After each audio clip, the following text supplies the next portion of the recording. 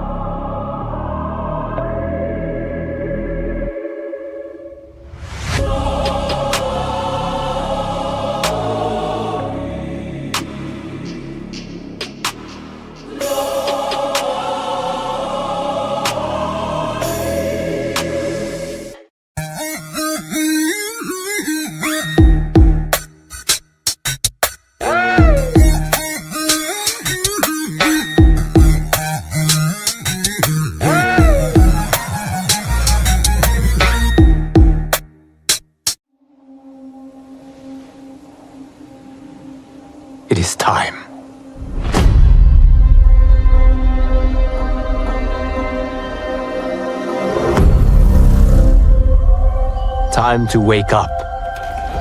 To a new reality.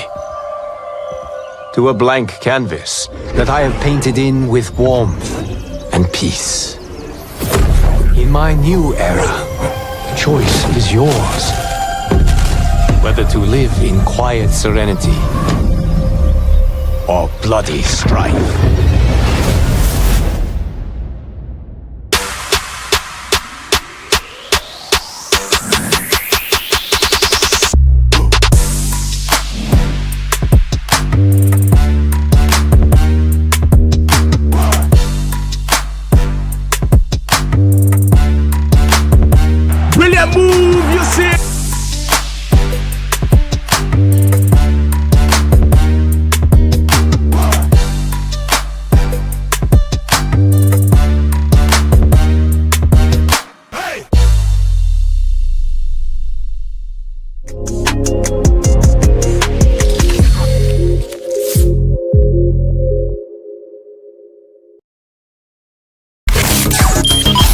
TV, your #1 urban entertainment music channel.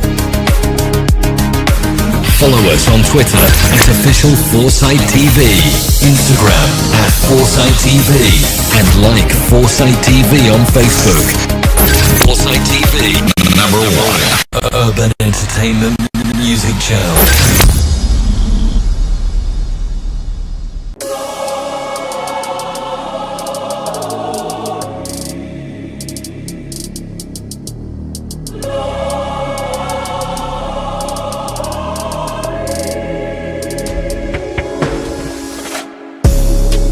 Welcome to the Ghana Esports League EAFC 25 Preseason.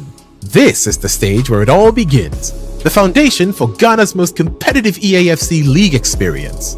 We're kicking it off with 16 elite teams battling it out in a high-intensity preseason. This isn't just a warm-up, it's the proving ground. Teams are here to showcase their skills, chemistry, and strategy before the main season begins. The preseason is more than just matches. It's about identifying talent, building rivalries, and setting the tone for what's to come in EAFC 26 when the full tier league structure kicks off.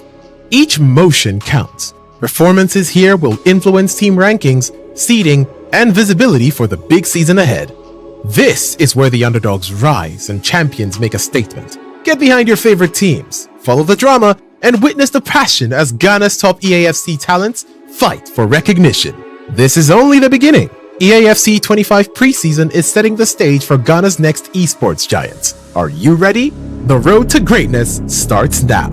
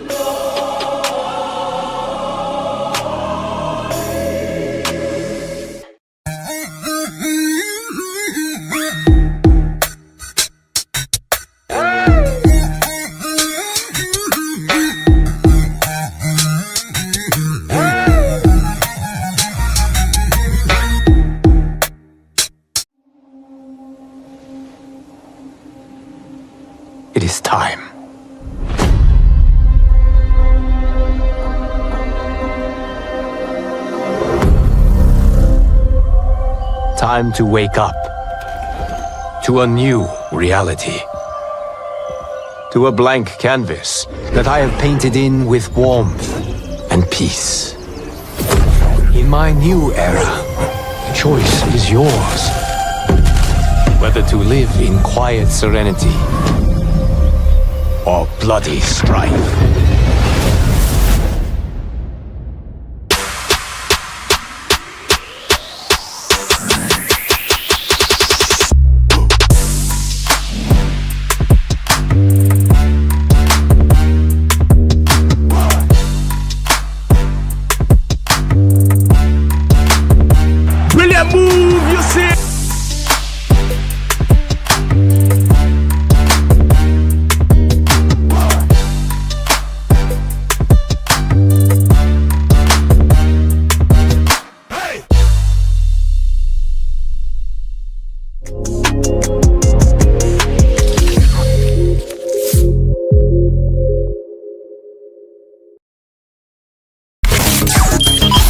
TV, your #1 urban entertainment music channel.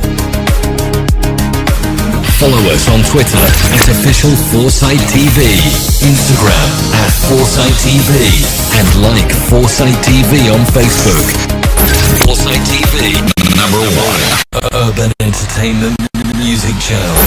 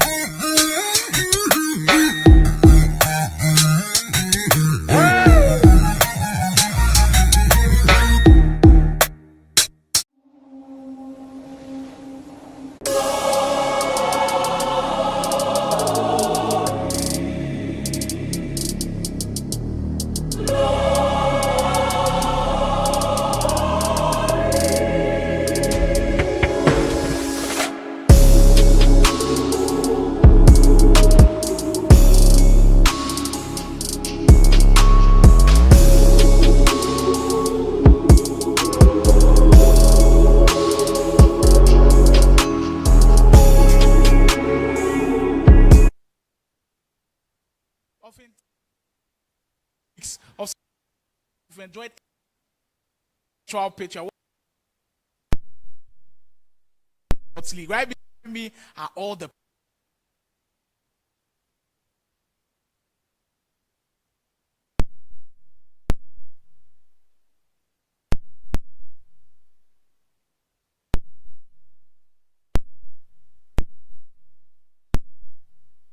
into in determining who would go on to be crowned the first ever Ghana Esports League champion. My name is Lamont, and of course, I will be giving you every inside Foresight TV mansion as we delve deeper into what is week 3 of the Ghana Esports League. Just like that, of course, you see me here in this booth a lot of times with my co-casters, enjoying all of the action with you guys as well as we get into mainstream action for our first matchup of the day. The two teams are ready with us. Virtual Union, they'll take on Ultimate Hub. Ultimate Hub have more or less been like the surprise team so far. So let me speak to one of their captains of the side, Gabi. Coming into the whole of the Ghana Esports League, a lot of people had you underrated, but I think now you've changed the narratives. How do you think the game will go today? I think we can be able to win all our matches today. I believe in my teammates and myself. 4 out of 4? Yes. 4 out of 4? Yes, we can do it. I like the confidence, no long talk at all. Let's speak to Virtual Union, who are also poised enough to go survival. A lot of people have called you the new wonder kid on the block. How do you react to those messages like that, and how do you think you perform today? I think I'll perform good, and we need to focus and win all our matches. The focus looks like it is laser focused on this one. 100% concentration on week 3 of the Ghana Esports League. But if you weren't here last weekend, you know you have to catch up with us as we'll take you through everything that happened at the Foresight TV mansion of week 2 of the Ghana Esports League.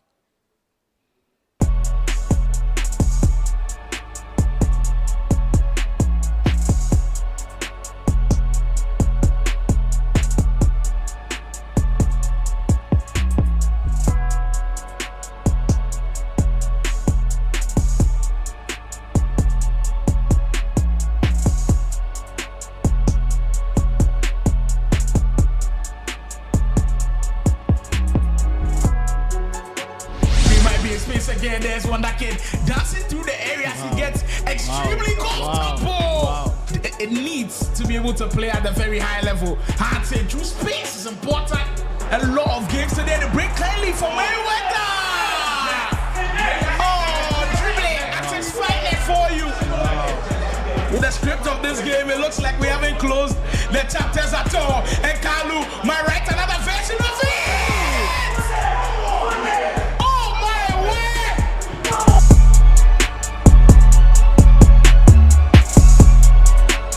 If you've not been following the Ghana Esports League, I bet you're missing out on premium entertainment and drama. And week 2 did not disappoint at all. It kept giving us great things all over. My name is Slimo, and this is the review of week 2 of the Ghana Esports League. There are 5 things to note down. Make sure you tune in for this one. Over the weekend, it felt like we saved the best for last with the Play Province versus Canvic game. But in this review, I'll give it to you first. News alert: Ghana has a new FC Iceman. Kalu just doesn't have the quits in him. Last week, we saw what he did in that Root Esports game against Wisemans. Coming back from behind, well, he knows how to do it on even bigger stages against Canvic Records, 2 of the most established esports teams around. And for Kalu, he had to do it all over again because Delphs had lost the first match to Montana by 2 goals down. And going into that game, it wasn't easy at all. Going back and forth with one of Ghana's very best Mayweather. At a point, he was down by 4 goals in the game. But Kalu saying never say never, dragged Play Province out of the mud and secured them with 1 point out of that game. Making a couple of errors at the back, but so far, the Play Province man staying resolute. The player lock coming to play, and he gets 1 more on the board. Very difficult week 2, by the way. They've lost a lot of games today. They break kindly for Mayweather. Oh, dribbling at his finest for you. Wow. Mayweather. And what has been a thrilling day so far, with all of the teams putting on a very good show. Kalu through. Wow. Knew the pass was coming, and just settled him perfectly with the way Kalu was going, and it will break for Femi Lopez. Kalu through and goal. What is happening, people? Play Province. Well, the script of this game, it looks like we haven't closed the chapters at all. And Kalu might write another version of it. Oh, my word. With 20 minutes ago. This is the touch again, the first touch. It's working every single time. The first touch. The first touch. Kalu just knows how to do it.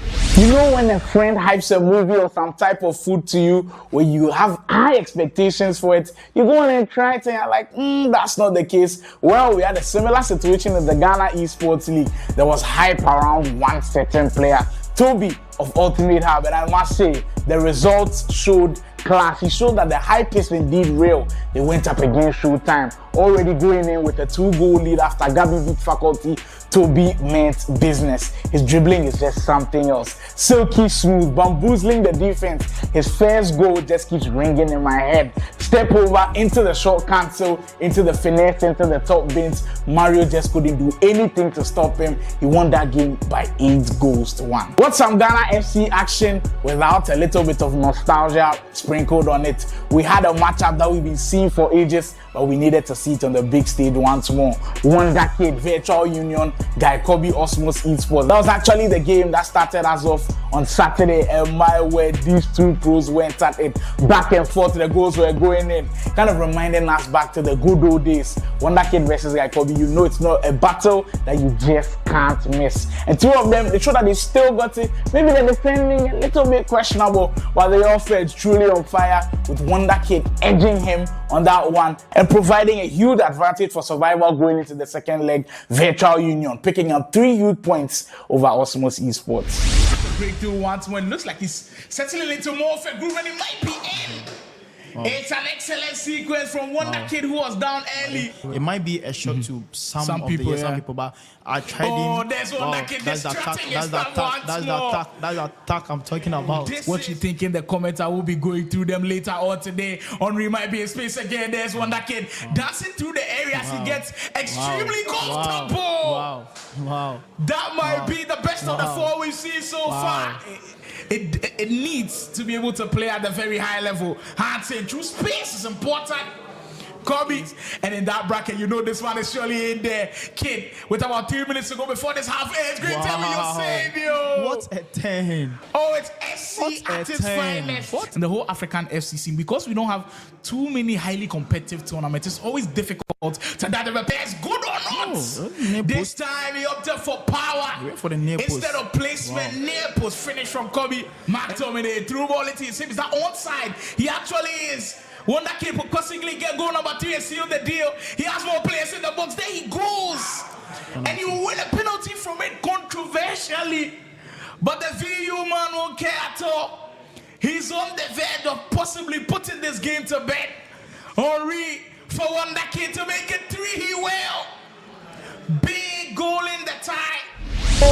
Goals. We've had plenty of them in the Ghana Esports League already. And in week 2, we saw more. There are 3 teams I'd like to highlight who just know how to score goals. First of all the way from Kumasi, Vastic and Sergio only know how to find the back of the net. They've already scored a whopping 75 goals on the league log. Truly amazing. Virtual Union coming second on the league log with 71 goals as well. Survival and Wonder Kid, when they are right in front of that 18-yard area, there is trouble. And finally, Ultimate Hub are the last one to be in the 70-goal club. Truly spectacular stuff from Toby, Gabi, and Asafwa from last weekend. Truly excellent stuff from these guys. All they know how to do is score those goals, and goals are going to be important in the Ghana Esports League as it can determine some of the positions right to the very end. It's only fair that I end the preview with one team who has impressed. They've been flying under the radar. This is the time to give them their flowers and put them into the spotlight. Plus Legends, what a display. They are currently first on the Ghana Esports League with 18 points, and they haven't disappointed at all. When you look at the likes of Play Province, Canvic, Ultimate Hub, they have gotten all of the love, but this team, they've sneakily been the very best across 2 weeks so far. Hans, Brian, Ikalio, that trio is looking splendid, whether it's online or offline. They are playing extremely well. And last weekend on the LAN event, Hans showed why he's one of the very best around, beating AN Game Time. Brian also did the business. Plus Legends are here to shock the world. Can they maintain this progress throughout the next 2 weeks? With the Ghana Esports League, there's left to 2 weeks to wrap up. Who goes on to win it? We'll continue this Saturday coming up as we get to find out who edges closer and closer to the title for the first ever Ghana Esports League. Make sure to be there. Foresight TV Mansion will also be live on YouTube Ultimate Battle at 12 p.m.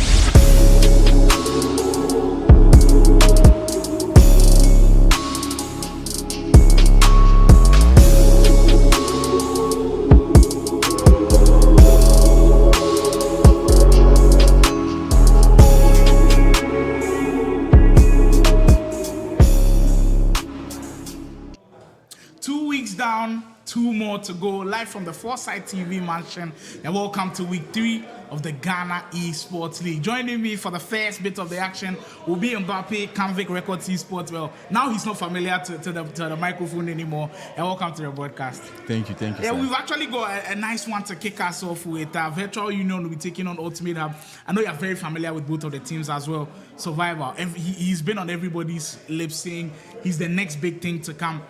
We've heard numerous times about players who are the next big things to come. Like when Kyron was coming up, we felt like he was going to be the next one. Survivor is coming up now, he's going to be the next one. What do you think is key for a young player to have in his development to get to those levels that some players have got into?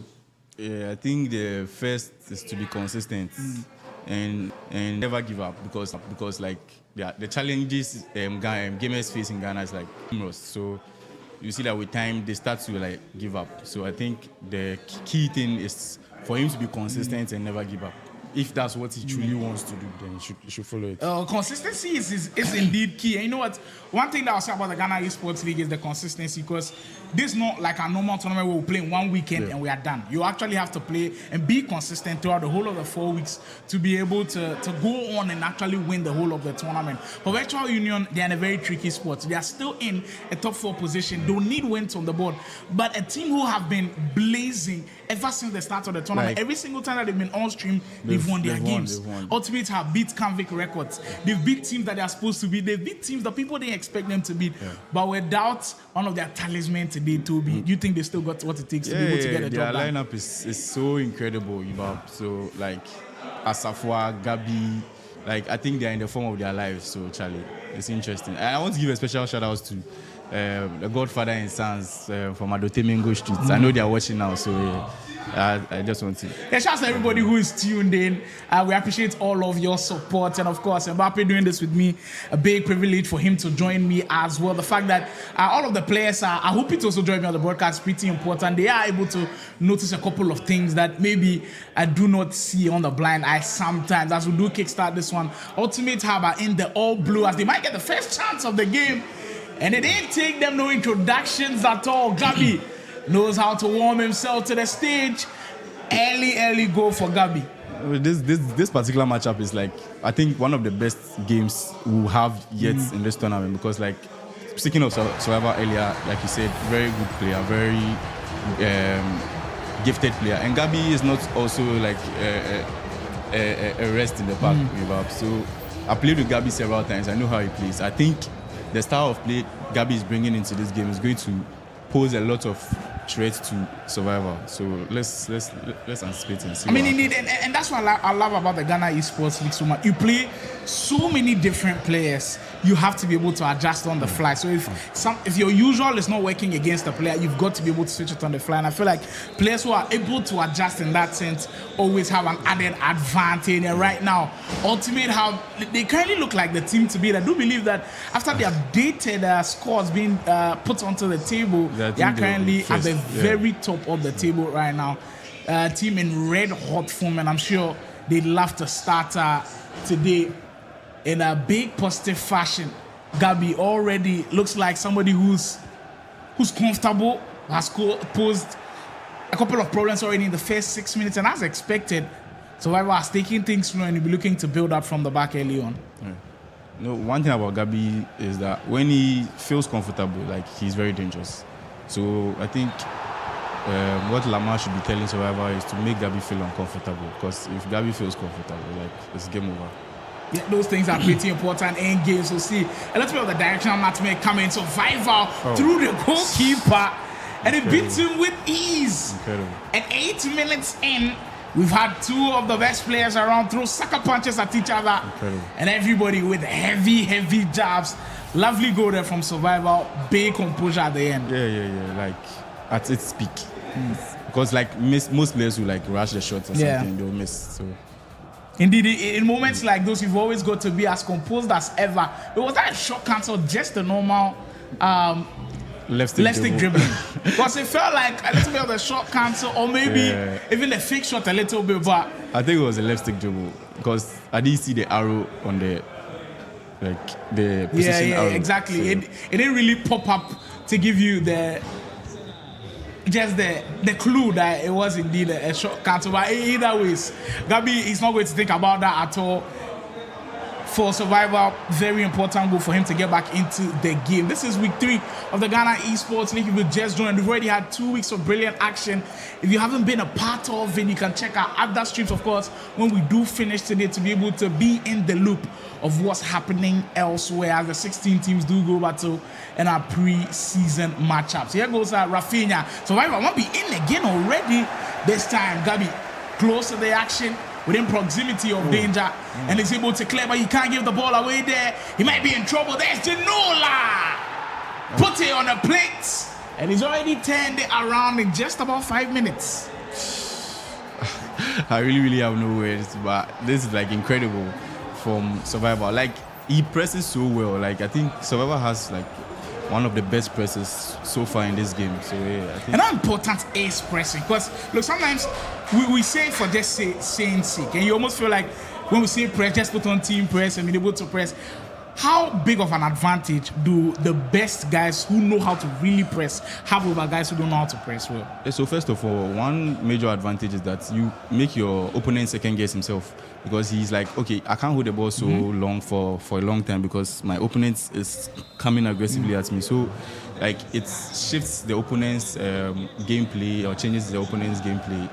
And at the same time, it's an easy goal, because if you're able to press your opponent in his half, that's like 2 or 3 more passes for you to just have a shot on goal. So like it's a huge advantage. Pressing is indeed important. And what would you say is the most important part? Like, are you a manual pressing type of guy? You like to shift your players on your own, or you go for the normal deeper tactic with the team press at the bottom? I think I go for both, but the most common one I usually do is the manual pressing.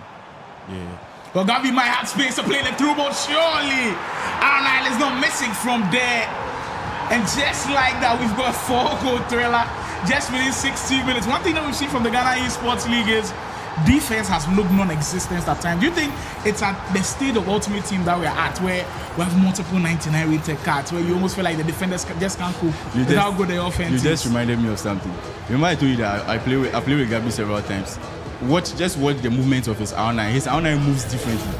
His R9 is always trying to... Wait, it's not Gabi who moves him manually with a player lock, just R9 himself? Most times, R9 just does the round for Gabi. Like, you can just like have a close look at his R9. His R9 always wants to run into space to get the ball. So, like, complimenting what you just said, the game is at, like, it's... and we have, like, high-rated cards and very good cards. I think that's, like... It's not like they have a bad defense or something. I think... The offense is just too hot. Like, no matter what you do, they will be able to break. Speaking of offense, there might be Survivor who's on the verge of possibly grabbing another one. Gabi, this time dealing with the danger. One thing you've always noticed about the Ghana Esports League is the fact that some of the players who have come on the main broadcast, maybe you've not heard of them before. For Gabi, I think I did hear of him at the VGA grid. He did kind of give a really good account of himself, but this Ghana Esports League has really made a name for himself, and that's what happens at almost every tournament that there has been. Do you remember exactly the tournament that you felt like, yes, I've announced myself to the esports team? Would you be able to remember? Because I know you played in multiple. Yeah, I think there's been like several of them, but I think the one that I really cherish was the very first time I played a tournament. That was Rep Your Jesse. That was what, 2020? I think 22 or something. 22? Yeah, that was like, because that time I was coming in as like an underdog. Oh, yeah. And I literally beat like all the best players. Wait, did you win that one? Rep Your Jesse? I was second. You came in second in that one? Jeezy. Interesting. I mean, the fact that you can even remember, because I don't think I remember mine, but I mean, there's just been so many of those in those tournaments where you almost get to see new faces every day, like in the Ghana Esports League.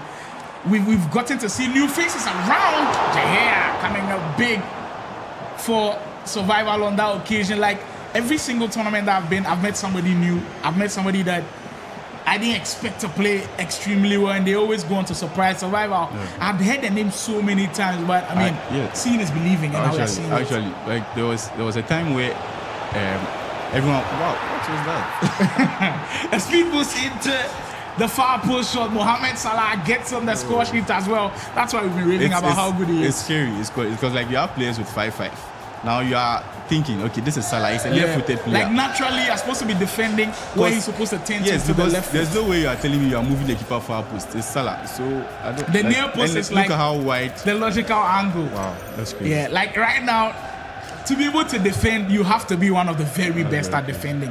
Because the offensive players are just way too overpowered.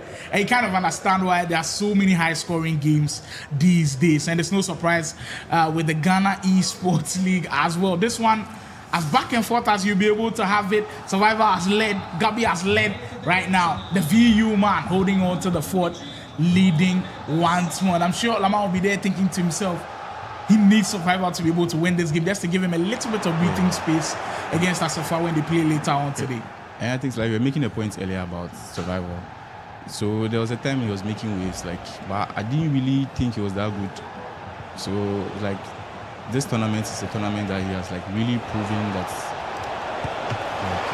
Great goalkeeper movement there from Gabi. Usually in the game, I think even before goalkeeper movement was introduced or had a lot of hype around it, we always say let your last man of defense be your last defender, but now it has to be your goalkeeper. Even if they beat your defenders, make sure your last line of defense is your goalkeeper. Still give yourself a chance to be able to make a huge save or prevent a goal from going in with the movement of your goalkeeper. So if you're not doing that right now, I think you're missing out on a lot. Yes, Survivor once more, but Harry Kane on the wing, is that why he's playing him naturally? Kind of a weird one. See him there going down the byline, doing it again. It's rewarded and wins it back. This time, Virgil van Dijk in his way. The VU boys looking to push on and possibly take a 2-goal lead in this first half in what has been a very balanced affair so far. Yeah, KG. And I think there's still more action to be witnessed. Do it. And with Gabi now, just being able to relax in the moment, in the sense where he's played so many times, and it's what he does. Always cool under pressure. This time, Trivella from long range. It's the reason why they are still at the very top of the table. You must feel like Survivor knew there was a Trivella around, but you can't react to that. Exactly. You know, I'm not going to cast it, but like Gabi has a very special way he arranges his team. And I think this particular goal is one of the ways he arranges his team. He always catches you like surprised. And I'm going to tell you for a fact, he's going to get another goal similar to this goal. Well, Mbappe has given you guys a hit. We'll definitely be looking out for, because I think he's already tried the Trivella once. It didn't go, and then he has tried it one more time as it goes in. Excellent finish from Gabi, who's not ready to lie down at all this game. As our topsy-turvy as he can be. No way. This kind of goals, bro, they just dampen your spirit. Because like, what is this? Like the defender is fighting with Ginola. Oh my god. Okay, it's a kick-off goal, so yeah, and I mean, that's the disadvantage with the lofted pass. It's like a 50-50 chance. Your defender can be there, sometimes he might not be there. Like, it's just so difficult to predict. It's really sad to concede such goals. Really well, Survivor are not going to care at all. He goes back up on top. But defense is nowhere to be found right now. Well, we're getting huge updates from everything happening elsewhere. As of course, just like how we do on all of the Saturdays in the Ghana Esports League, there are games happening off stream as well. I did hear that our Play Province have been able to pick up a win against Cap Gaming. Right now as we speak, Camvic Records are taking on EN Game Time. Will bring you all of the updates and confirmation of the goals as they do go in when we get them. So I'll make sure to stay on the stream if you're looking to hear how your favorite team is doing out there as we get glimpses. Cap Gaming are in action right now against After Six. And right now, there's no stopping both of the offenses. Like, literally no stopping them. 8 goals in the first half already. You reckon maybe we might get to 20 goals?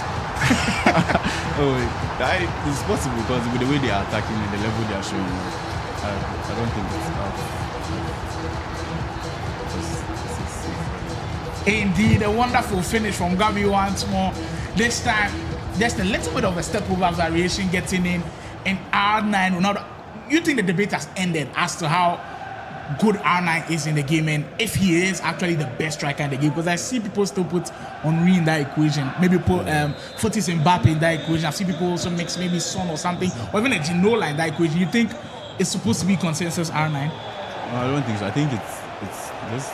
I think Survivor is really taking advantage of the kickoff. Indeed.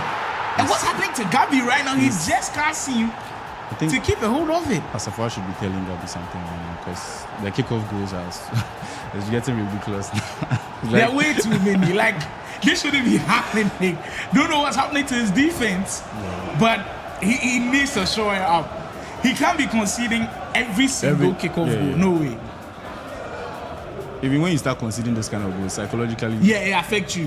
Now, every single time he's passing from kickoff, you're panicking a little bit. I've had this feeling so many times.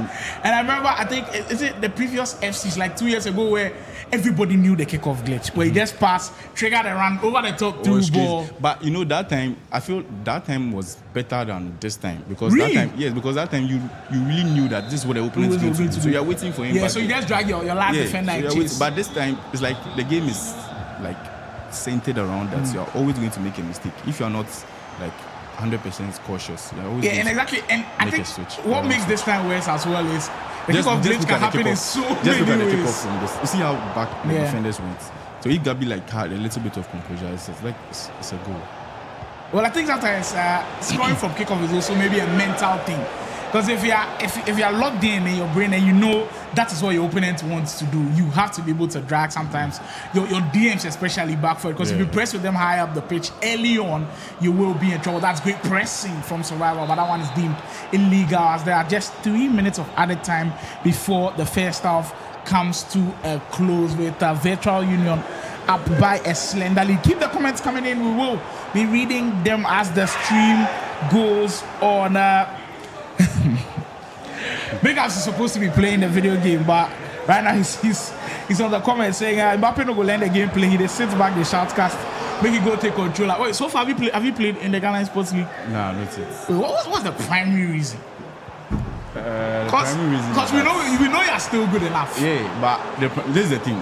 Like whenever they ask me, this is what I tell them that like there's no cause for alarm at the moment. Like we are still second in the league, and it's not like we are far behind the team that is like on top of us, and they are winning the games. So like, why should we change it? Yeah, like that's my point. If it's working, why change it? Both Mayweather and Montana have been very so good. I don't know why they want me to play. It's like if they are losing or they are not picking up points, then okay, then it's cause for alarm. But like now, we are still cruising. So let's.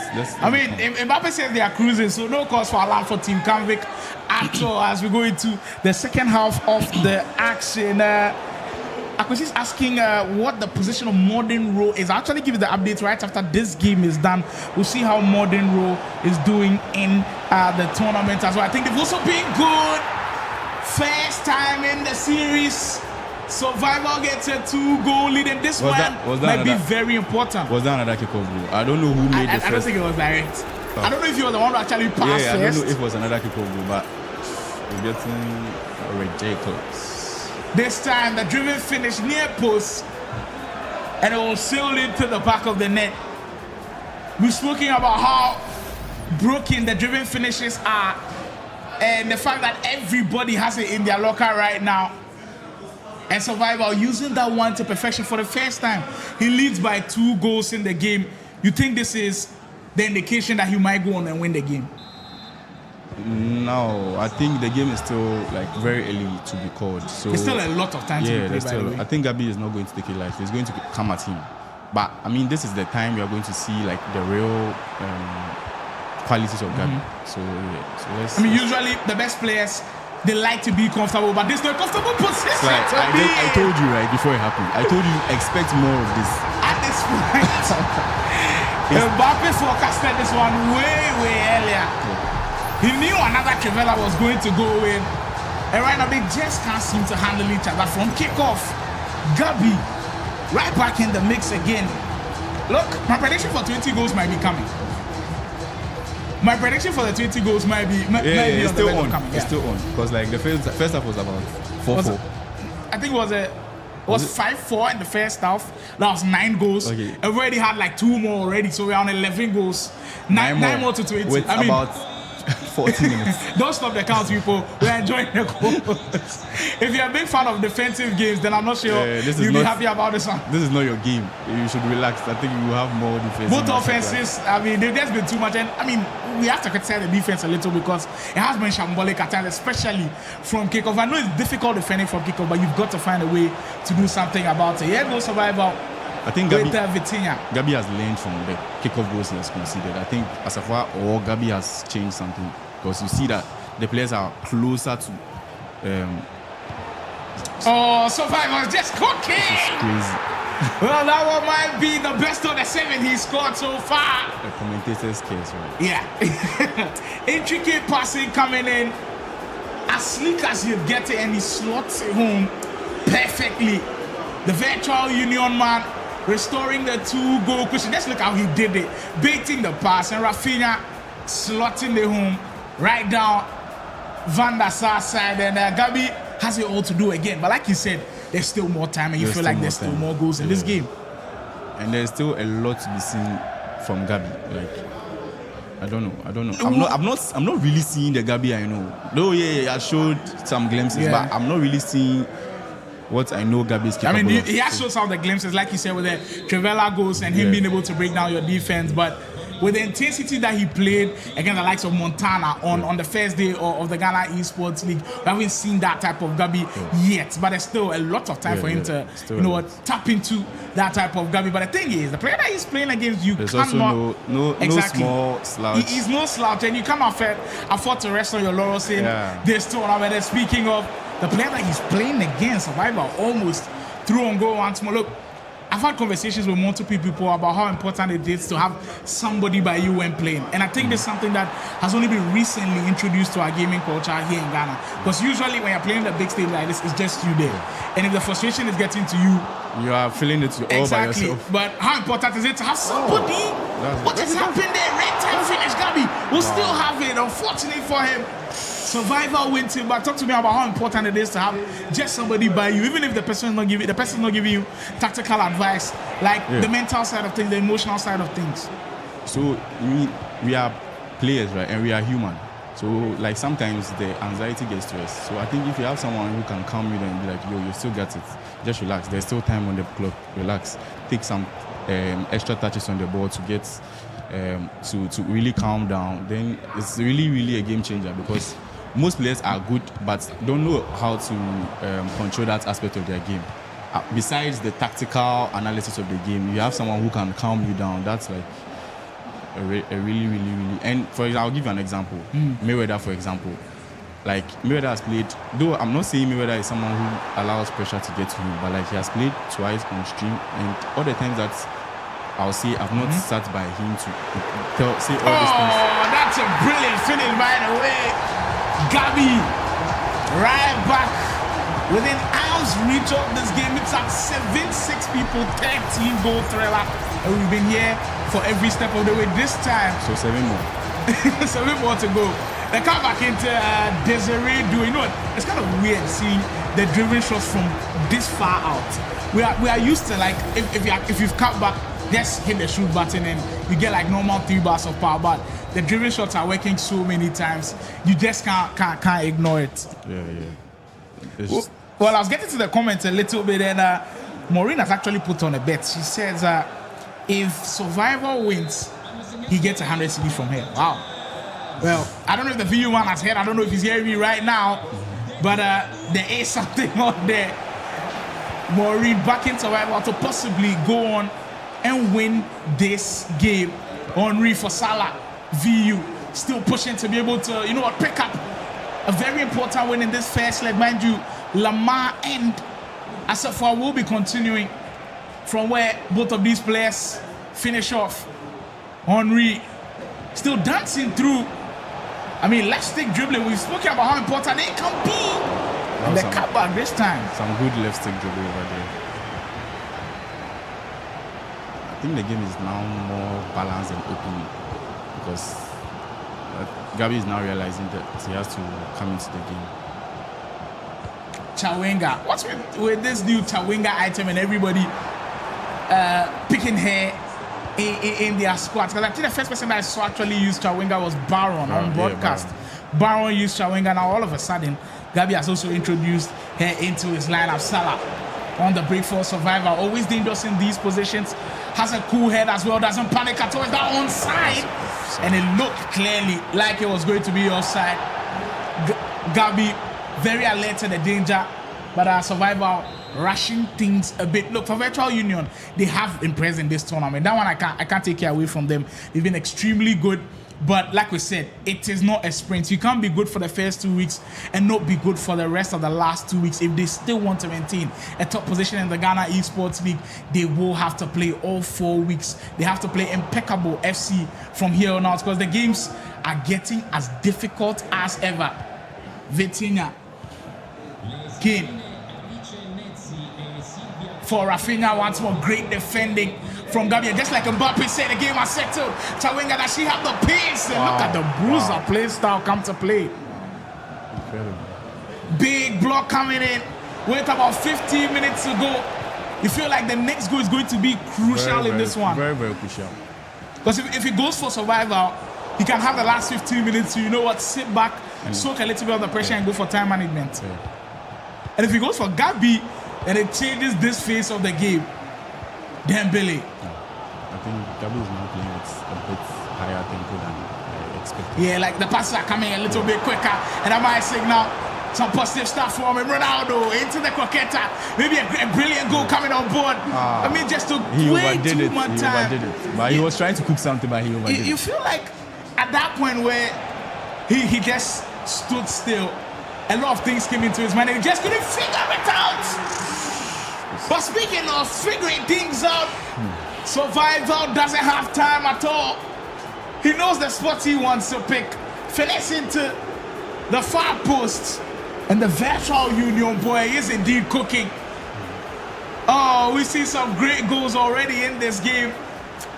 And the finesse angles are so clear with the type of players that he uses. Very good goal once more. The pass from Henry, finding Ginola, bending it past Van der Sar. Survival. No reaction at all. Zero reaction. I mean, some players do have that type of reaction where they don't need to make a reaction, but everything that they will do on the virtual pitch will show you that they are meant for business. But just about 30 minutes to go before this game comes to a close, and already these two players have had a mammoth of goals going in right now. I think for Gabi, he's in a very peculiar situation. If you are in their camp right now, you're saying, you know what, go for more goals, try to cut down that deficit, or you know what, 2 goals is enough. Let Asafa take 2 goals into the second leg. Asafa is also a very, very, very good player. I think it's a player that can also overcome like a 2-goal deficit. But I think Gabi can help him out by doing what, getting like 1 more goal off, and even potentially trying to draw the game because we have still 10 minutes and there's still a lot of time to go. I think nothing is lost yet. Yeah, nothing is set in stone yet. 8 minutes is still a lot of time in 9-minute hours, but if you want to come back, you can't give the ball away there. Survivor holding on to it now with Salah, just where he wanted the Virtual Union man. As he's on the vert, that's quite an interesting you see one. That was almost like a precision pass. Yeah. Arnan can't latch on to that pass, and Gabi scrambling to be able to get the ball back, but Survivor holding on to it very well. Salah will find Ginola.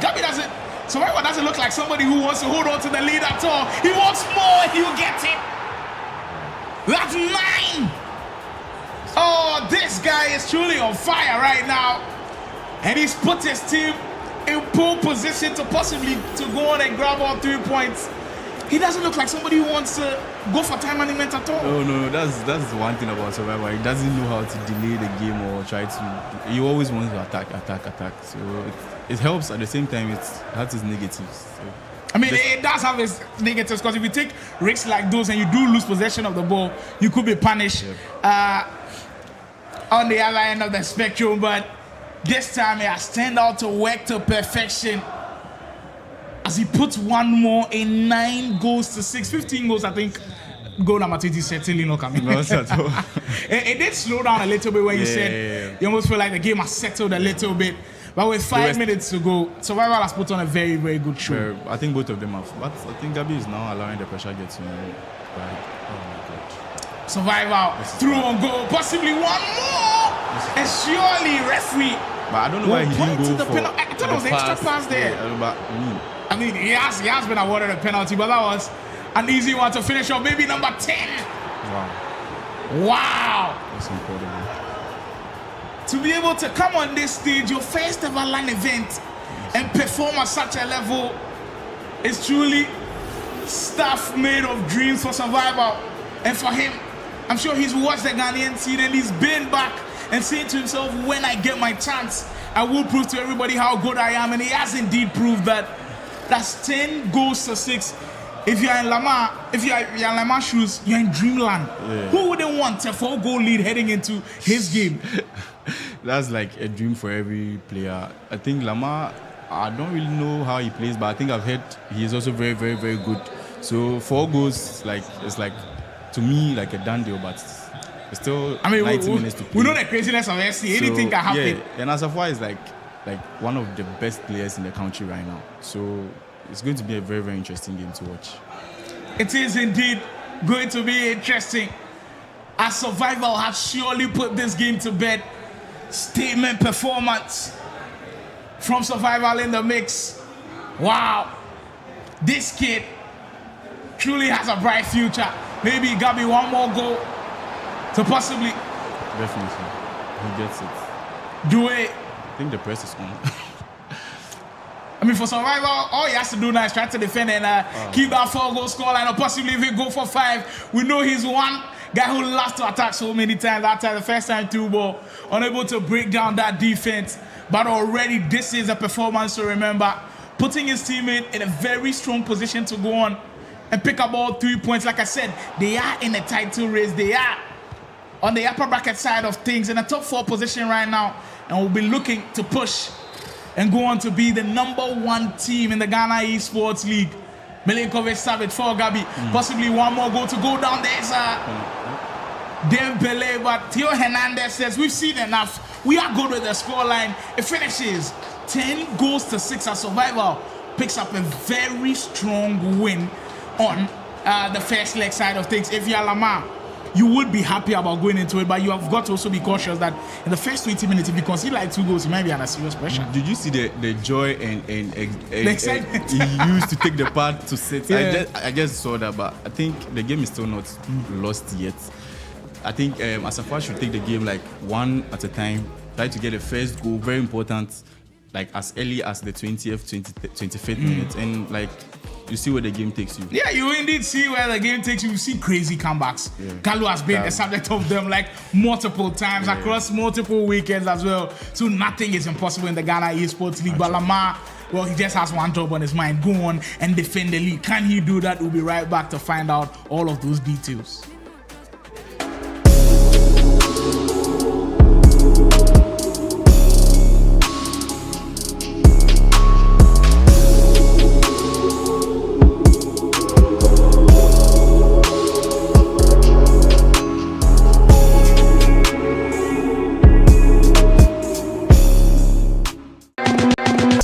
Back to day 2 of our Ghana Esports League. Last week, we saw some thrilling action and we are ready to do it all over again. The 16 teams are here as we progress on the quest to find the best team for 2025. We can finally head into our games and for match round 1.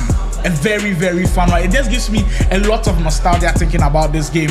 Virtual Union will take on Osmos Esports. And if the names are not familiar to you, I'm sure these 2 names of these players will definitely be familiar. And for the first round of action, we have Wonder Kid on one end and Guy Kobe. Both are so, like, they are lighting up. I mean, like, everyone is on fire. Oh, they are lighting up already. It's a game of chance. Anything can happen. The game is not played on paper at all.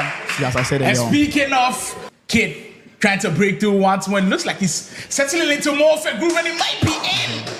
It's an excellent sequence from Wonder Kid who was down early. It might be a shock to some people, some people, but I tried him. Oh, there's Wonder Kid distracting his stuff once more. That's the attack I'm talking about. What you think in the comments? I will be going through them later on today. Henry might be in space again. There's Wonder Kid dancing through the areas. He gets extremely comfortable. Wow. That might be the best of the four we've seen so far.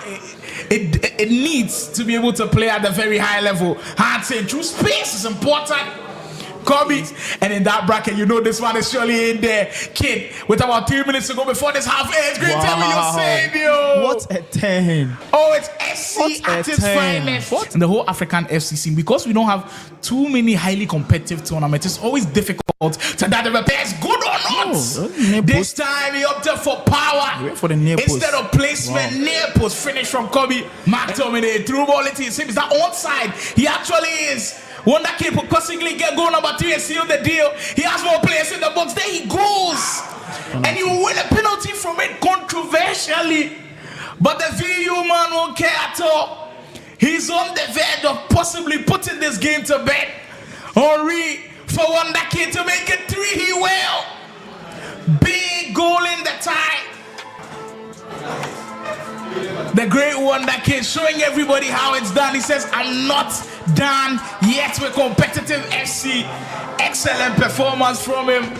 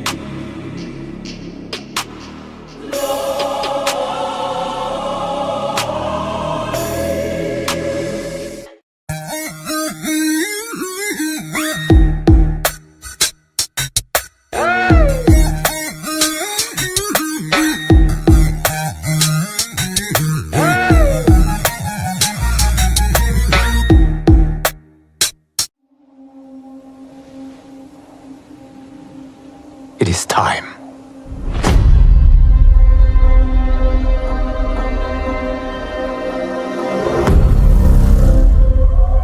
Time to wake up to a new reality. To a blank canvas that I have painted in with warmth and peace. In my new era, the choice is yours. Whether to live in quiet serenity or bloody strife.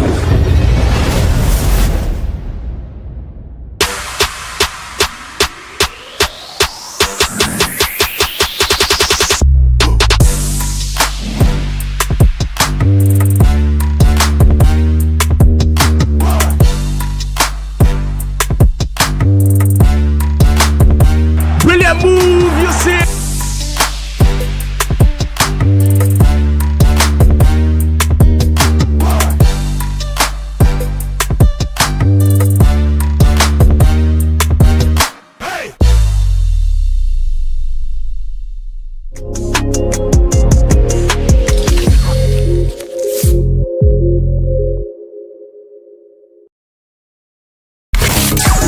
Foresight TV, your #1 urban entertainment music channel.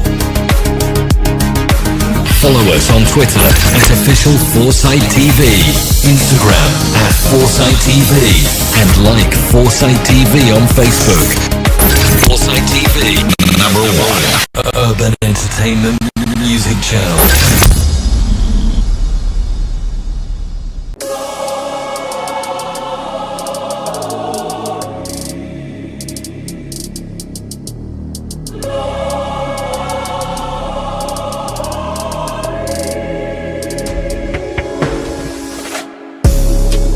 Welcome to the Ghana Esports League EAFC 25 Preseason. This is the stage where it all begins, the foundation for Ghana's most competitive EAFC League experience.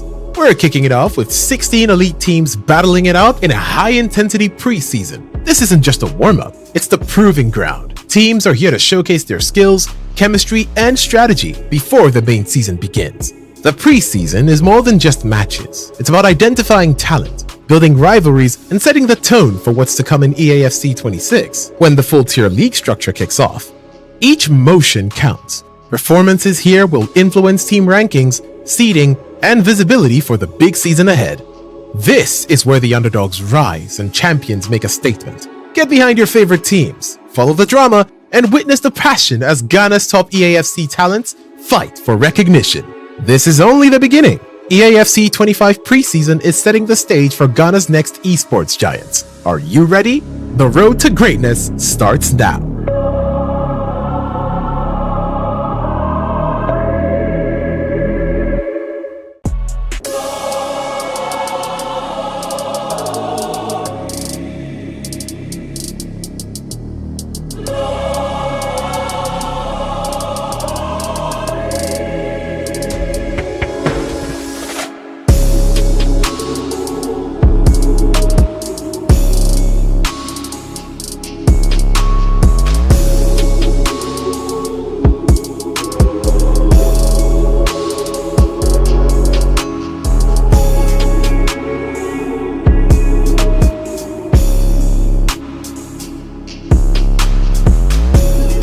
Journey continues.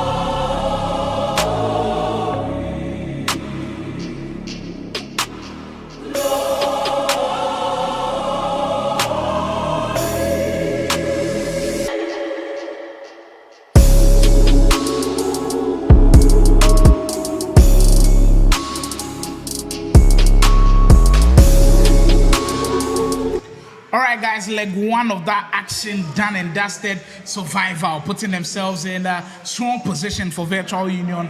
10 goals to 6. Asafa has a big job on his hands, but knowing him, one of the very best attacking players around, do you think he has what it takes to be able to overcome that deficit? 100%. Yeah, So you're confident he'll be able to do it? I'm Or confident you think can he has do it. what it takes, Yeah. but you don't know if he can actually pull it off? Yeah. So I'll put it that way. Well, for the Ghana Esports League, where we put in the work, we always know there is surprises around. For today's lineup, we have Ultimate Hub. They are currently playing Virtual Union. Apologies. If you're expecting Plus Legends on the broadcast, they're currently unavailable today. So Virtual Union will step in for us. After this one, Prime Lots and Ian Game Time are supposed to do action. Provella Esports, we'll see them take on Showtime. Cab versus Virtual Union as well will be on the main broadcast, and then the big one will end it all today with Play Province taking on After 6 Esports. We'll see some reunions, some rematches, and it will be indeed being seen as a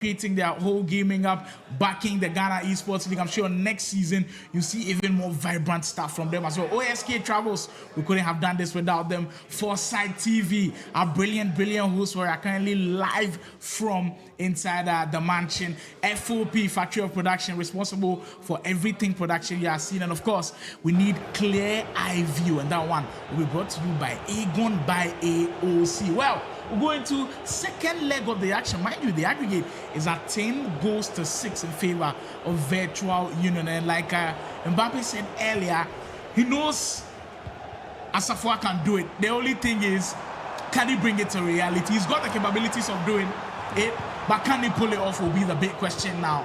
As for this one, I believe Virtual Union will be in the red and the white. And then, of course, Asafua with Ultimate Hub will be in the all black. This could be the perfect start. Well. Already 8 minutes in, this would have been a start that he was dreaming of. This is a classic Asafua goal. A classic Asafua special. Like, I mean, if you've never played this guy, the first time you play him, you are losing. That's what I have to say. So it's a really crucial goal to score at the 8th minute. So I think we still have a lot of action to witness, and I believe Asafua is going to make this comeback. Like, I know he's going to do it. So. Well, that's Fingers 8 crossed. minutes in. Asafua, well, giving us a glimpse of what could come in this game. Thierry Henry has proven to be deadly throughout the whole of the Ghana Esports League. He has been a popular choice for most of the players in the league already. And 8 minutes in, he's proven to be all worth the points for Asafua and his team. Virtual Union down by a goal early, but they're still leading by 3 goals on the aggregate scoreline. If you didn't join earlier, Survivor picking up a very strong win against Gabi, 10-6. As Lamar will be looking to hold on. That's the first time he will be attacking Asafua's goal. Ribery, the pass not good enough to reach his man. And now, the man all the way from Takrady holding on to it. I always appreciate when we see some of our esports athletes travel a long distance just to go and partake in tournaments. It shows their dedication, it shows their commitment to the work. Like yourself, you've been to Kumasi to go on and participate in tournament. How does it feel like when you are leaving a region that you're comfortable in to play in a whole different region? As over there, you don't have the support that you usually have in Accra. Yeah, I must say it's not easy, but I think everyone has to have that kind of experience, right? So that experience is like very important in like your journey as an esports player. So. Yes! Lamar! What a way to introduce yourself to the broadcast, by the way. Welcome to the Ghana Esports League. Lamar, part of the Virtual Union setup. This is actually his first time playing for Virtual Union in the Ghana Esports League. It has been Wonder Kid and Survivor who've been on duty, but today they changed up the roster a little bit, and look how brilliant that goal was. Took his time with Salah, ball into the finish. How often do we see those? It was a very, very beautiful goal to score. I think sometimes you see what you know what your opponent is about to do, but like I don't know, you have some like a cold feet or something to move the keeper. But I don't think it's going to happen again though. But a very good goal from Lamar. A pretty important one as well. It calms the nerves a little bit. Conceding that early would have put him under a little bit of pressure. But like now he's calm. So I think that's a very important goal to go. Mohamed Salah on the score sheet for Lamar. Now all you have to do is try and hold on to it. Very much easier said than done though, with how good Asafua's attacking is. And I didn't even land with that one already. Like, I'm telling you, this guy's gameplay is different. Very, very different. So I don't know. I think Lamar too has a similar gameplay to him. So it's going to be very interesting. Like usually when you have contrasting game styles, they can kind of cancel out a little bit. But this one, we already saw how good the offenses can be in the first leg. And Asafua just picking up from where Gabi left off with the goals. Now leading in this game 2-1 on the aggregate scoreline. He's still 3 goals down. Very important goal for Asafua again. Just 17 minutes gone in. You are seeing the way the game might be shaped up. With Lamar, he has to be able to do something defensively. The goals cannot be coming this easily for Asafua. Even though we know he's a great attacker, you have to be able to find ways to frustrate him a little bit. You should. If he's breaking to your lines this easily, this early, that's not a good sign at all. You're in trouble. I think Lamar should be telling him something now because it's not looking good at all. Matuidi. Asafwa, who have a big confidence boost after getting that goal back. Trying to break through the lines, but Lamar doing his defensive duties pretty well.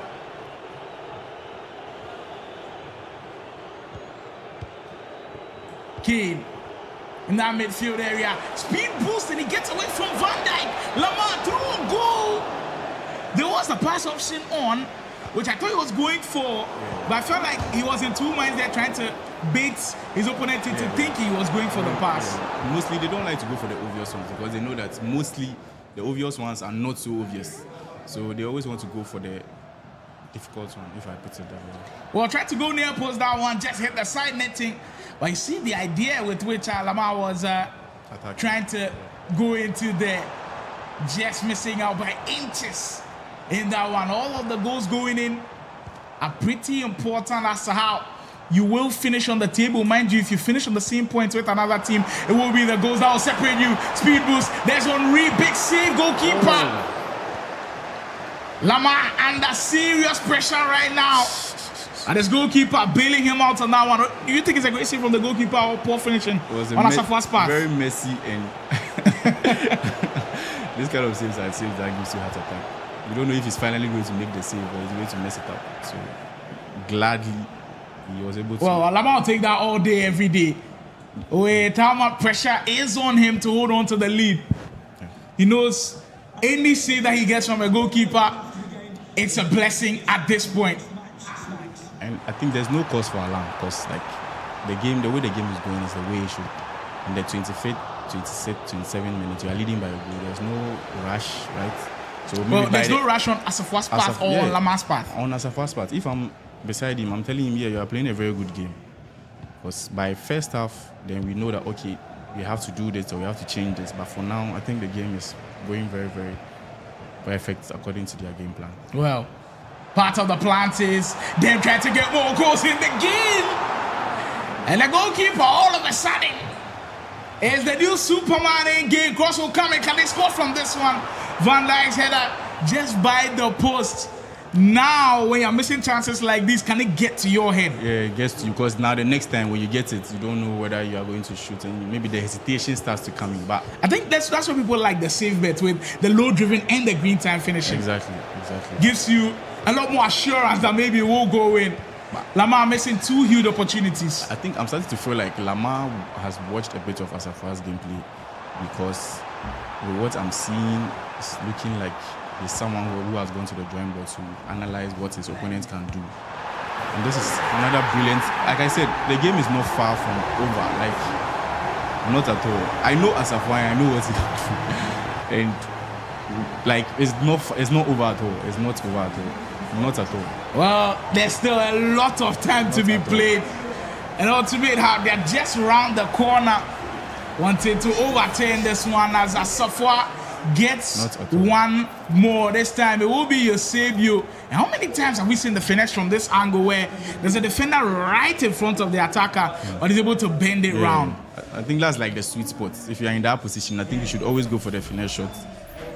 Don't think twice about that one at all. Asafwa, he's now within arm's reach, I'd call it, because 2 goals and the amount of time that he's got on his hands is totally doable. For me, if I'm in their camp 2-0 at halftime, perfect result. It's placed like very, very, very, very much on the opponents. So there's no cause for alarm at all. And he knows it. Can see the way he's attacking. He's not rushing anything. Right now, he is indeed controlling the way things are going. Top bins. That's what I'm talking about. I said this from the start. It's not like I did say it. I said it. So Lamar is confused. Survivor is confused. Yeah, I don't know. They are all. I think in this case there was a little bit of a problem with the defending. Immediately, Asafwa had that ball. Yeah. There was no DM pushing close to him. Like there's too much space. Way too much space for your opponent to pick a target. You should be moving the keeper in that position. Move your goalkeeper, get a DM close to him. And when you defend like that, you always be punished at this level. Like, I don't know why Survivor looks down. because the game is not also lost on their part. They should be telling him something. There's still one goal in there. Yeah, there's still but one goal. I think it's the time that's causing a lot of concern from Lamar and how hot Asafwa has gotten. All you have to do is now try to spare on his teammate, try to get him back into that group that he was in earlier on. This looked impossible in the part of Asafwa. Well, not to me though. Well, I mean, Mbappe did say it was possible. And now he's made the impossible look like reality. He was down 4 goals earlier on. Now he's got the deficit. And possibly he might get the equalizer now. Just rush the pass a little bit on that one. As Van Dijk will get in the way. Great pass coming in from Lamar. Classic FIFA. When you miss. Yeah, you always get punished. Henry, and we've seen the finesse multiple times from Lamar already. Seems to be one of his trademark moves. And he almost got it to work. That was really lucky from Asafwa, because if Lamar had gotten that goal, I think the game would have changed by.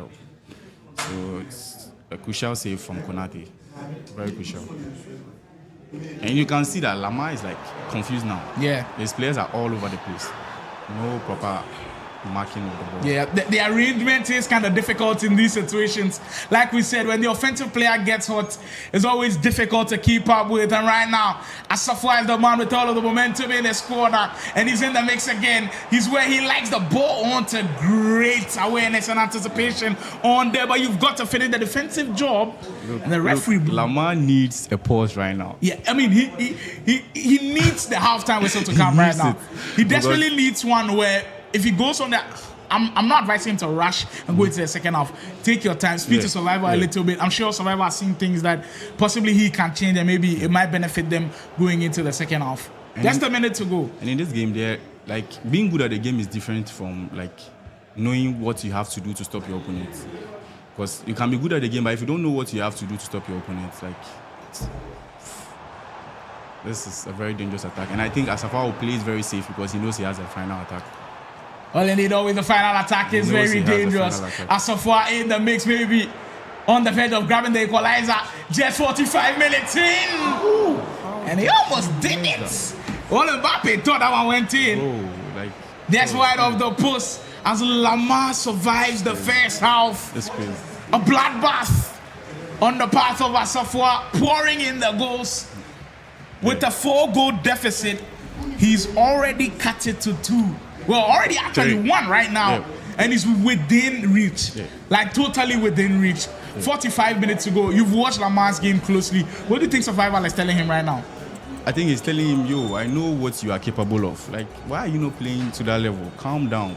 You still can do it. So I think he's a bit frustrated, but it's deserved. He has to wake the inner Lamar, you understand? So it's very important that he remembers what he's capable of, because not everyone can sit on that seat. Yeah. So it means if you are there, the pressure of the bright lights being on you, everybody watching. I mean, our voices can also get intimidating and pressuring. Exactly.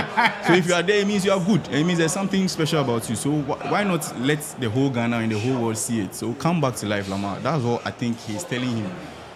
But on the other side, of things, I think there's a different message coming from Gabi. Gabi's definitely telling him, keep doing what you're doing.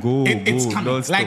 It's right in front of us. And you know what? To be honest with you, if he had converted all of his chances, he'd probably even be leading by 2. Exactly. He had numerous chances to cut it to that deficit. But as the second half begins, Ultimate Hub, a team who have surprised everybody in this tournament already. They are currently at the top of the pile, and they are looking to keep their position the way it is. And they are pushing on. The pass not good enough to be able to maintain that possession, but the high pressing from Asafwa pays off. Great defending once more, Lamar. There's a lot of things I love about Asafwa's gameplay. He's so composed and so disciplined. So it's very, very, very important that a lot of people watch this game and learn a lot from this guy. Many people might not be used to his style of play, but it's very important that you watch and learn some things. Defensively, so good. Attacking wise, also very composed. So, well, first time through, we haven't seen that one too many. If Lamar can get this one, maybe some breathing room. Kind of rushed a little bit of the shot for me. Thought the defender was catching out to him, but he had time and space to think. Or sometimes the illusion of the game can get to you, and there's still a lot of SC to be played. Lama, I think his defending in the second half has been way better as compared to the first half. A little bit more composed. The timing of the tackles have been excellent, and now he's causing a little bit more danger to Asafo. This is what the Ghana Esports League is all about.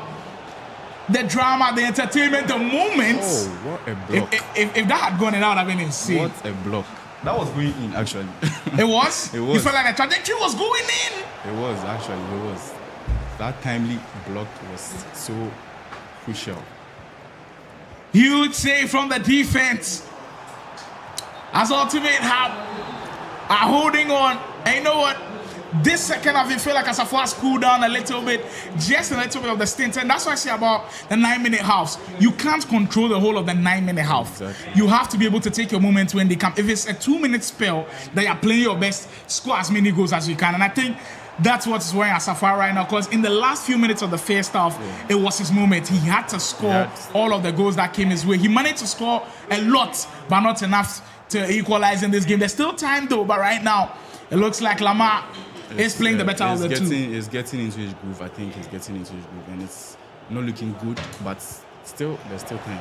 I've loved his through balls though. Like his timing of the runs, the timing of when the passes also do come has been very important to how he's playing that time. You can't commit a fullback and give a pass like in that. those positions. You make sure that, especially when you've committed, you don't lose the ball. That is one of those mistakes that you cannot afford to commit. And right there, you see Asafo trying to exploit that space. Surely. Dembele, Pele.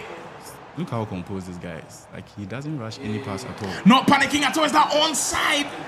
Look, credit to Lamar and his defending in this second half. He's made timely interceptions. He's closed down spaces when he needs to. It is the epitome of really great defending in FC 25.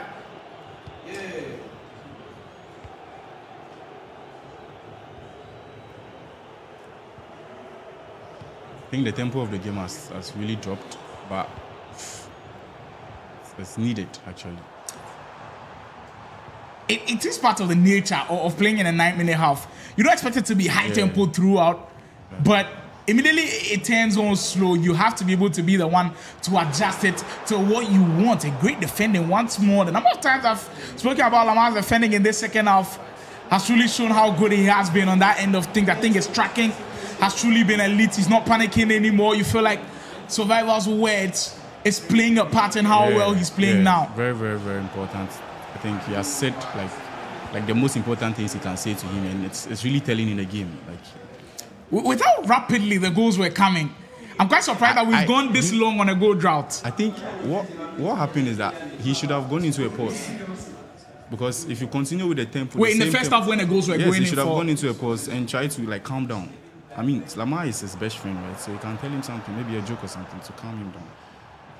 But if you continue with the same tempo the game is going, you can, before you realize you are down by 5 and we see goals. how important that pause was in halftime. The halftime pause and just a little bit of the pep talk from Survivor has totally changed the way the game is looking for the virtual union man. And a goal will do him so much good now as he still pushes on. There is Salah, Asafo with some defending to do, and so far he has done pretty well on his part as well. Kate from Matuidi. There is Harry Kane again, step over into space. Lamar looks like he's cooking. Can he finish it off with a pretty important goal as he tries to recycle? Look, the play is weird, and the passing angles are also not always on, but he seems to be always finding them. Yeah. That's the trademark of a very good player. Like, he has the potential to be. Like, there were obvious passes, he didn't go for them. Tried to recycle in some moments. You know what? Trying to get into the head of Asafo a little bit, and now 70 minutes. Pause. I think the pause is coming from Asafo with 20 minutes gone. Is it time to go all out attack? Is it time to put on constant pressure? If you have an ultra attack formation, is it the time to go to it? I think where you call it, that is from like the 75th minute. But I mean, we are still around that time. So this is not a game where you need a draw. You need a win. So it's important that he goes for the win. And this is against one of your rivals as well. This is against one of the teams that actually trying to dethrone you off the top of the table. So getting a win against them, it's massive priority. But you think if Asafwa rescues this game and plays a draw, I think it's still a massive point. Yeah, especially judging from how that first game went. Exactly, it is, and it's a very huge confidence booster going into the next few games. Yeah, I know that they've got some pretty important games to play. As I know they've not played Province yet, who are looking like they might be in form today after beating Cap Gaming already today. Great defending once more. The lofted pass, trying to beat the defense. But Lamar led to the danger. We're heading on the last 15 minutes of this game, with Asafwa still knocking at that door of the equalizer. Step over. This might be it. What a tackle, bro. Last did save. These tackles, they are equal to goals. This should be the tackle of the tournament. I don't know. I've not seen much, but this should be the tackle of the tournament. Oh, well read. Right now, I think Asafwa, he anticipates that Lamar always wants to try a Trivela or a finesse, and he's moving his goalkeeper as quickly as he can. Asafwa pushing, and Gabi knows they are just right around the corner. The goals have kind of dried up in this second half, but it's going to the virtual Union man's way. Eusebio, great press from Vitinha trying to get it back, while the Portuguese still holds on. Asafwa, all the way from Tadian, looking to make his mark in the Ghana Esports League in his first ever LAN event in Accra. Can he be the one to rescue the point? Not on that occasion, though. We're heading into crucial stages of the game now.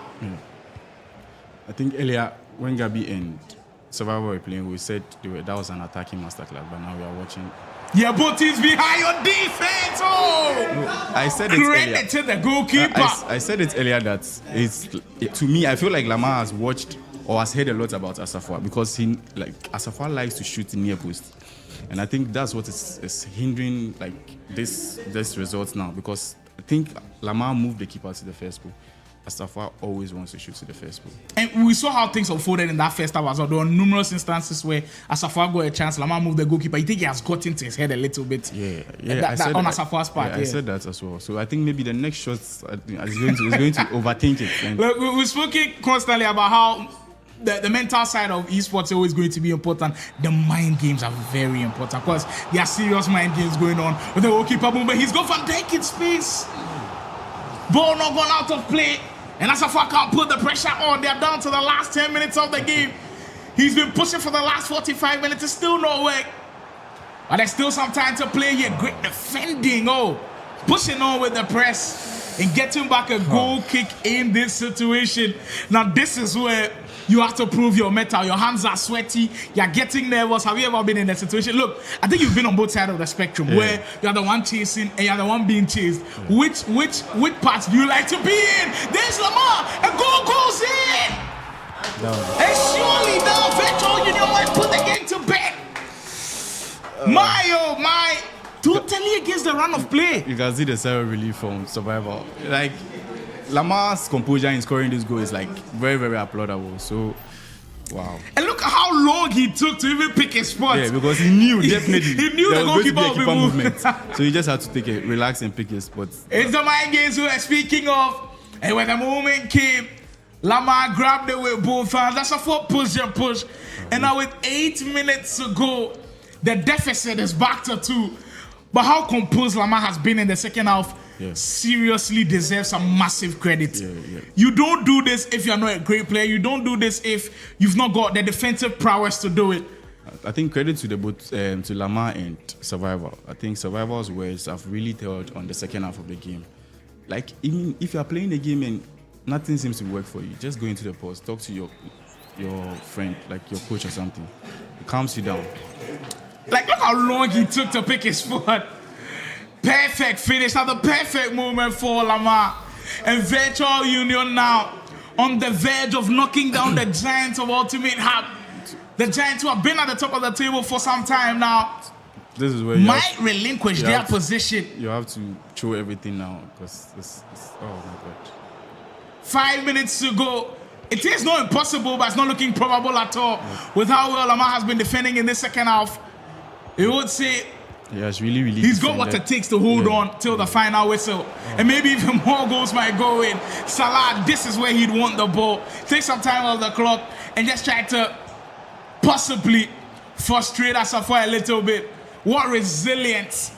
what mental fortitude it takes. And like I said, it's not a one-man job. It's indeed a two-man job for this one. Because I think if survival is not by his side, with him conceding how many he did concede early on, this game he throws this game away. I tell you.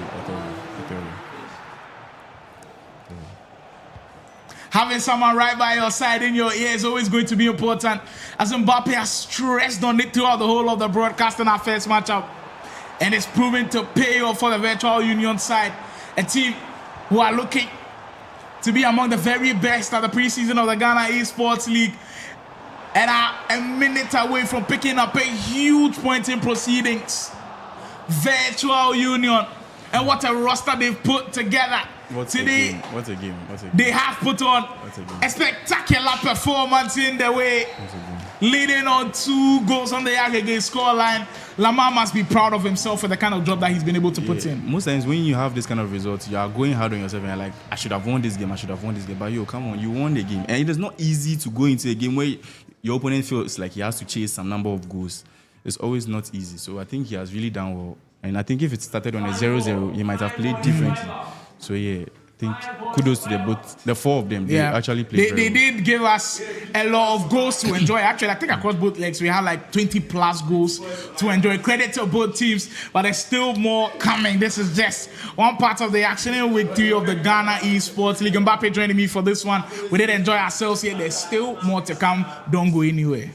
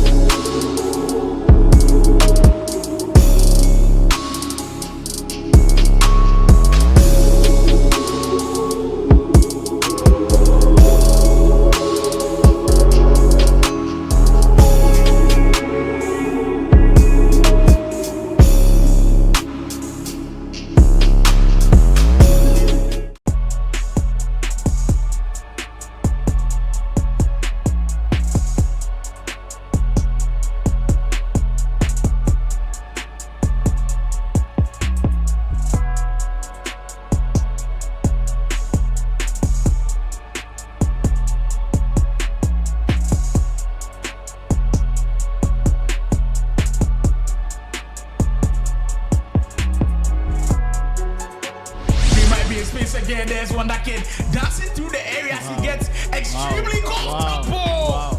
It needs to be able to play at the very high level. Hard to true space is important.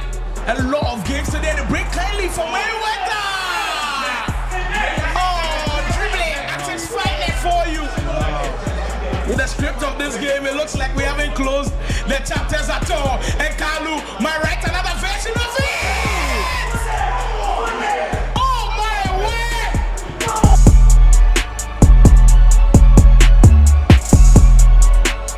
If you've not been following the Ghana Esports League, I bet you're missing out on premium entertainment and drama. And week 2 did not disappoint at all. It kept giving us great things all over. My name is Slimo, and this is the review of week 2 of the Ghana Esports League. There are 5 things to note down. Make sure you tune in for this one. Over the weekend, it felt like we saved the best for last with the Play Province versus Convict game. But in this review, I'll give it to you first. News alert: Ghana has a new FC Iceman. Kalu just doesn't have the quits in him. Last week, we saw what he did in that Root Esports game against Wisemans. Coming back from behind, well, he knows how to do it on even bigger stages against Convict Records, 2 of the most established esports teams around. And for Kalu, he had to do it all over again because Dels had lost the first match to Montana by 2 goals down. And going into that game, it wasn't easy at all. Going back and forth with one of Ghana's very best Mayweather. At a point, he was down by 4 goals in the game. But Kalu saying never say never, dragged Play Province out of the mud and secured them with 1 point out of that game. Making a couple of errors at the back, but so far, the Play Province man staying resolute. The player look coming to play, and he gets 1 more on the board. Very difficult week 2, by the way. They've lost a lot of games today. They break clearly for Mayweather. Oh, dribbling. That's exciting for you. Wow. in what has been a thrilling day so far, with all of the teams putting on a very good show. Kalu through! Wow! Knew the pass was coming, and just settled in perfectly with the way Kalu was going, and it will break for Femi Lopez. Kalu through and goal! What is happening, people? Play province. Well, the script of this game, it looks like we haven't closed the chapters at all. And Kalu might write another version of it. Oh my word! With 20 minutes ago. Did you see the touch again? The first touch. It's working every single time. The first touch. The first touch. Kalu just knows how to do it. You know when a friend hypes a movie or some type of food to you, when you have high expectations for it, you go on and try it and you're like, that's not the case. Well, we had a similar situation in the Ghana Esports League. There was hype around one certain player, Toby of Ultimate Hub, and I must say, the results showed class. He showed that the hype is indeed real. They went up against Showtime, already going in with a 2-goal lead after Gabi beat Faculty. Toby meant business. His dribbling is just something else. Silky smooth, bamboozling the defense. His first goal just keeps ringing in my head. Step over into the short cancel, into the finesse, into the top bins. Mario just couldn't do anything to stop him. He won that game by 8-1. What's some Ghana FC action without a little bit of nostalgia sprinkled on it? We had a matchup that we've been seeing for ages, but we needed to see it on the big stage once more. Wonder Kid, Virtual Union, Guy Kobe, Osmos eSports. That was actually the game that started us off on Saturday, and my word, these two pros went at it back and forth. The goals were going in, kind of reminding us back to the good old days. Wonder Kid versus Guy Kobe, you know it's not a battle that you just can't miss. And two of them, they show that they still got it. Maybe they're defending a little bit questionable, but they all felt truly on fire, with Wonder Kid edging him on that one and providing a huge advantage for survival going into the second leg. Virtual Union picking up 3 huge points over Osmos eSports. Breakthrough once more. It looks like he's settling into more of a groove, and he might be in. Wow. It's an excellent sequence from Wonder Kid, who was down early. It might be a shock to some people, some people, but I tried him. Oh, there's Wonder Kid distracting his stuff once more. That's the attack I'm talking about. What you think in the comments? I will be going through them later on today. Henry might be in space again. There's Wonder Kid dancing through the areas. He gets extremely comfortable. Wow. That might be the best of the 4 we've seen so far. It needs to be able to play at the very high level. Hard saying true space is important. Kobe, and in that bracket, you know this one is surely in there. Kid, with about 3 minutes to go before this half ends. Great time with your savior. What a 10. Oh, it's SC at its finest. What? And the whole African FC scene, because we don't have too many highly competitive tournaments, it's always difficult to that the best good or not. This time he opted for power for the near post instead of placement. Near post finish from Kobe. McTominay through ball. It seems that onside. He actually is. Wonder Kid possibly get goal number 3 and seal the deal. He has more players in the box. There he goes. And you win a penalty from it controversially.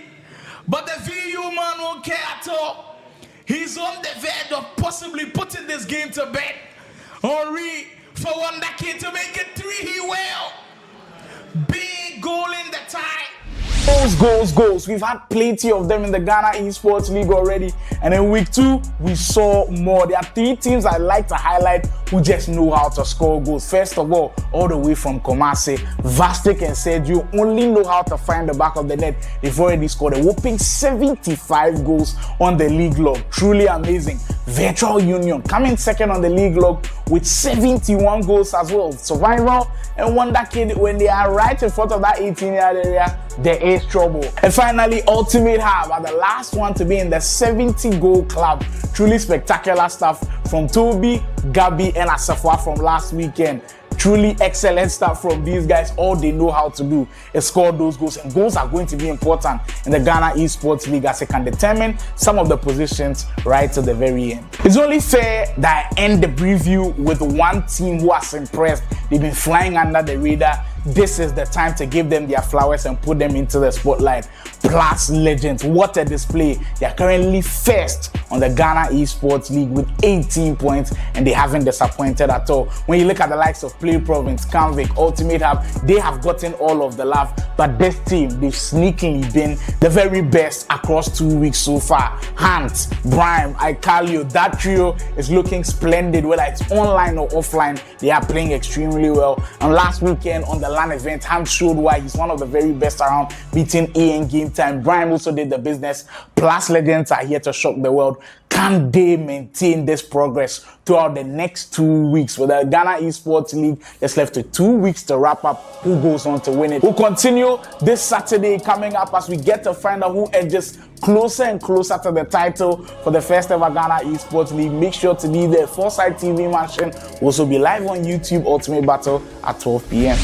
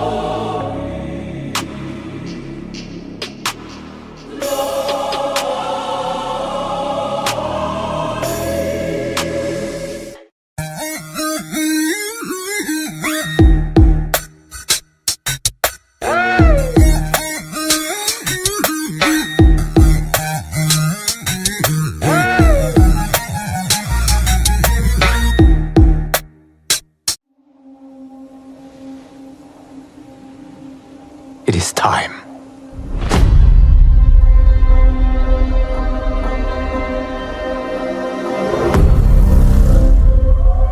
Time to wake up to a new reality.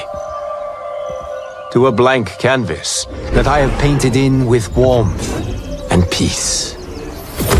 In my new era, choice is yours. Whether to live in quiet serenity or bloody strife.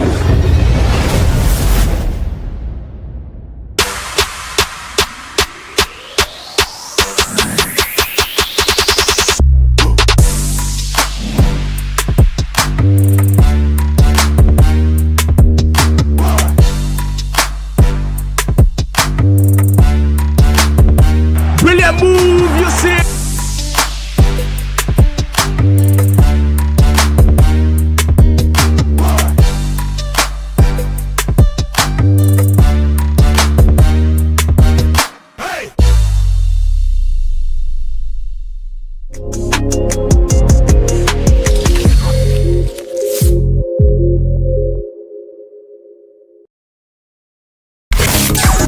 Foresight TV, your #1 urban entertainment music channel. Follow us on Twitter at official Foresight TV, Instagram at Foresight TV, and like Foresight TV on Facebook. Foresight TV, #1 urban entertainment music channel. Journey continues. Akwaba today 2 of our Ghana Esports League. Last week we saw some thrilling action and we are ready to do it all over again. The 16 teams are here as we progress on the quest to find the best team for 2025. We can finally head into our games, and for match round 1 a very, very fun one. It just gives me a lot of nostalgia thinking about this game. Virtual Union will take on Osmos Esports, and if the names are not familiar to you, I'm sure these two names of these players will definitely be familiar. And for the first round of action, we have Wonder Kid on one end and Guy Kobe. Both are so like they are lighting up. I mean, like everyone is on fire. Oh, they are lighting up already. It's a game of chance. Anything can happen. The game is not played on paper at all. Yes, I said it. And speaking of Kid trying to break through once more, it looks like he's settling into more of a groove and he might be in. Wow. It's an excellent sequence from Wonder Kid who was down early. It might be a shot to some people, but I tried him. Oh, there's Wonder Kid distracting his stuff once more. That's the attack I'm talking about. What you think in the comments? I will be going through them later on today. Henry might be in space again. There's Wonder Kid dancing through the areas. He gets extremely comfortable. Wow. That might be the best of the four we've seen so far. It needs to be able to play at the very high level. Hard saying true space is important. Kobe, and in that bracket, you know this one is surely in there. Kid, with about 3 minutes to go before this half ends. Great time with your savior. What a 10. Oh, it's SC at its finest. And the whole African FC scene, because we don't have too many highly competitive tournaments, it's always difficult to that the best good or not. This time he opted for power for the near instead of placement. Near post finish from Kobe. Mark Tomine through ball into his hip. Is that onside? He actually is. Wonder Kid will possibly get goal number 3 and seal the deal. He has more players in the box. There he goes. And he will win a penalty from it controversially. But the VU man won't care at all. He's on the verge of possibly putting this game to bed. Henry for Wonder Kid to make it 3. He will. Big goal in the tie. The great Wonder Kid showing everybody how it's done. He says, I'm not done yet with competitive FC. Excellent performance from him.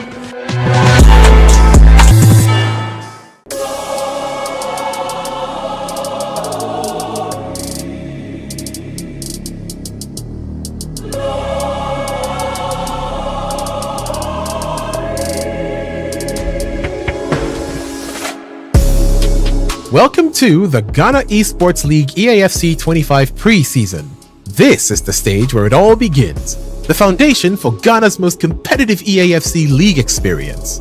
We're kicking it off with 16 elite teams battling it out in a high-intensity preseason. This isn't just a warm-up, it's the proving ground. Teams are here to showcase their skills, chemistry, and strategy before the main season begins.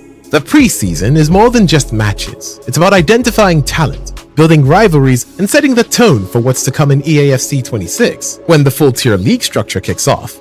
Each motion counts. Performances here will influence team rankings, seeding, and visibility for the big season ahead. This is where the underdogs rise and champions make a statement. Get behind your favorite teams, follow the drama, and witness the passion as Ghana's top EAFC talents fight for recognition. This is only the beginning. EAFC 25 Preseason is setting the stage for Ghana's next esports giants. Are you ready? The road to greatness starts now.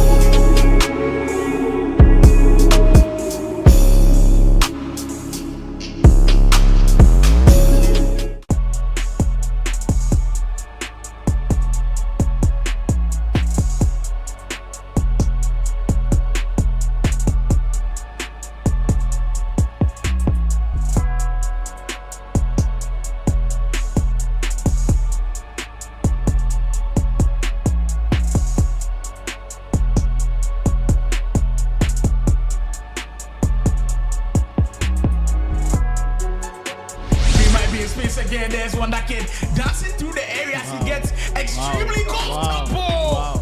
It needs to be able to play at the very high level. I'd say true space is important. A lot of games today. The break clearly for Mayweather. Oh, dribbling. That is fighting for you. With the script of this game, it looks like we haven't closed the chapters at all. And Kalu might write another version of it.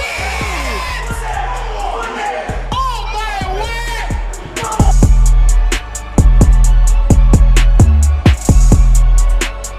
If you've not been following the Ghana Esports League, I bet you're missing out on premium entertainment and drama. And week 2 did not disappoint at all. It kept giving us great things all over. My name is Slimo and this is the review of week 2 of the Ghana Esports League. There are 5 things to note down. Make sure you tune in for this one. Over the weekend, it felt like we saved the best for last with the Play Province versus Convict game. But in this review, I'll give it to you first. News alert, Ghana has a new FC Iceman. Kalu just doesn't have the quits in him. Last week, we saw what he did in that Root Esports game against Wisemans. Coming back from behind, well, he knows how to do it on even bigger stages against Convict Records, 2 of the most established esports teams around. And for Kalu, he had to do it all over again because Dels had lost the first match to Montana by 2 goals down. And going into that game, it wasn't easy at all. Going back and forth with one of Ghana's very best Mayweather. At a point, he was down by 4 goals in the game. But Kalu saying never say never, dragged Play Province out of the mud and secured them with 1 point out of that game. Making a couple of errors at the back, but so far, the Play Province man staying resolute. The player lock coming to play, and he gets 1 more on the board. Very difficult week 2, by the way. They've lost a lot of games today. The break kindly for Mayweather. Oh, dribbling. That is fighting for you. Wow. Mayweather. And what has been a thrilling day so far, with all of the teams putting on a very good show. Kalu through. Wow. Knew the pass was coming, and just settled him perfectly with the way Kalu was going, and it will break for Femi Lopez. Kalu through and goal! What is happening, people? Play Province! Well, the script of this game, it looks like we haven't closed the chapters at all, and Kalu might write another version of it! Oh my word! With 20 minutes ago, this is the touch again. The first touch. It's working every single time. The first touch. The first touch. Kalu just knows how to do it. You know when a friend hypes a movie or some type of food to you, where you have high expectations for it, you go on and try it and you're like, that's not the case. Well, we had a similar situation in the Ghana Esports League. There was hype around one certain player, Toby of Ultimate Hub, and I must say, the results showed class. He showed that the hype is indeed real. They went up against Showtime, already going in with a 2-goal lead after Gabi beat Faculty. Toby meant business. His dribbling is just something else. Silky smooth, bamboozling the defense. His first goal just keeps ringing in my head. Step over into the short cancel, into the finesse, into the top bins. Mario just couldn't do anything to stop him. He won that game by 8-1. What's some Ghana FC action without a little bit of nostalgia sprinkled on it? We had a matchup that we've been seeing for ages, but we needed to see it on the big stage once more. Wonder Kid, Virtual Union, Guy Kobe, Osmos Esports. That was actually the game that started us off on Saturday, and my word, these 2 pros went at it. Back and forth, the goals were going in. Kind of reminding us back to the good old days. Wonder Kid versus Guy Kobe, you know it's not a battle that you just can't miss. And 2 of them, they show that they still got it. Maybe they're defending a little bit questionable, while the offense truly on fire, with Wonder Kid edging him on that one and providing a huge advantage for survival going into the second leg. Virtual Union picking up 3 huge points over Osmos Esports.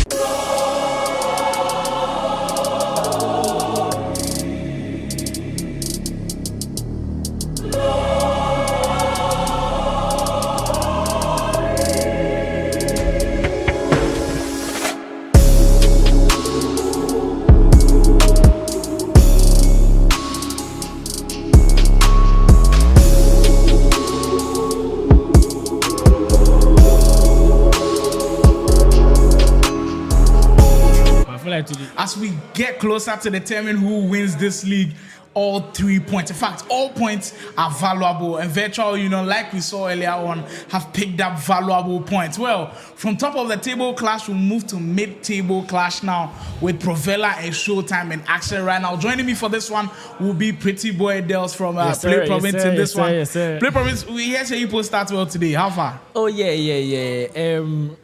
It was a bit shaky at the start, but one of our players always, coming up with a clash. I don't know where Kalu gets it from, to be honest with you. And yeah, he got the win. So first W for the day. We are waiting for the rest of the matches because we are on fire. I mean, you guys will be on broadcast against after 6.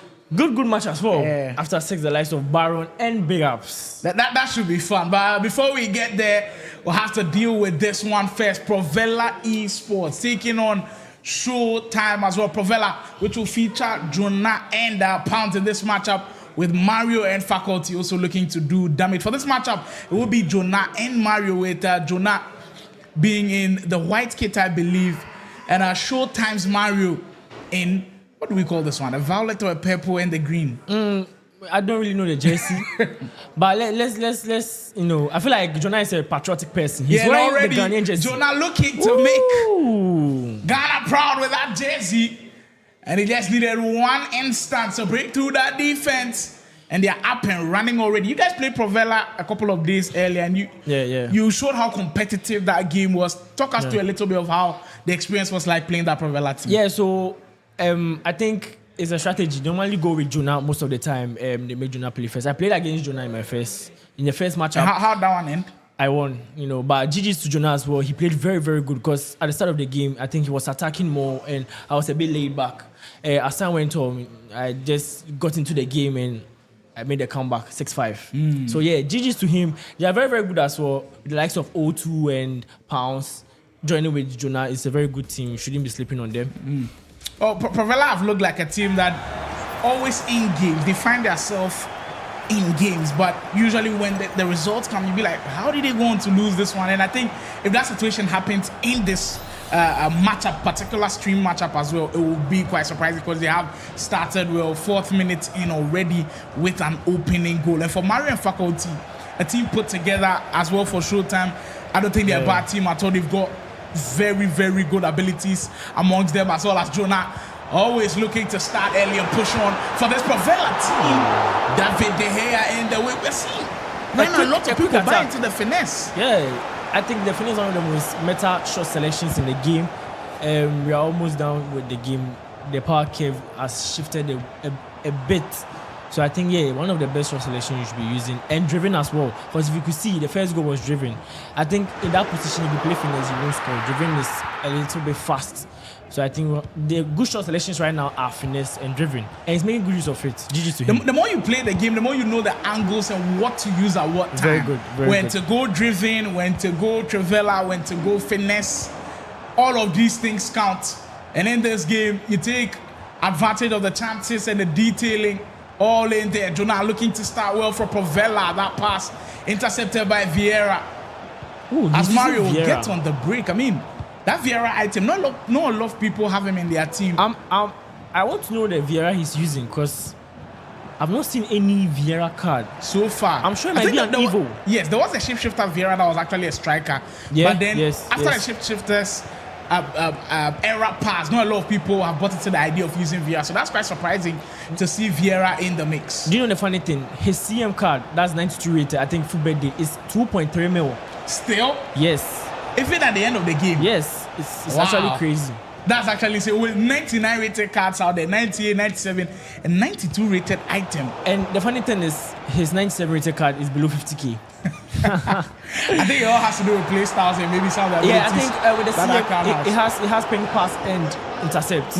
I think that's very important for a midfielder to have in that mix. Mario, who just hasn't been able to break down Jonah this early, was trying on that occasion, but Jonah putting on a defensive show early on in this game. 15 minutes in, with Provella having their imprint all over this game. Cantona in the mix. Joe Bellingham seems to be in a lot of people's squads now. Part of the season pass objectives. When you do complete, you're able to get the Borussia Dortmund star into your team as well. breaks kindly for Mario, trying to go for the borrow into possibly the driven shot out there, but well defended by Jonah. Yeah, I think that's good defending from Jonah. We have not seen a lot from Mario yet because I feel like Mario also has the attacking prowess up ahead. But Jonah is also defending well. We shouldn't take that from him. So let's see. Ooh. Oh, that's excellent. Can he finish it off? That time around, David De Gea has been a nuisance. In these first 20 minutes, Jonah banging on the door, that second goal. And so far, his offense has looked as hot as ever. I think after the step over, he had more time than he actually expected. Because I think he rushed the shot a little bit. If he had taken his time to pick a spot, and possibly would have ended up in the back of the net. And the funny thing is, just the way I described Jonah, anytime he starts the game, he starts with a lot of... He starts with more attacking prowess. He makes sure he settles into the game with like 2 goals, 1 goal lead. And you can clearly see he's doing that. So, with my experience, I feel like Mario should kindly take his time and convert his chances, because if Jonah continues like this, it could go to a 3-goal lead, 2-goal lead, who knows, 5-goal lead. Well, with the number of chances that we are seeing, I wouldn't be surprised at all. But for Mario, knowing how experienced he is, the number of big games, the number of big moments that he's been in, this one won't phase him at all. The showtime man now on the offense with Vieira trying to link up with the Billy on this one. Great passing, Genola, excellent tackling that time. He up-stamp in the way, and people still use the up-stamp to this day, and they'll tell you the aura with the defending with him is truly something else. High press from Mario, that's the perfect way to win it, and he's through on goal. And when you miss so many chances, you always have the likelihood of being punished. Showtime, their first real big opportunity, and Mario makes it count. I would love to give an in-depth analysis of what just happened. That's FC25 for you. When you lose the ball in the middle, the defense is now resetting. You understand? So it's difficult for the defenders to take most of the balls unless you are very, very good at defending. You can clearly see he lost the ball with his midfielder. The defense went haywire, converted his chance. And what happens is most of them are already dispositioned if you lose the ball there. Getting everybody back into position can be very difficult. It is extremely difficult. But credit to Mario, pressing high up the field, putting the pressure on in that moment, and getting back the equalizer. Showtime back within range, and I'm sure faculty and pounds are looking at this one closely and knowing how difficult it will be to pick points off of each other. And like I said, any point that you earn in the Ghana Esports League is precious, and I think you guys have seen how difficult it is to pick points off of teams, even teams that you expect to pick points off of. You actually struggle to get the points off of them. I don't talk about that, but it has been hell for us.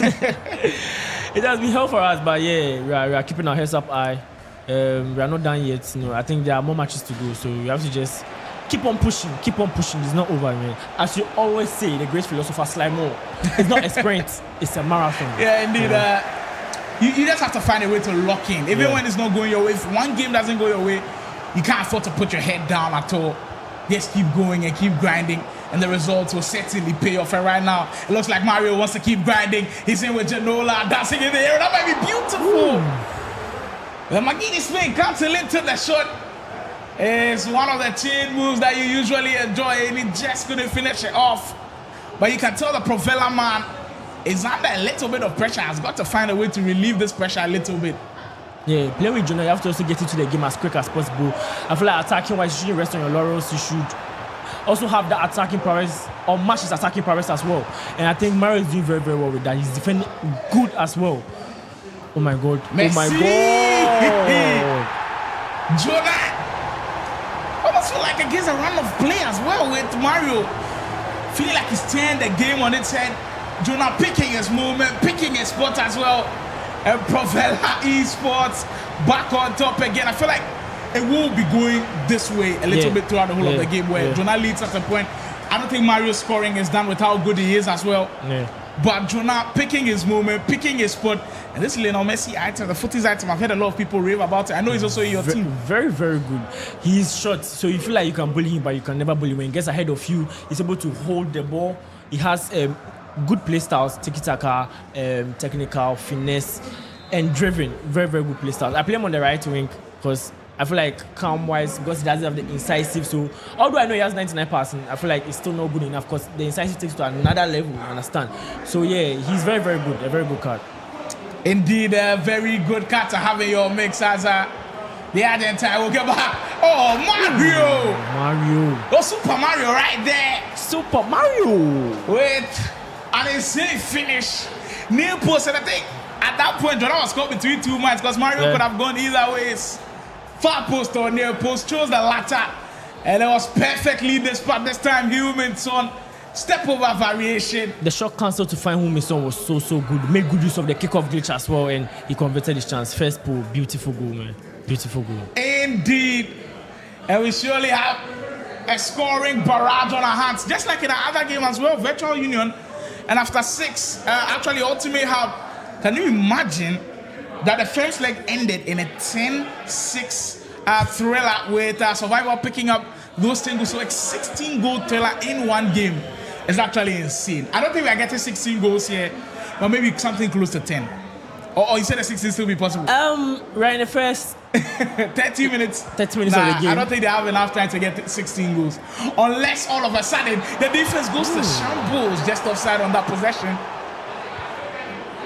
It's all part of the package that we've got for you in the Ghana Esports League as we build up into the final moments. We are in our penultimate weekend of the Ghana Esports League, week 3, as we showcase some of the brilliant talents we've got in FC Son. Might get a lucky break on that one as Mario was dancing in and around a dangerous area.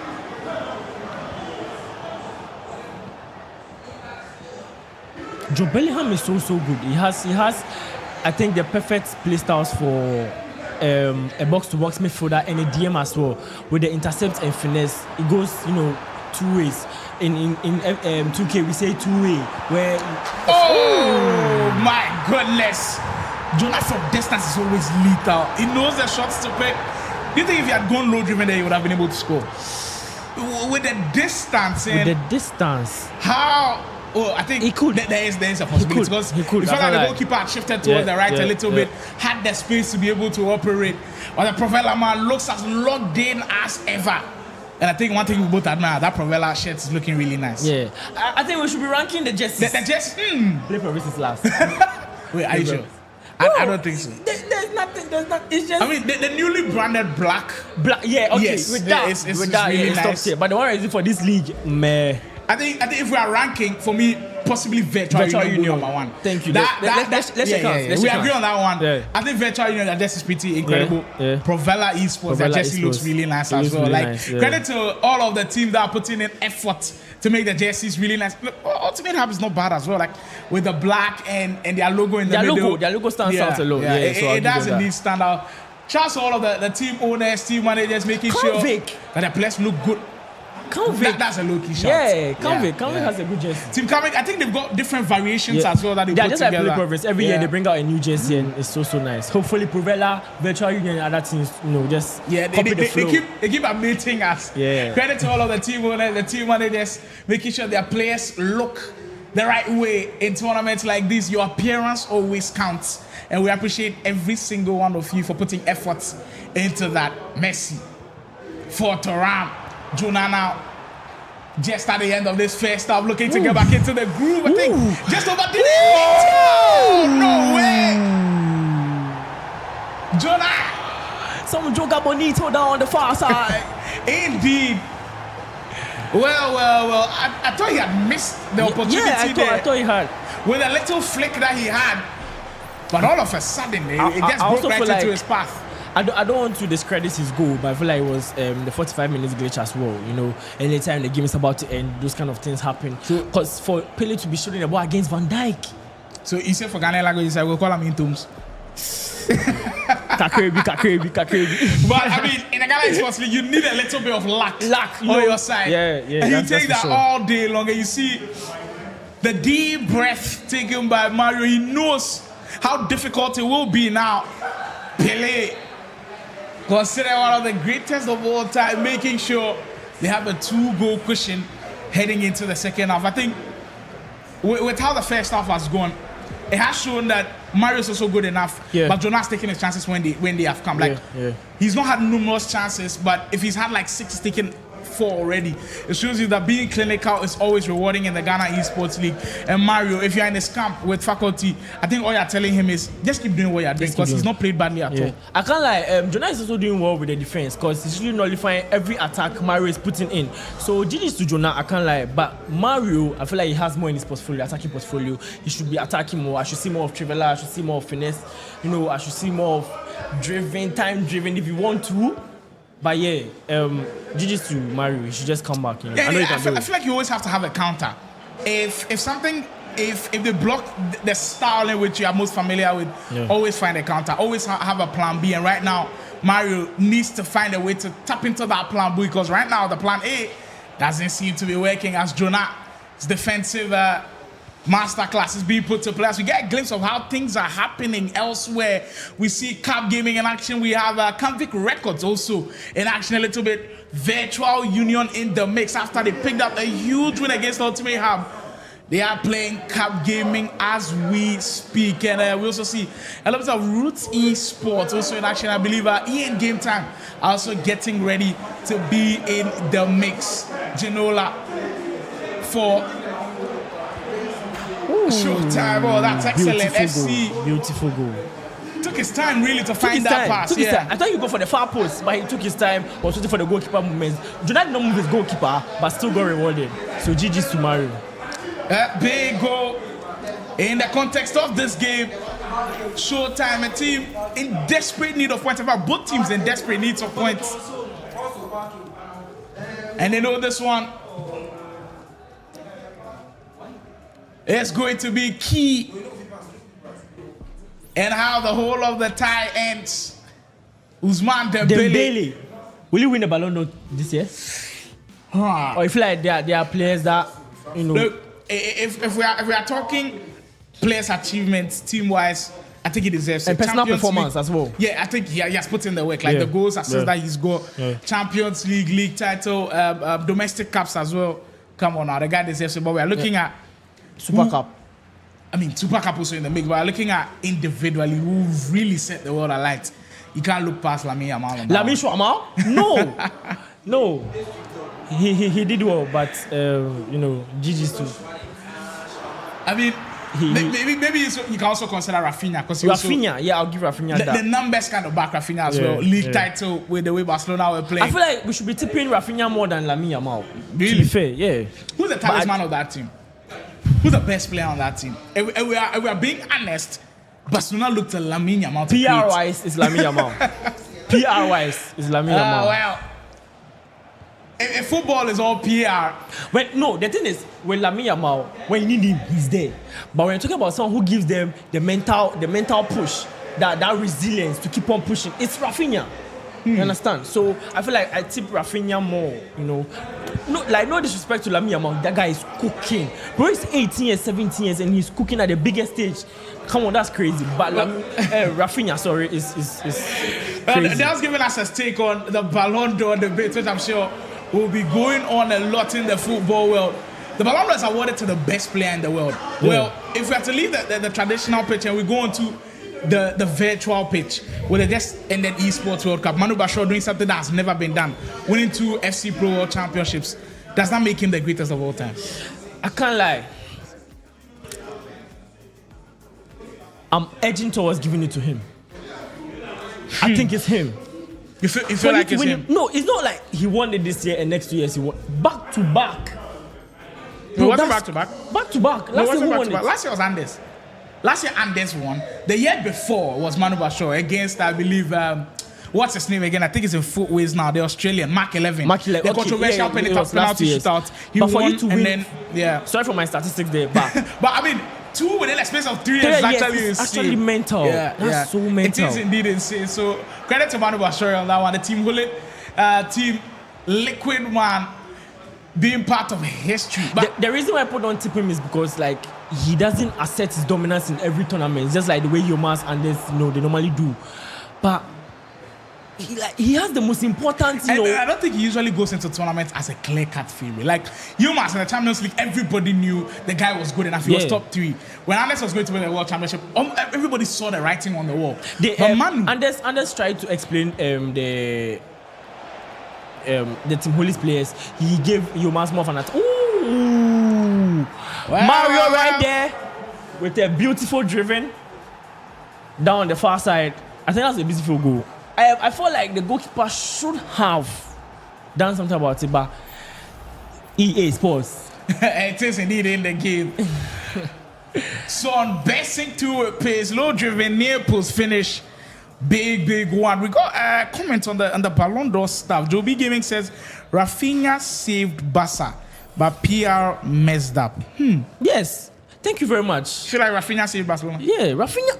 His goals were big. Don't sleep on Rafinha. I think he's got 40 plus goals in the whole season. That was insane, actually. Rafinha is that guy for Barcelona, but PR wise, as JB is saying, is a bit down for him.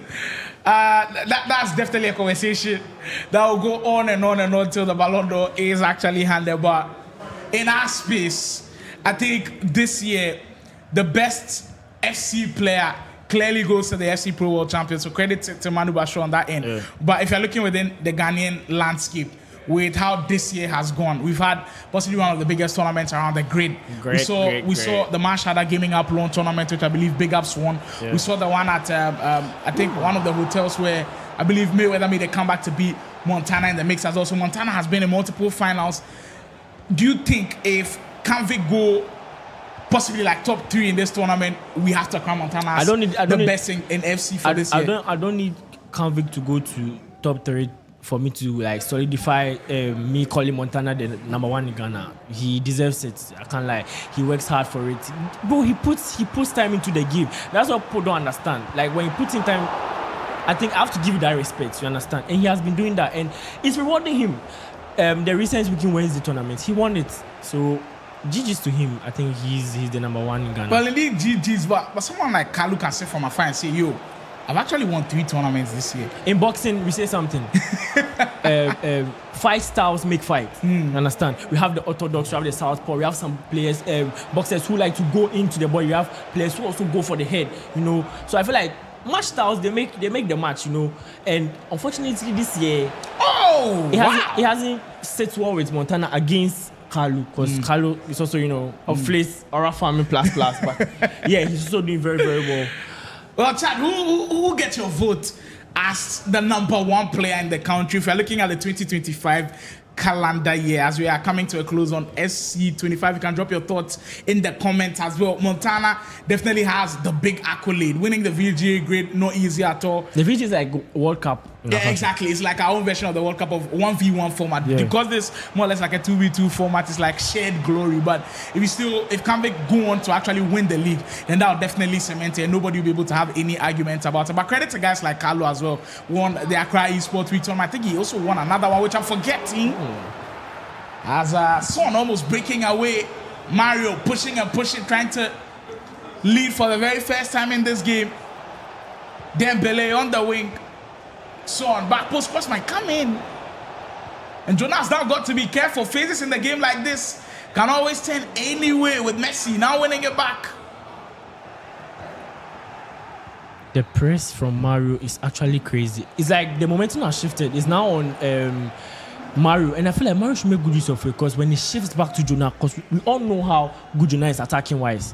I feel like Mario should convert most of his chances, or else the game might punish him. And we all know that in FC. You can't give it away there. But of course, you can't recover there as well. Nobody seemingly bold enough to hold on to it. Well, now the Provella man can take some pressure off. I can get into the dying embers of this game. And in crunch time, players can get panicky. Your hands get sweaty a little bit. You've been in multiple situations like this. How have you been able to build through it? Like, I know you said previously you used to panic in situations like this. Yeah. What has been the main thing that you've done for you to be able to cope with when I'm playing leading, under pressure like this? When I'm leading, do you know La Côte d'Ivoire? I make sure I possess the ball as much as possible. I can't lie, there are circumstances where you might lose the ball because you also play against good players, but I feel like in the dying moments, that's when you have to keep your cool the most. Although I know the game is about to end and EA can glitch you, I feel like you should keep your composure the most. But if I'm losing, I still keep composure. Sometimes I might rush my decision which I feel like is part of being an FC pro player. But at the end of the day, it's all about keeping your cool and making the most out of those dying minutes. The dying minutes, I always want to look forward to, and maybe it might be a Showtime athletes moment to grab it. Virgil van Dijk in the way. Nobody is really good enough to hold on to when the opportunity comes. And it was right there for Mario. Now that's what you said about keeping composure. He was not composed at all. I feel like if he went forward a little bit, there was a high chance of him scoring the goal. He also felt like maybe Jonah would move the keeper a bit, so he preferred playing it one time. Because I told you earlier on that with the driven animation, it goes very, very fast. So he felt like with the driven, he would be able to score and beat the goalkeeper movement, but he was unlucky. Wow, what a big opportunity for Showtime to grab the lead late in this game. And a battle with Provella goes on right now. Poised at 4-4, and I'm sure Faculty and Pounds are eager to also get in the bit of the action as we get a glimpse of how the goals did go in. Lionel Messi on the score sheet for Jonah. But what a relief for Provella after Mario missing that big opportunity. Just about 5 minutes to go now, people, in second match of the main broadcast. Jonah, speed boost, Kane is through a goal. Excellent defending. This is where the goalkeeper says as your last line of defense. Credit to Mario for charging out the goalkeeper. And I feel like he brought the keeper out at the right time. Oh no! Oh my God! And he almost went in for Jonah. This is where you need to keep your calm the most. And it is the most difficult place to keep your calm as well. Can he get there for the defender not on Lucio's watch? Right, I feel like anybody's game, and it could break anywhere. It breaks in favor of the Showtime man, Rafael Leao. Oh my God, I love this end-to-end action. As dramatic as it could get. Not knowing where this one will finish. Provella, possibly with the last push. Pele, Jonah will take some time off the clock and find the best option here. Recycling. Eusebio on the 10. Can Jonah find the perfect pass to break down Mario's defense, which in the second half has truly been excellent. You find Kane, Matuidi, Provella, can they get a lead? Oh, that's perfect anticipation from the Showtime man, but it just can't translate into early offense. Maybe the perfect result is a draw because both of them have played brilliantly so far. But it feels like the final chance will fall to the man in white. And Provella, you can't give it away there. Look, to be honest with you, I think the draw is a fair result. But Jonah is surely going to be pushing for maybe a win. Woo. And I think this is fair. In my opinion, it is fair with the way they've played. I think it's fair. GG's to all of them. They played very, very well. An end-to-end game. 6-goal thriller. Didn't end up 16. 8-goal thriller, by the way. 8-goal thriller. Didn't end up 16. It's all good, Yeah. I mean, heading to the next game, Faculty and Pounds. You look at how the last 5 minutes went. Chaotic.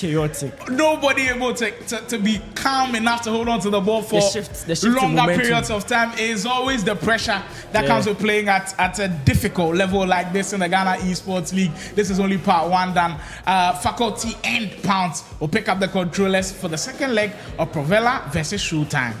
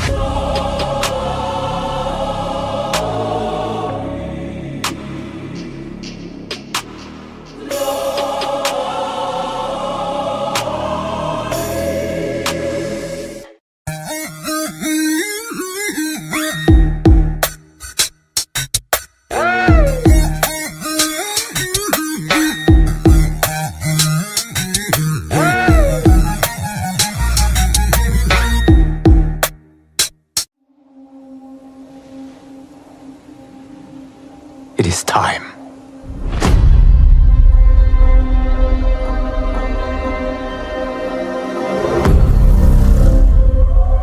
Time to wake up to a new reality. To a blank canvas that I have painted in with warmth and peace. In my new era, choice is yours. Whether to live in quiet serenity or bloody strife.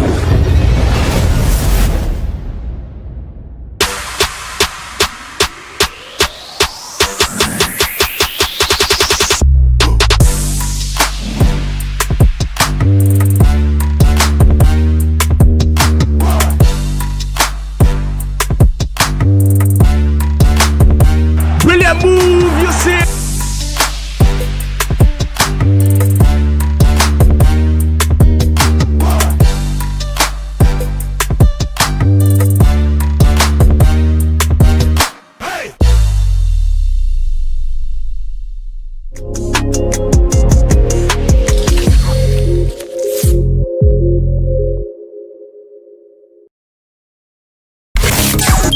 Foresight TV, your number one urban entertainment music channel. Follow us on Twitter at official Foresight TV, Instagram at Foresight TV, and like Foresight TV on Facebook. Foresight TV, number one urban entertainment music channel. Journey continues. Akwaba today 2 of our Ghana Esports League. Last week we saw some thrilling action and we are ready to do it all over again. The 16 teams are here as we progress on the quest to find the best team for 2025. We can finally head into our games and for match round 1. A very, very fun one. It just gives me a lot of nostalgia thinking about this game. Virtual Union will take on Osmos Esports, and if the names are not familiar to you, I'm sure these two names of these players will definitely be familiar. And for the first round of action, we have Wonder Kid on one end and Guy Kobe. Both are so like they are lighting up. I mean, like everyone is on fire. Oh, they are lighting up already. It's a game of chance. Anything can happen. The game is not played on paper at all. As I said and earlier. Speaking of Kid trying to break through once more, it looks like he's settling into more of a groove and he might be in. Wow. It's an excellent sequence from Wonder Kid who was down early. It might be a shot to some people, some people, but I tried him. Oh, there's Wonder Kid distracting his stuff once more. That's the attack I'm talking about. What you think in the comments? I will be going through them later on today. Henry might be in space again. There's Wonder Kid dancing through the areas. He gets extremely comfortable. Wow. That might be the best of the 4 we've seen so far. It needs to be able to play at the very high level. Hard saying true space is important. Kobe, and in that bracket, you know this one is surely in there. Kid, with about 3 minutes to go before this half ends, great time with your savior. What a 10! Oh, it's SC at its finest. What? And the whole African FC scene, because we don't have too many highly competitive tournaments, it's always difficult to that if a player is good or not. This time he opted for power for the near post instead of placement. Near post finish from Kobe. Mark Tomine through ball into his hip. Is that onside? He actually is. Wonder Kid will constantly get goal number 3 and seal the deal. He has more players in the box. There he goes. And you win a penalty from it controversially. But the VU man won't care at all. He's on the verge of possibly putting this game to bed. Henry for Wonder Kid to make it 3. He will. Big goal in the tie. The great Wonder Kid showing everybody how it's done. He says, I'm not done yet with competitive FC. Excellent performance from him.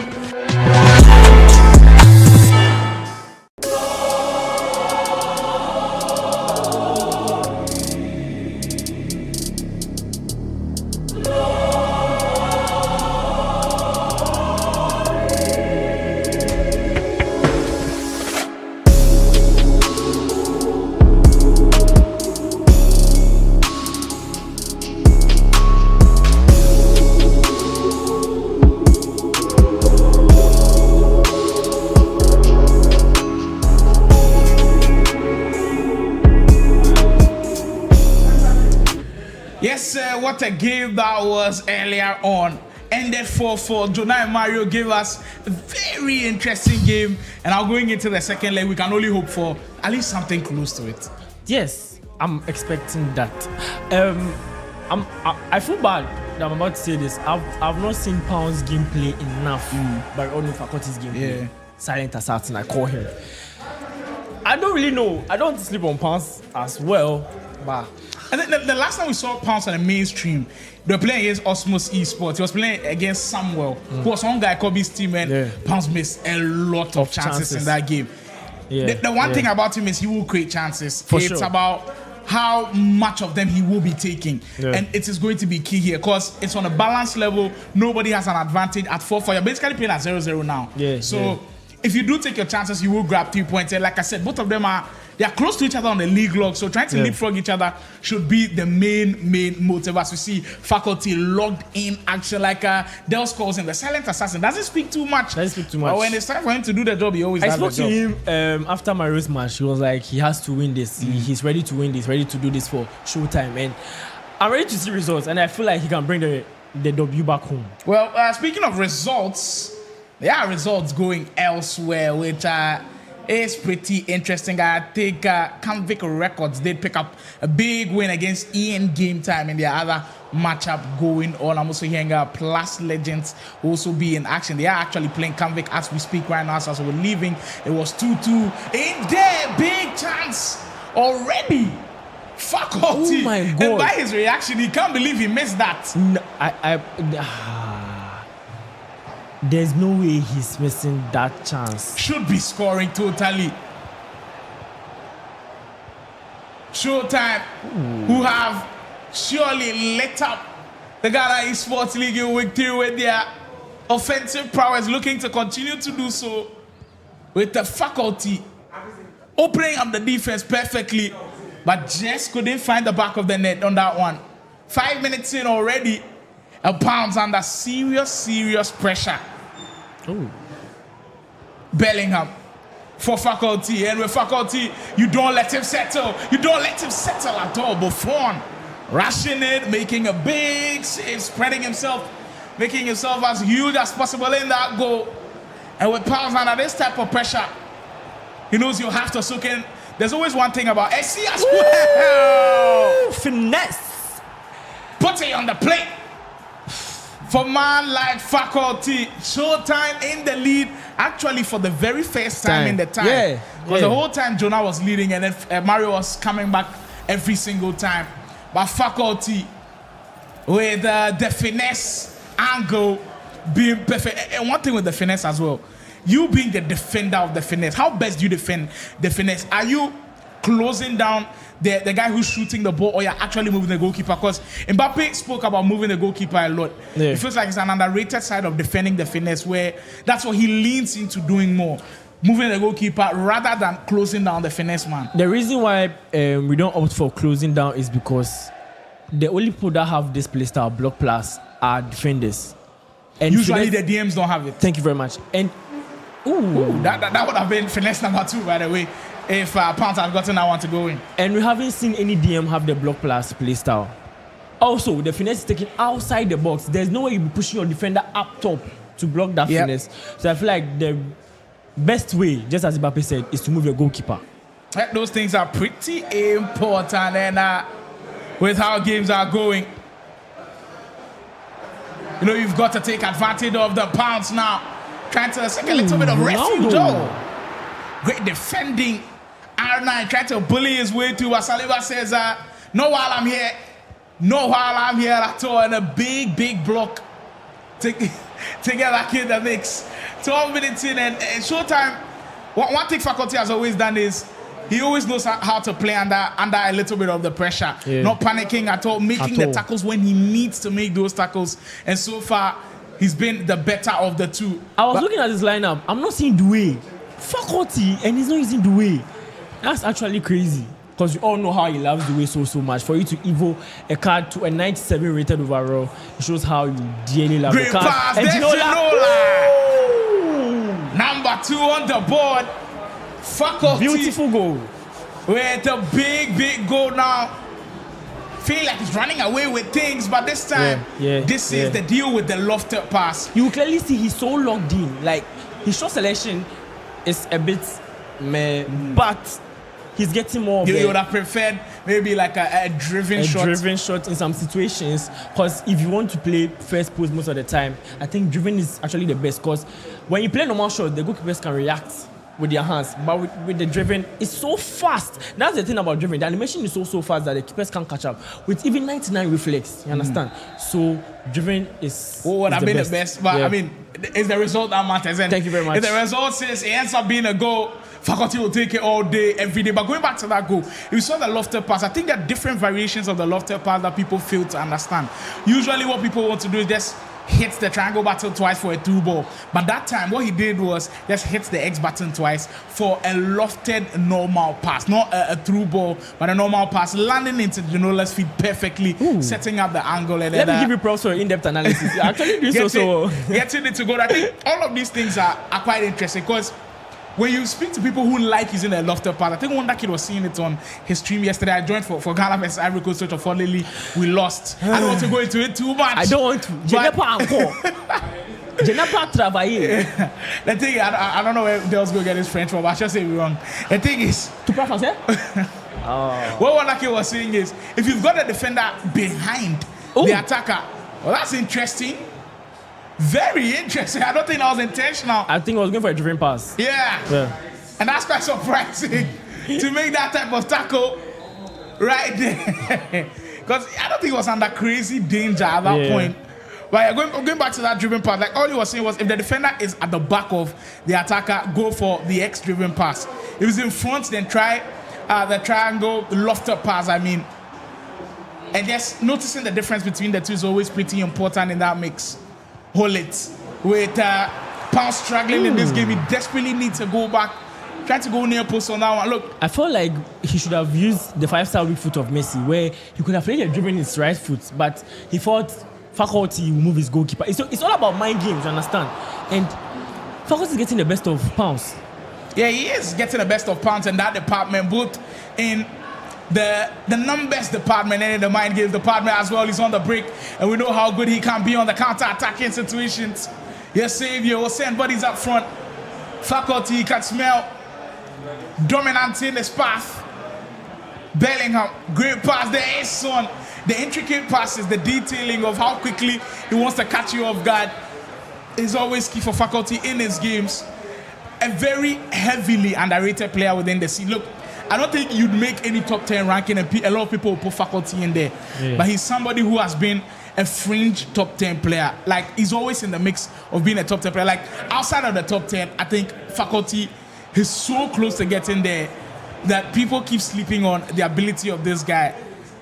You have been with him in close proximity, like being his teammate before, being his opponent before as well. Of course, in this tournament, where do you think he lies among the very best? And I see in the country, there was Pounce's opportunity right there, but just couldn't take it back to the Faculty matters. Yeah, as I was saying, they don't give him the respect, he's supposed to get. Me personally, as I was saying, I feel like he should also be part of the top 10 because he's very, very good. This year, he hasn't been in a lot of tournaments. So I feel like, because we normally base the rankings with tournaments, and he hasn't been most of the tournaments. And the tournaments he has been in, he hasn't really performed that well. That's why, people are not giving him, that respect. But I think he deserves it because Faculty is actually that guy, So it's not a surprising thing. I think when I kid last night asking me if Faculty has won a tournament before, and I was like, what? Then you haven't been following the scene. You haven't been following the scene as well at all. Because Faculty has been extremely consistent, and that's what we all want from most of our esports attack. Just went into the chat, and I think when we're speaking about Ghana versus Ivory Coast, Trap Officer says, "Oh, Slimo, don't bring it up. Paddy Ayawa we all yesterday." This one, I'll put the blame on only Paddy. I don't want to go there. I think a lot of people are to be blamed. But you know what? We take this loss as Ghana. Hopefully, we are able to bounce back. And mind you, Ghana versus Nigeria is still on the horizon. Ghana right now, versus Nigeria. The spirits in the camp are quite low for the Ghanaians. But I think each and every passing week, as we watch the Ghana Esports League, it's building a little bit of confidence because we are seeing how good players are. Yeah. Like, we're all hoping that Toby will be around for selection. If he's around, it gives us a chance to be able to also pick him if we do want to pick him. Baron, if he's around, it gives us a chance to pick him. People have made a case for somebody like Kalu to be in the mix because, like Hans said, it's not only about your ability. He wants players who are confident of the moment. If you're not confident of the moment, you can't go there, even if you've got the high-end ability. So for a player like Weissman, you've seen that the confidence has a little bit been low when it comes to mainstream games with the Ghana Esports League. Maybe next week, being the final week when Roots Esports will be on the main broadcast, maybe that might change. But we need players that are confident. I think Kalu fits the confidence mode. Kalu, Guy Kobe, Wonder Kid, the OGs usually fit the confidence mode. Yeah. But you need a perfect balance of the two. That's why I feel like maybe yourself, you have a chance. Montana has a chance. Weissman, if we build that confidence a little bit, has a chance. Juvenile also has a chance. But we really need to gear up for Nigeria because I can't afford to lose that battle at all. That match, oh my God, man. I just can't wait for that match to happen. But I would love to see them, you know, like, because I normally speak to most of them. Rufai, Farouk. I normally used to be in a party with Killer Freak, you know. So I can't wait to see most of them, especially Rufai. I really want to see Great pass for Pounces. This is way to get back. And so far, we've seen both of the Showtime players rush out their goalkeepers perfectly. We saw Mario do it to Jonah, and now we are seeing it from Faculty happening to Pounds as well. I think it's something that they've worked on as a team. Perfect way to bring your goalkeeper early. I think it's also the roles he has given the goalkeeper. The super keeper role is actually very, very good with, you know, the latest, you know, let me say the end game play style. We have rapid players and, you know, players with good passing stats. So I feel like with the super keeper, anytime you give those one time, you'll be able to bring your goalkeeper fast enough. You might not, you know, get the ball, but there's a high possibility of you stopping a goal, and I think it's a good rule. Oh, a beautiful one time from Faculty, 1-1 with the goalkeeper. Easy goal. Easy that was peasy. so cold. Lemon squeezy for Faculty. That's number 3. Showtime cooking, and it is indeed showtime for them. Showtime Faculty. Do they remind you of the Showtime Lakers a little bit? Showtime Lakers in the era of Magic Johnson, Kareem Abdul-Jabbar. Well, Faculty and Mario says we are also here for Showtime, by the way, and they are lighting up the stage on the Ghana Esports League. Pounds in big trouble now, but with 45 minutes to go in a 9-minute half, it's not impossible, but you've got to give us a little bit of hope. Like the number of chances that he's missed, it's not promising at all. Yeah. I feel like this is something most of the players, they don't settle in. That's what separates, you know, let me say the boys from the men. They don't settle into the game well. I feel like it's something that also happens to me, which I have to work on. They don't settle into the game very, very well. And when you do that against good players, you get punished. And as you can clearly see, Pounds is getting punished. 3 goals to come back from. That's a huge deficit. That's actually a huge deficit. Big deficit. If you were in here for that first game, Jonah and Mario played in a 4-4 draw, and right now, Faculty is putting on a masterclass, 3-0 in that regard, and what a performance he's been able to put in as well. Yeah. I think the more of the matches that we see of Faculty on the main broadcast, the more it will remind people of how good he is. Yeah. Like I think what the main broadcast does is it showcases your talent to a lot of people who have doubted you. Like a guy like let's say Survival in that mix. Most of the people have been seeing him online, but can he deal with the pressures in the LAN event? He has shown that he can do that. Yeah. The game he played against Gabi, I think it was excellent. Won by 10-6, by the way. All of those guys, they are showing us that they can do it. Asafua has also proven. And even for Gabi himself, first week beating Montana surely wasn't easy. He put his team on his back and was able to get 3 points. Toby, we had a lot of people rave about him, but we hadn't seen it for our eyes. Now we see it with Ultimate Hub. Baron has also come in and he's done extremely well. All of these things playing on the main broadcast is always it can be rewarding, and sometimes it can kill your spirits a little bit. Have you been on the latter side of things before, where you kind of feel like being on mainstream has killed your spirit? Well, it's not surely killing this one's spirits as well. He is flying high. That's how the celebration goes. Yeah, indeed. Showtime Faculty. Well. Provella in deep trouble as we speak. And I think it's been a preseason format, being the first ever version of the Ghana Esports League. I think there are so many things to learn for some teams. Yeah. Matchups are going to be important. Like I said, matchup. Do you think if we had crisscrossed a little bit, if Jonah was playing faculty, maybe it might have been balanced if Pounds was playing like the matchups can always be so confusing. Do you guys think about it a lot as play province going into games? Yeah, we do think about it a lot because we normally run practice sessions with other players in other teams, so we normally know their game styles and our player that can fit their game style or get the best of those type of game styles, and it doesn't end up well sometimes, but I think it's really doing great. He's doing great. Faculty gets number 4 the ball with a lovely finesse. Top corner. And Showtime are cruising. Human son, that item, I've seen him introduced into a lot of teams these days. Today, I've seen him in a lot of teams. He's also in my team as well. I benched him and my team was messed up. I had to bring him. I have to bring my savior back. Right now, there are so many options to choose from. I don't know how you could deal with that dilemma. It's shocking how I did Ronaldinho 30 squads and I benched him. He's on my bench. After investing all of your fodder. That's crazy. It shows. I'm telling you, S26 is on the way. I don't think if you pack a 90 rated player, he's going to be on the bench at all early. That's an excellent pass from Pounds. Maybe Pounds on his way on the comeback trail. And there's still a lot of time on the clock, by the way. Yeah. There's about 40 minutes. You think it's possible? It is. If the momentum shifts to Pounds, I feel like Pounds can get the best of faculty. But all of faculty, with the experience he has, he also wouldn't rest on his laurels attacking wise. You make the best out of each and every attack. And it could end in faculty's favor. We all know that. You know one thing that you notice about this game as well? If you make all of your goals come from the tiresome build-up play and then you recycle too many times, it kind of takes a toll on your brain, especially in the 9 minutes half. You have to be able to mix it up with scoring goals that you don't suffer to score. Like what Pounds just did. First time through ball. It doesn't take too many things to be able to bring the goal together. So you have to be able to have those type of goals where you don't have to work too much for it, and then the goals where you actually have to break down the defense. Because if you're breaking down the defense the whole of the time, you can't keep up with it for the whole 9 minutes. Yeah, and I would love to explain what you're saying with Kia Safa's scenario when he was playing against, I've forgotten. I think, was it Mayweather? Yes, Mayweather. No, it's not Mayweather. The match he played today. Today, Kia Safa was playing against Lamar. Lamar, yeah. You could clearly see he wasn't suffering at all. Oh, big goal. Beautiful goal. Just as Pounds looked like he was getting in, faculty had different ideas. Just as I was saying, Asafa was just finessing all the time. He didn't take his time to build up and try and get into the box before he scores. Anytime he gets the chance outside the box, spam the finesse, and he was making good use of it. He was 3 goals up ahead, but Lamar settled into the game and made the best out of it. Well, we see Rooty Sports around, and it seems like they're in high spirits.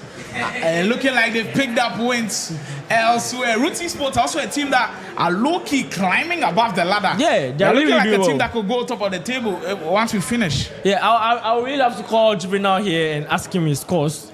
If he would love to come, I'll be so happy. Juvenile, can you come? Juvenile, any updates on your score lines? Any updates? It was 4-4. It was 4-4. Ooh. Yes, it was 4-4. Across 2 legs? No. They're about to play the second leg. Oh, okay. How have you been feeling so far? Charlie, it hasn't been easy. It hasn't been easy at all. I had to prove myself, though. Yeah. So where do you see yourself at the end of this preseason league? Top 4, maybe. Right now, you guys are in 6th position. Maybe top 2. Maybe top 2. I like the confidence. Maybe. And they're not far off top 2. Yeah. 19 points. 19 points. The leader of the league has 24 points. 5 points. All right, Juvenile, thanks for the update on that one. Rooty Sports are still going hard. Play Province, do you guys still think you have a chance of making top 4? We have a chance. Right now, Play Province is on 14. You're 10 points off the top spot. Is it still possible? It is possible. God make a way. Well, speaking of making a way, faculty making inroads in this defense of the Look, faculty he's having his way, especially on that offensive side of things. He's not sweating to break down the defense at all, and that's the problem of Pounds. You have to make your opponent tire a little bit when he's breaking you down. If it's this easy, you'll be in a lot of trouble, and that's why Pounds is struggling currently in this game. I really love how faculty is making good use of the playstyle plus the finesse. Joe Bellingham has the finesse as well, and he's making good use of each and every player that has the finesse. You could see most of Son's goals were finesse, Ginola finesse. Joe Bellingham almost scored the finesse as well.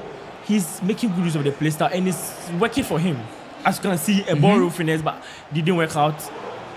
Yamal, first one. Faculty is just dancing around, and he wants more. You can see the fire in his eyes. In his groove. He certainly wants more. Showtime currently are on, I believe, 77 goals scored. No, 48 goals scored actually, and they do want to rise up in the goal column. If you're actually wondering who has scored the most goals in the league, credit to Sergio, Lawrence, Vastic. They are on a combined 104 goals scored. Wow. That's actually insane. I thought it was Credit to that team. I thought it was Convict. Convict are on 83 goals scored. But of course, we are still recording scores. So maybe if they're done with that game, we'll put together those scores and see. So Convict is on, I believe, 83 goals scored.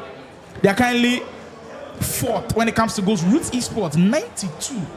Wow, that's a lot of goals. If you are looking for Play Province, 70 goals, and maybe the goals might keep flowing.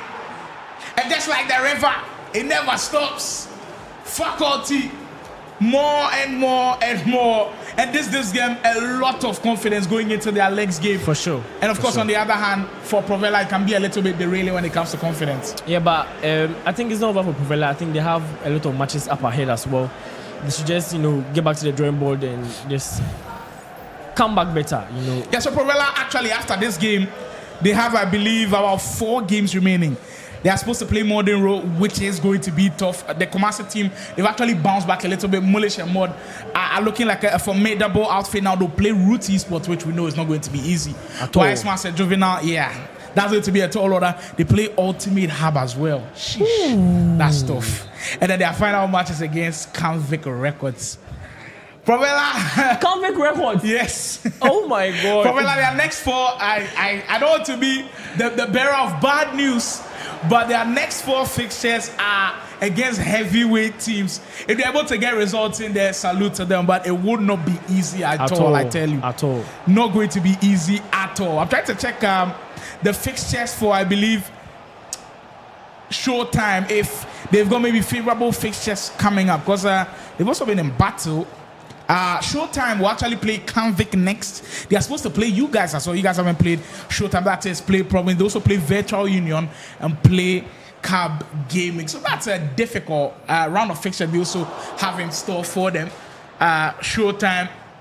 And they are progressing towards picking up a very important win in this round of fixture. I'm clearly not seeing like a lot of attacking, prowess from Pounds. I feel like he has given up, and Faculty is not resting on his laurels. He's making good use of he knows how important the goals are in this league. Thank you very much. It can make or break what position you would be in. It can make or break your league season actually. Because remember, the top 8 in the preseason get to stay in the elite division of the Ghana Esports League. Yes, top 8. I think it is top 8. If we are speaking of anything that's at the top, that was top Bins right there. Ooh, I like that. Top Bins. Lamine Yamal to put it in. And Faculty has surely been in his groove today. He's literally been unstoppable. The finesse, abusing it to its apex. Yeah, it's difficult to keep up with him when he's in his groove. And look at that demeanor on his face. No smiles at all. No smiles at all. He told me he's fully logged in. He's channeling his inner Mayweather a little bit. Because we know with Mayweather's demeanor, whether he's losing or winning, no smiles at all. Those jaws. No smiles at all. But on the Provella side of things, a difficult encounter for them.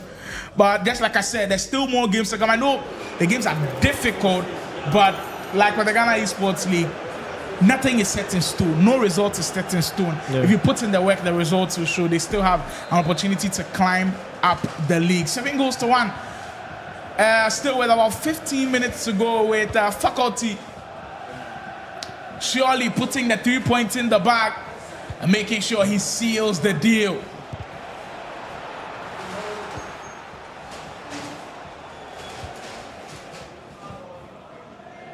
As if we're wondering how the table is looking like, the table hasn't been fully updated yet. So Gatsby Esports have actually played 11 games, 8 wins for them, 0 draws, by the way, and 3 losses. They're currently top of the league table with 24 points. That's Gatsby Esports. I believe after 6 esports have just played 10 games so far. Also on those 24 points. So they do have a game in hand on Gatsby. They're able to pick up the win. I do believe they're playing Cap Gaming as we speak. If they're able to grab 3 points there, they go back to the top of the summit.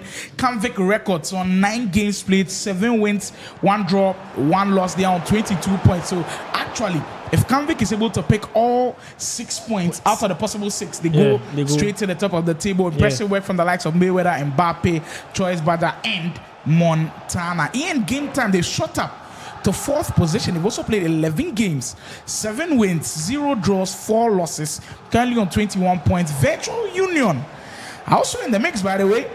Currently in 5th position, 9 games played, 7 wins, 0 draws, 2 losses. They're also on 21 points. So if Virtual Union win their 2 games in hand, that'll be plus 6 points. It will take them to 27 points. They can also fight for a spot at the top of the table. And then Roots Esports currently sit on 19 points, 6 wins, 1 draw, 3 losses. Also in the mix for Juvenile and Wise Mars. They also have a shot at making a top 4 bet. And you saw with Juvenile confident to be made top 2. Tiki finish. Faculty certainly showing off now. He has put on one hell of a show. The ability to anticipate the goalkeeper rushing out and play the chip, because I'm sure he was going for the finesse. Saw the goalkeeper movements. His reactions was top notch enough to switch his shot selection to a chip and converted a chance. That's so beautiful. Credit to Faculty on that one. And the pass. I was expecting Van Dijk to take the ball, pick up that one. But EA Sports. I mean, it sounds like it happens, but if you're on the receiving end of it, it's not a good look at all. Yeah. Difficult one to concede. Son is actually banging goals today. Indeed. I'm sure he has like 4 goals. Yeah, possibly, maybe even more. Back to that table. Ultimate Foot Hub, they've dropped all the way down to, I believe, 7th position. But the thing is, they've also played 9 games, 6 wins, 1 draw, 2 losses. So if they're able to pick up the 2 wins from the remaining 2 games, they will go up to 25 points and make a top 4 push. Osmos Esports, 6 wins, 0 draws, 6 losses. Well, that's quite interesting. No draws so far, 6 wins, 6 losses, 18 points. Plus Legends also on 18 points. Play Province with 9 games, 14 points. So if Play Province are also able to win their next 2, which is going to be difficult, they will go on 20 points and shoot up the table. Modern Row also on 13 points. Showtime on 9 points. Provella also on 9 points. Prime Lord currently sitting with 4. Cap Gaming with 4. And Eze Gaming at the bottom with no points to their name. With just about 2 minutes to go as we wrap up round 2 of match week 3 in our Ghana Esports League. It's truly been a fun one here with Dels chopping it up, breaking it down with him giving us a lot of insight as to some of the things that we are not seeing, because sometimes when you're invested into the game like that, you might not see everything, but the players, when they do come on board, like Mbappe was here with me as goal number 9. A demolition job. This might be the biggest margin of a scoreline that we've seen on the main broadcast today. And maybe even not just today, across all the match weeks. Yeah, that's actually insane for Faculty. What a show. Setting a standard. Yeah, he has set a big standard. Making a statement out there. Huge one. Faculty is here and is here to stay. Indeed, and he has made good use of the lofted pass once more, finding Son in that position. And it's a proper demolition job from Showtime to seal out a very impressive win. What a way to finish it up. And I'm sure now Mario will be all smiles after drawing this game against Jonah. He's clearly smiling. Yeah, indeed. Oh my God. Hopefully he doesn't get one more in. It's just difficult with Provella. Like I said, at the start of the whole of the series with Provella and Showtime, I said, for Provella, every single time that they start the games, they are in there. Like, they are competing, they are challenging. When we are getting to the latter part, he always gets blown out of the water. And that's how this one ends, with Showtime picking up a very impressive win. Indeed, one of the best performances that we've seen on the main broadcast so far. We show a little bit of the sportsmanship, but now that we are done with them, I think you guys will be in action soon. How prepared are you for that one? I'm prepared. I'm so prepared. I just can't wait to, be the best of the best, and we have to also make a statement out there to show that we're also the best of the best. Well, we are cracking down on what has been an excellent week 3 already. We'll get to see who topped the table after the penultimate weekend, and there's still more to come for the Foresight TV mansion. This is the Ghana Esports League Match Week 3.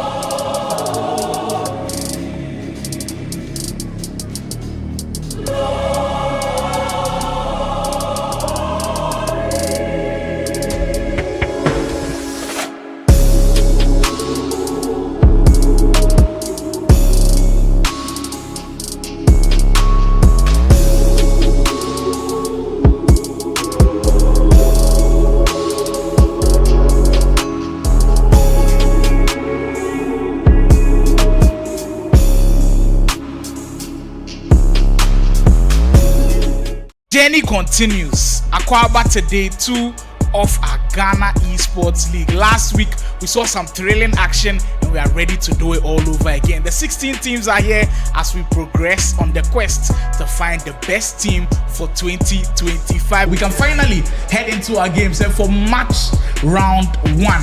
A very, very fun one. It just gives me a lot of nostalgia thinking about this game. Virtual Union will take on Osmos Esports, and if the names are not familiar to you, I'm sure these two names of these players will definitely be familiar. And for the first round of action, we have Wonder Kid on one end and Guy Kobe. Both are so like they are lighting up. I mean, like everyone is on fire. Oh, they are lighting up already. It's a game of chance. Anything can happen. The game is not played on paper at all. Yes, I said it. And speaking of Kid trying to break through once more, it looks like he's settling into more of a groove and he might be in. Wow. It's an excellent sequence from Wonder Kid who was down early. It might be a shot to some people, some people, but I tried him. Oh, there's Wonder Kid distracting his stuff once more. That's the attack I'm talking about. What you think in the comments? I will be going through them later on today. Henry might be in space again. There's Wonder Kid dancing through the area as he gets extremely comfortable. Wow. That might be the best of the 4 we've seen so far. It needs to be able to play at the very high level. Hard saying true space is important.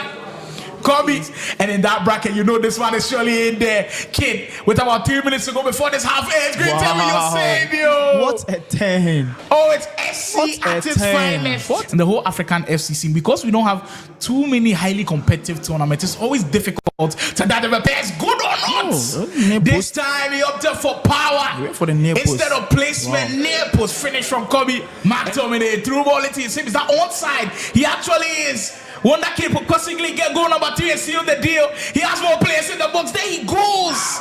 And he will win a penalty from it controversially. But the VU man won't care at all. He's on the verge of possibly putting this game to bed. Henry for Wonder Kid to make it 3. He will. Big goal in the tie. The great Wonder Kid showing everybody how it's done. He says, I'm not done yet with competitive FC. Excellent.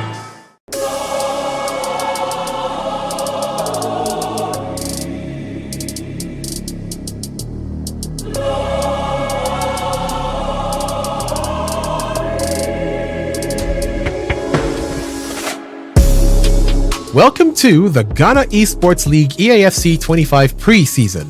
This is the stage where it all begins, the foundation for Ghana's most competitive EAFC league experience.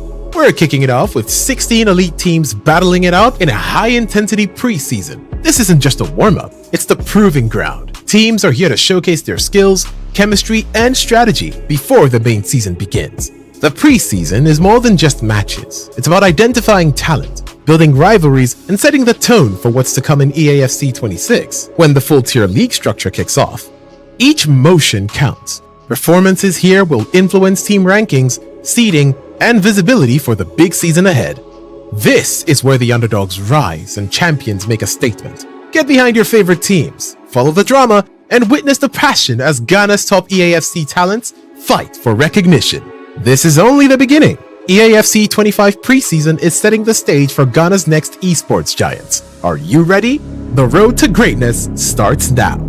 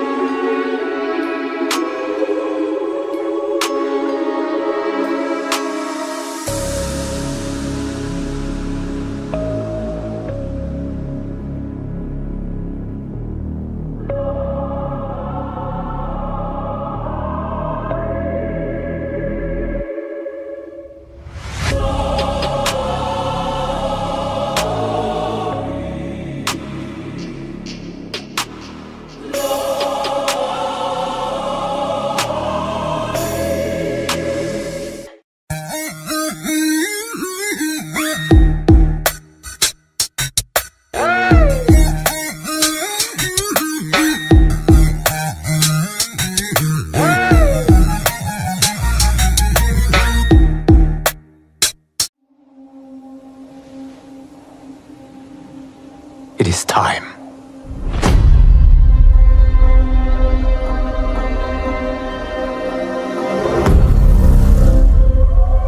Time to wake up to a new reality. To a blank canvas that I have painted in with warmth and peace. In my new era, the choice is yours. Whether to live in quiet serenity or bloody strife.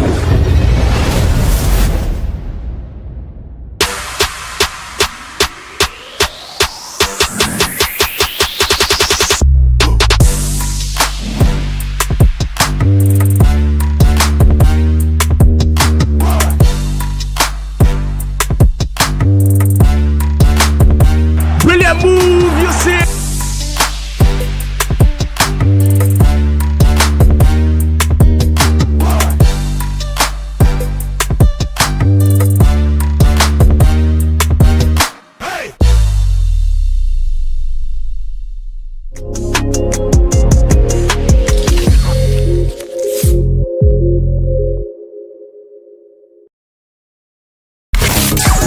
Foresight TV, your #1 urban entertainment music channel.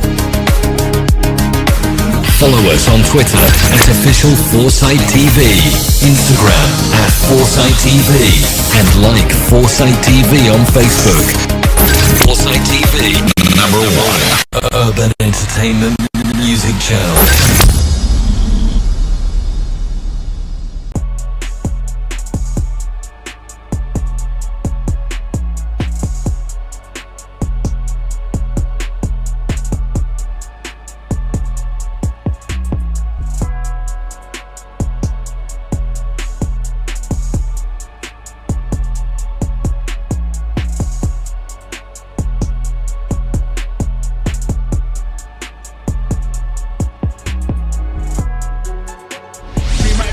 Again, there's one that kid dancing through the areas. He gets extremely comfortable.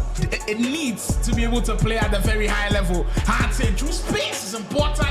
A lot of games today to break clearly from Mayweather. Oh, dribbling at his finest for you. With the script of this game, it looks like we haven't closed the chapters at all. And Kalu might write another version of it.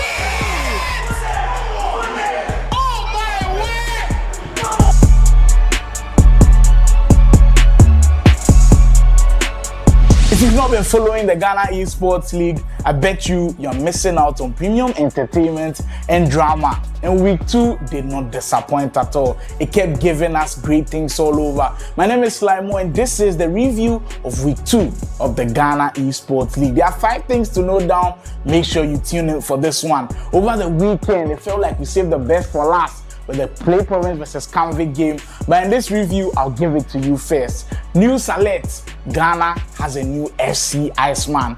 Kalu just doesn't have the quits in him. Last week, we saw what he did in that Root Esports game against Wisemans. Coming back from behind, well, he knows how to do it on even bigger stages against Convict Records, 2 of the most established esports teams around. And for Kalu, he had to do it all over again because Dels had lost the first match to Montana by 2 goals down. And going into that game, it wasn't easy at all. Going back and forth with one of Ghana's very best Mayweather. At a point, he was down by 4 goals in the game. But Kalu saying never say never, dragged Play Province out of the mud and secured them with 1 point out of that game. Making a couple of errors at the back, but so far, the Play Province man staying resolute. The player look coming to play, and he gets 1 more on the board. Very difficult week 2, by the way. They've lost a lot of games today. They break clearly from Mayweather. Oh, dribbling at his finest for you. Wow. Mayweather. And what has been a thrilling day so far, with all of the teams putting on a very good show. Kalu through. Wow. Knew the pass was coming, and just settled him perfectly with the way Kalu was going, and it will break for Femi Lopez. Kalu through on goal. What is happening, people? Play Province. Well, the script of this game, it looks like we haven't closed the chapters at all. And Kalu might write another version of it.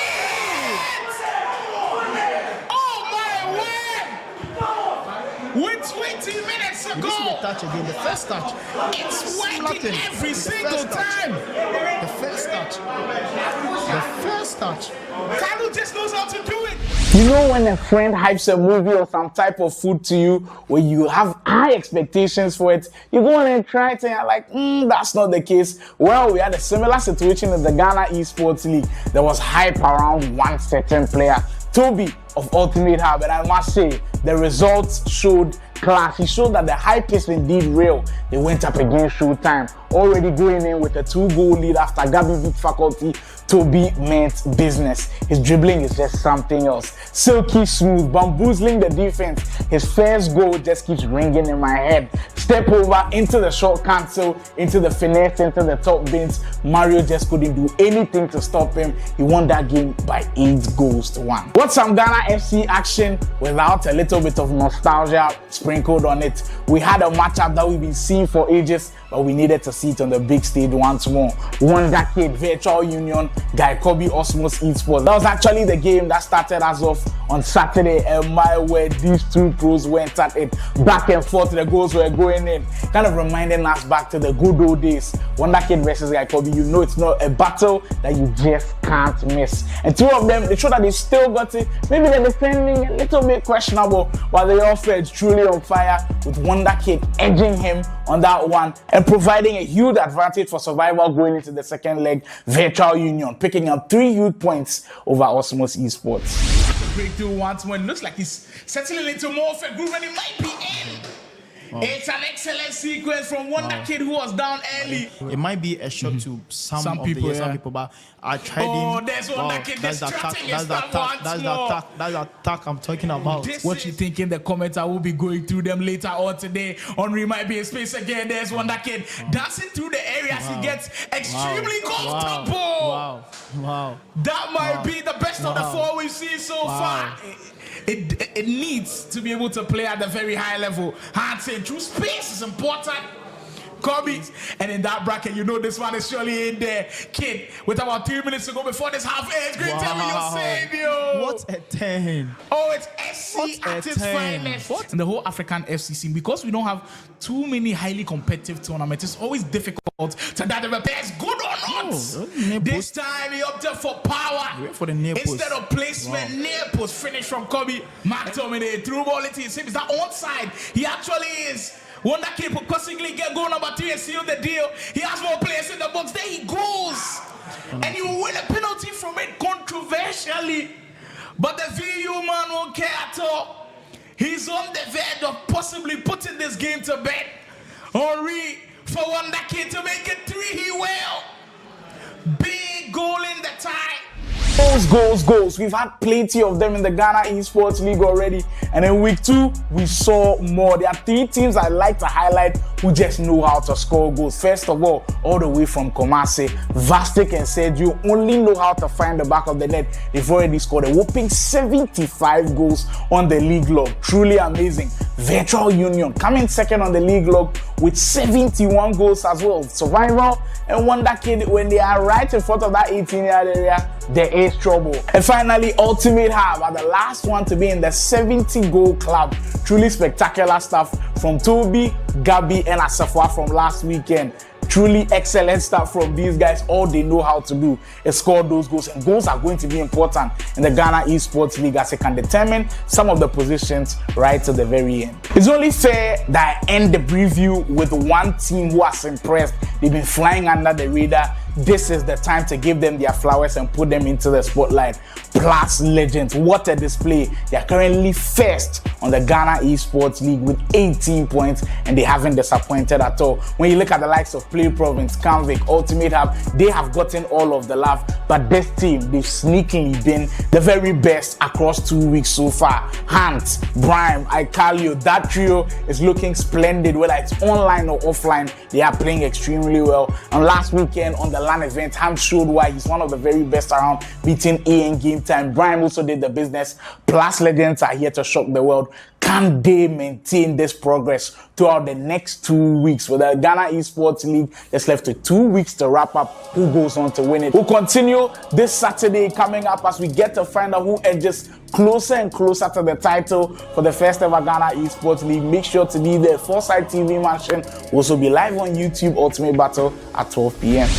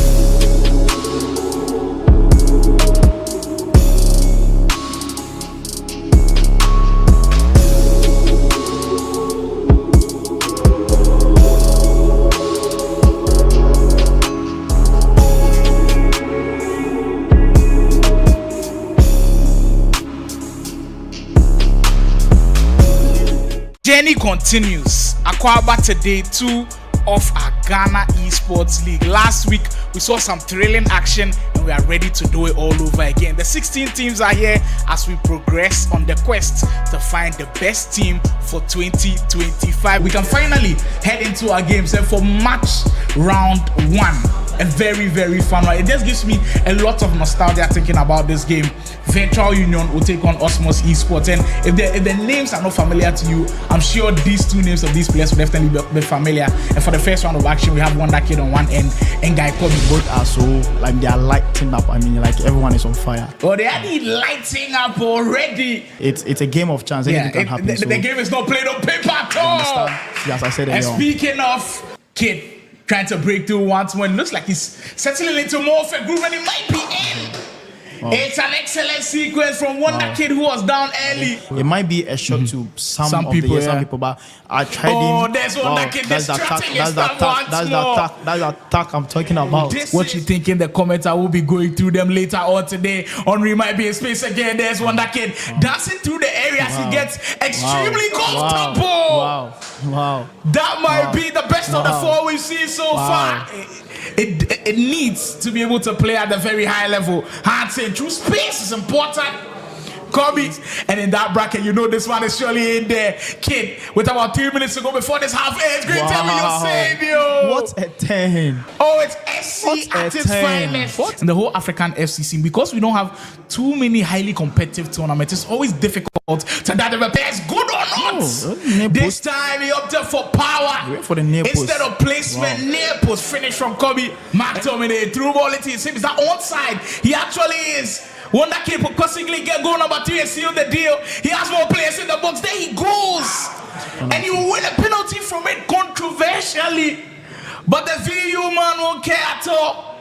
He's on the verge of possibly putting this game to bed. Henry for Wonder Kid to make it 3. He will. Big goal in the tie. The great Wonder Kid showing everybody how it's done. He says, I'm not done yet with competitive FC.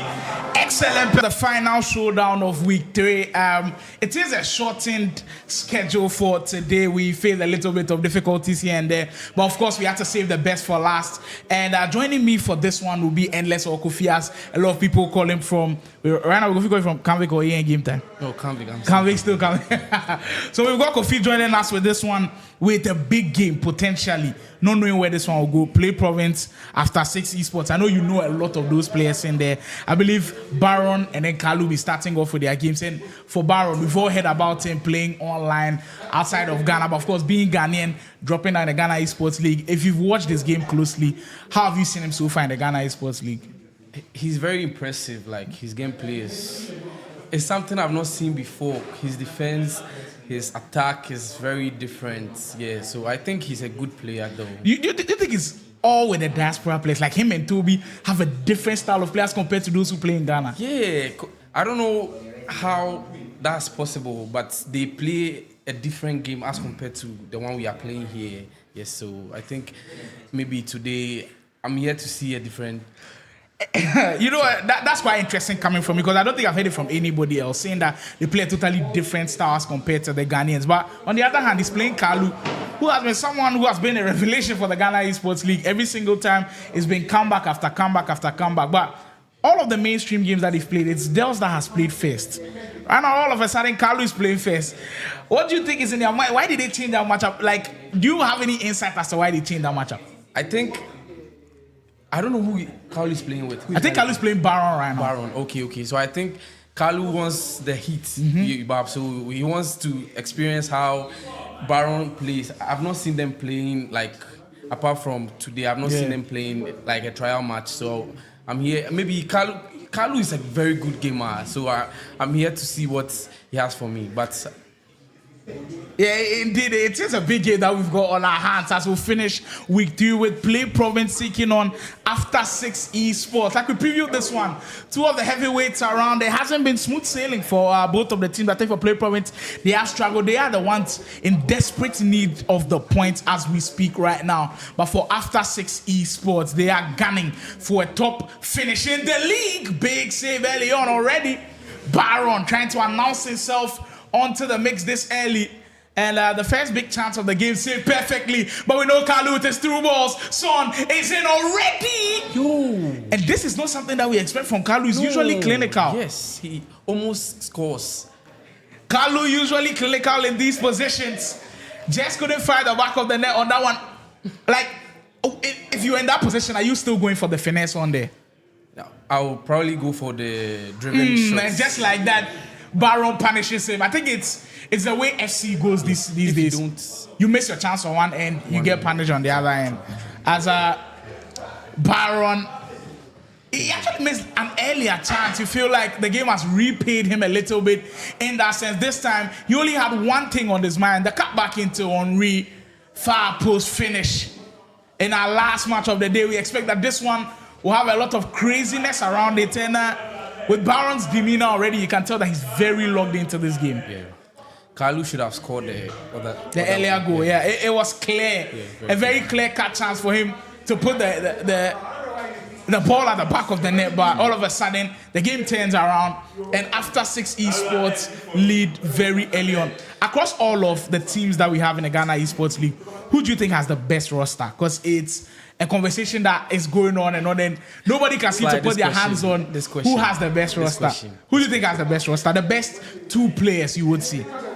The best 2 players I would say is, I think Play Province has quite a roster over there. They have the likes of Dels, Kalu, Jonas, and Corps. Yes, and maybe Kanvik. Kanvik also have quite a number of players.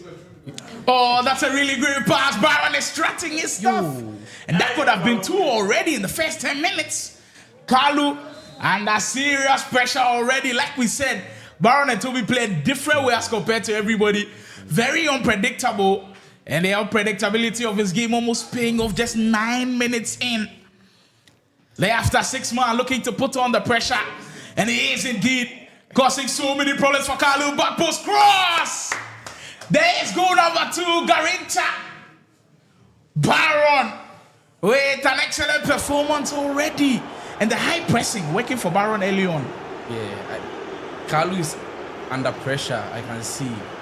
I feel it's because we are not used to playing with this kind of players, so he's yet to adapt. You can't count Kalu out of this game yet. I mean, judging for the number of comebacks that he's had already, like on stream, off the broadcast, even today against Cap Gaming, they were able to make a comeback through Kalu. So you can't write him off.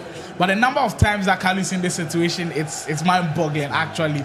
But early on already, Play Province down by 2 goals, and like we said, with Baron, you just can't rest at any point in time. He can't predict how he's going to attack. He can't predict how he's going to attack. Maybe he's going to use the first time through balls or the short passes. You just can't predict. Like so dynamic. There are just so many. You just can't put your finger on that one. Just 12 minutes in. After 6 Esports are pushing to the top of the table. Like I said, they are in the mix for being one of The top teams in there. Baron, possibly 3 goals before the first half comes. He wasn't expecting this pass. What in the world are we seeing? Baron OD, all the way from the UK, joining us for the Ghana Esports League and silencing a lot of the doubters around. When you were speaking of the best rosters, you didn't mention after 6. I think you have to reconsider now, because there's party also in the mix who plays online. Since he has not been here, that's why we've kind of forgotten about him. But if you look bad. at their roster as well, They have big gaps. there's Baron, there's Padia, there's and Raymond that goes in the mix. Raymond, If they wanted to even go deep, they can go Parker if they wanted to. Like, I mean, the squad that Kizito has put together, that's what I was asking. After 6, there are 4 players. Kanvik, there are 4 players. Play Provinces, 4 players. Who do you think has the best of the bunch when it comes to like the squads? Because I know Kanvik with Montana, they've got Mbappe, they've got Mayweather in the mix as well. Like there's choice, but if you want to go deep, there's quite a lot to rely on. Sometimes, like there's just so many talent around. It's quite difficult to pick. But if you are taking the best 4, then I think I've changed my answer. I'll go with after 6. You go after 6. After 6. I mean, it's no surprise at all. You can't blame Endless on this one. Like, it's just so difficult to put your hands on the best roster out there right now. Padia is in right now is very like mind-blowing. So if he was here today to be a different story, but Baron is doing the work. So if you have someone who's doing the work online, someone's doing the work offline, I think you're perfect right now. And Padia is really doing the work online. Like all of their online games, I think he's winning. He's putting them in prime positions. 15 minutes already. Who would have thought Akalu will be down by 3 goals early? I've seen a change in team actually from Kalu. He's not using his famous Peter check. I've not seen. Do you think it's one of the main reasons why he's currently struggling with his offensive output? Because we all know how good Check is, but with no Check in the lineup, it's quite surprising, but maybe this will be the start of something great for the Play Province man. Deus Bendiga, they call him. And we know when he gets on the comeback trail, he's usually a dangerous man to contend with. A wounded lion. And I think with him and Dels, they've built so much of a chemistry together in the sense where they know how to talk to each other in that situations. Like, even when they're down by 3 goals, you don't see them panic or anything. There's no pressure on them. They're still cool about it. They know that it's a 9-minute half, and you know how long it is. When you're playing a 9-minute half, how difficult it is to stay concentrated for the whole time. It's very difficult. We are used to playing kickoff. Like 6 minutes, 5 minutes, 5 minutes, 4 minutes. But the 9 minutes is something different. But I know that we are getting this. It's a stepping stone. So we get there. Yeah, indeed. And I think this is the prime position for us to do this. Keep building on the concentration part of things. Keep pushing with the 9 minutes half. And I'm sure it will be in. And you know, Kalu already could have had a second. Come on, Kalu. Should be scoring from that. We know he pounces on your lapse of concentration. And for Baron, just a little bit of the lapse of concentration. That chance right there will remind Baron of how good Kalu is. He knows you can't rest anytime. Like, your defense has to always be spot on. Great tackle coming from Theo Hernandez. Big one. And now this game all of a sudden has some life to it. That's an excellent pass, by the way. Messi, can he find the open pass? He will! Come on, Kalu. I thought he was going to try to take the ball down. Then play a driven shot or something. Now all of a sudden, Kalu is in the game. Play Province look like they are charged up. Kalu tried to get some life into this game. That's great defending from Baron to stop that attack. But how quickly the game can shift is just so intriguing. Like, all of a sudden, Baron is leading. Now Kalu in. Come on. He's had multiple chances. That's a nice hit by Buffon. Well, we told you guys about how unpredictable the Ghana Esports League is. And this one, even with Baron 3-1 up, you almost feel like the lead is not safe. Wow.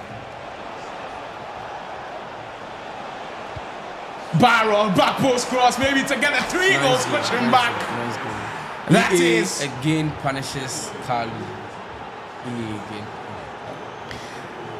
Well, with the chances he got, you missed 3 chances in a row. You get punished. Any time. Anytime, man. This time the cross. That's how the game works. Yes. You almost feel like it's part of the mechanics right now.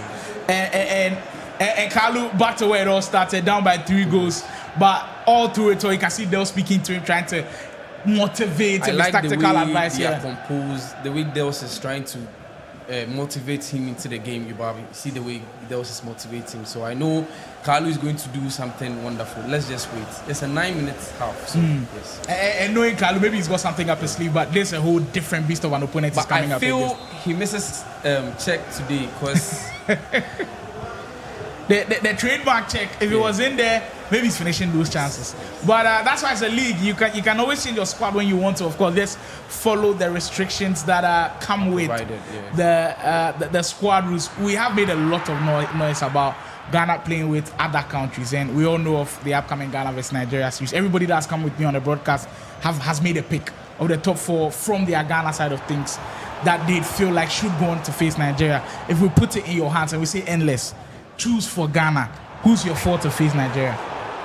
Because we already know the Nigerians are coming. We know Kelafrik is coming. We know Farouk is coming. Well, actually, it is confirmed that Rufai will not be coming, so Boyd will be coming, and then Baji Jr. will be coming as well. So, if that is the Nigerian 4, who do you think are the best 4? Looking forward to seeing Rufai playing. Yeah, unfortunately, he won't be available at that time, so it is Boyd who will take his place. But if there are any Ghanaian players, any 4 Ghanaian players that you think are good enough to face them, who would you pick? Okay, right now, I'll pick Montana. Montana will go in there. And Baron, maybe number 5, big save the hair. Padia. Montana, Padia. I think I'll take Sergio to... You put Sergio in the mix? Sergio. The way Sergio plays is an eyesore. Yes. Sergio is not... he's not bothered with what people say. Like, he likes to spam the first time through, but he just keeps doing everything. Yeah, like he said he'll try it 99 times, and it feels like it will work. Yes. Whatever you do, it will work. So, and the last player, I think I'll go for Baron. For Baron, we don't know if he'll still be around Ghana at the time. So there's a question mark. Yeah, so there's a question mark around Baron. So if there's no Baron, who do you go with? Then we'll look to the OGs a little bit. I nearly forgot my guy. I'll take Survival. Sorry.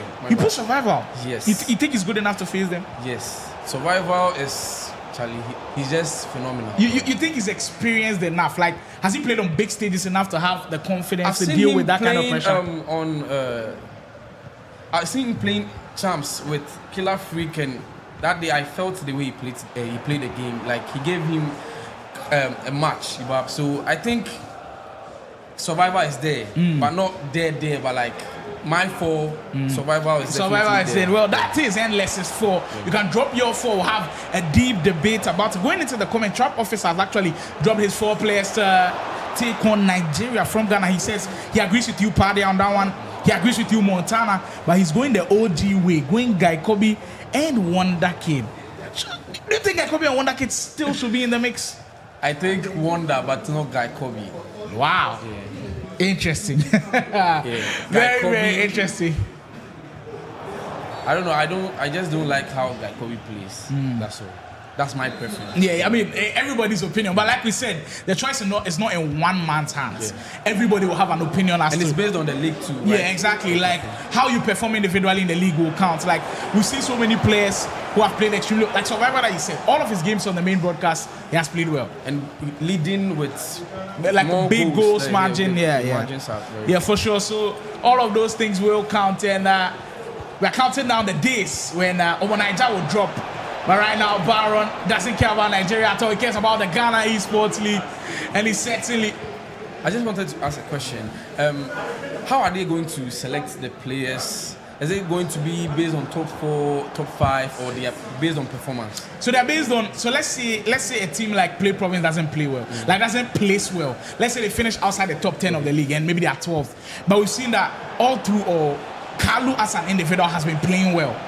We can nominate him to say, you know what, even though your team hasn't played well, you individually you've played or you can be in the team. So it's based on individual performances, not necessarily team placement. Everybody will have a choice to make, and the one that keeps ringing, like if people are mentioning Kalu the whole time, I mean, you've got to go with him. And he's also got a track record. He has beat Killer Freak before, so if you want somebody who has been able to do it, then maybe you might go with Kalu. But like I said, there's still time to think about it. There's still time to choose from. Ghana vs Nigeria certainly coming up. I believe it will come up next month, and maybe second week of next month, maybe third week.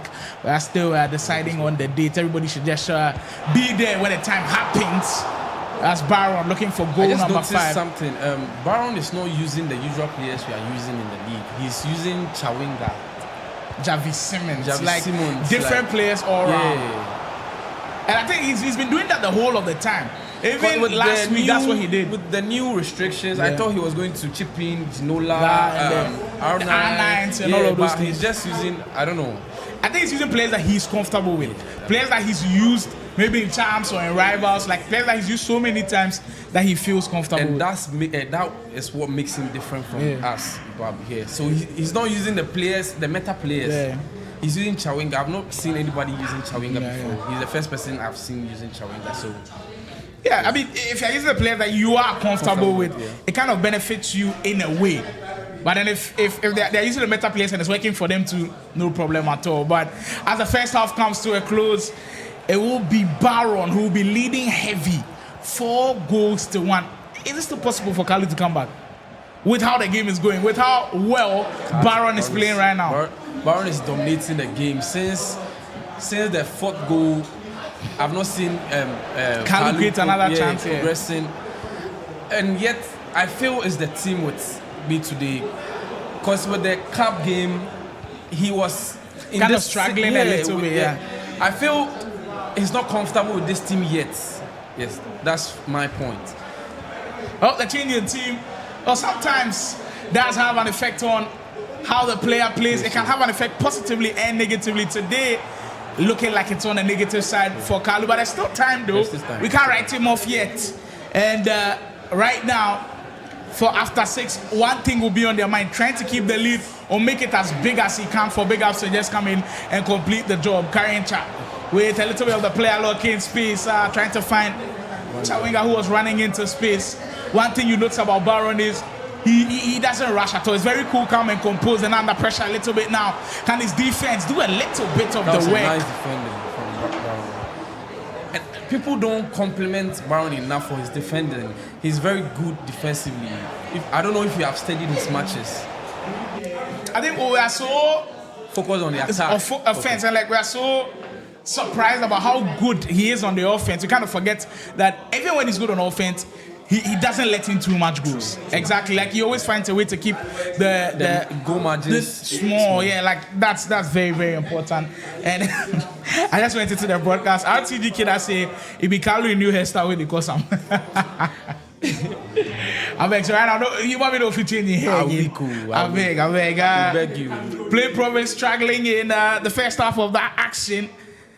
Kalu has been wasteful at times, but like you said, after that 4th goal went in from Baron, I don't think he's created any meaningful opportunity to put Baron under pressure. 52 minutes gone, still a lot of time on the game clock, by the way. Here at the Ghana Esports League, week 3, our penultimate weekend. And mind you, last week, next week will be our last weekend for the Ghana Esports League. We will decide who will finish at the top of the table, and fingers crossed for all of the 16 teams. And I think right now some teams are making their case very strong. Ultimate Hub, they've done a brilliant job of putting themselves in the mix. After 6 is in the shout for top spot. I believe Gatsby Esports is also pushing to be in those top spots as well. Like there's so many teams that have a case for finishing the top of the league. I was wondering if I could see the table, how it stands now, but maybe after the stream. Yeah, I think there is an opportunity to just go over the table once more. And this is currently, as it's updated, not all of the teams have played the same number of games, but it's actually Canvic who are sitting at the top of the table with 25 points. So Canvic on 25 points. They have actually played just 10 games. Gatsby, who have played 11 games, are on 24. So you can't blame me for choosing Sergio. Yeah, exactly. Like he has been a very, very good player. Like individual performances alone, they've actually been the highest scorers in the whole of the tournament. 104 goals from Team Gatsby. That's actually wild. Wow, dude. After 6 comes in 3rd place on 24 points. They've also just played 10 games. So if after 6 wins their next game, they'll go above Gatsby. Gatsby will come down to 3rd. Also, Virtual Union with 10 games played, 24 points. If they also win their next game, I think they go above Gatsby. The first for the point difference looks so close. Like, it can change at any point in time. Like, the differential there between Kanvik, Gatsby, after 6 virtual union is just a single point.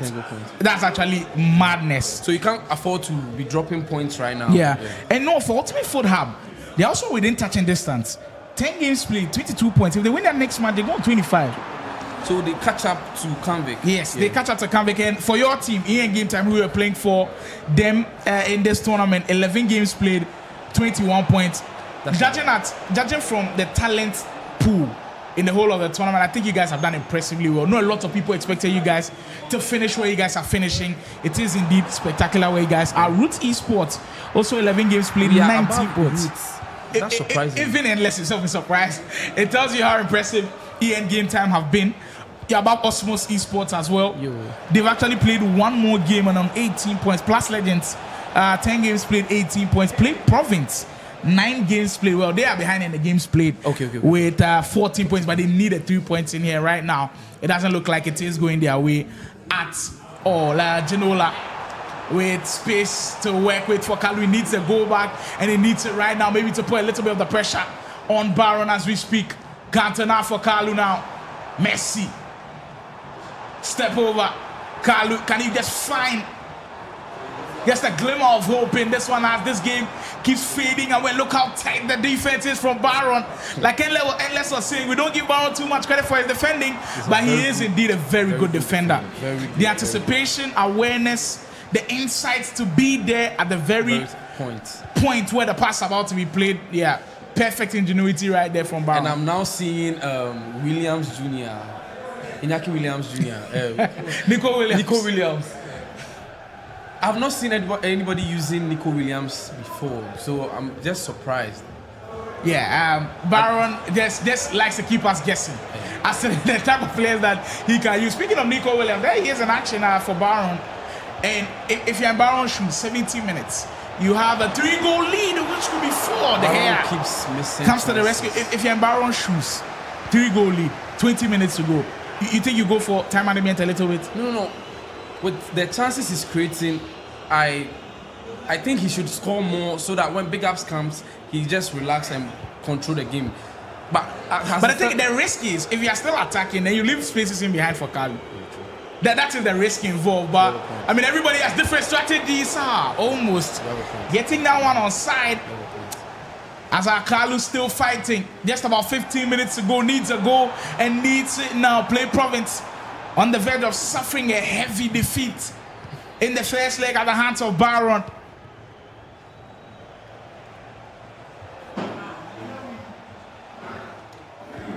So are we going to relegate teams?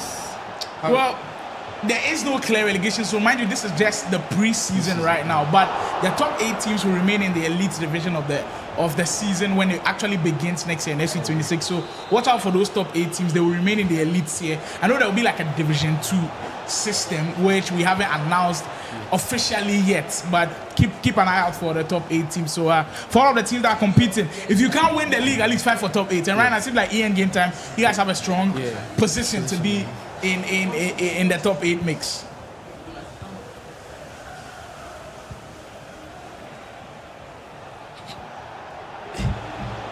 Henry on the 10 after 6 esports might get number 5. And that's game, set, match. And from Carlos' reaction, you know he knows it. He knows that the game has been put to bed. That is the remarkable finish from Baron. I think Big Ups is also doing a good job there, trying to coach Baron to score more goals. Yeah, so I think kudos to Big Ups. Kudos. Baron picking his spots and finishing with a plum. Well, you think the switch in the matchup kind of altered this one a little because we are so used to Kalu playing the second game. All of a sudden, Play Province want to mix it up. Kalu's playing first. You think it plays into how this game has gone a little bit? Yeah, I think so. Even today, when they started, I didn't see Kalu playing first. Yeah, I think it was Prince Jonas who actually played first in that cup game matchup. But I felt they were trying to change things up, but it didn't go well for them. So yeah, sometimes change is good. Sometimes change might not go the way you want it to. And today, it is the Play Province man who's on the end of a heavy scoreline. One we are not used to actually. But Kalu struggling against Baron on the main broadcast wasn't something that we saw coming in. This heavy defeat, it only bodes well for after 6. I think Big Ups will come in there and he will relish this chance. Because Big Ups, he's one person that can be composed, hold on to possession and frustrate you. You think it's even remotely possible for Dels to even think about trying to come back in that game? No way for Dels.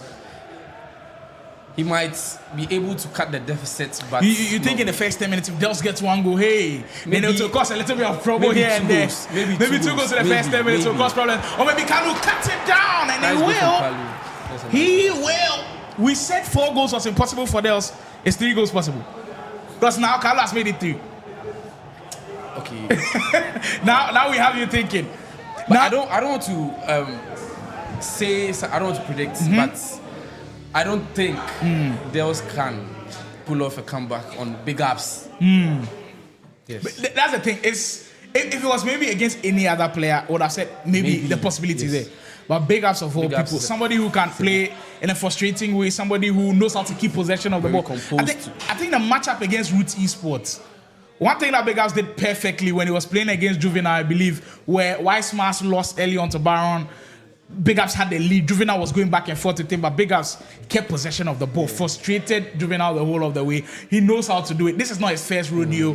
It's going to be a difficult task for Play Province. But knowing Play Province, they are the comeback team of the whole tournament. So if they had to go back to their comeback ways, then maybe we are not done yet.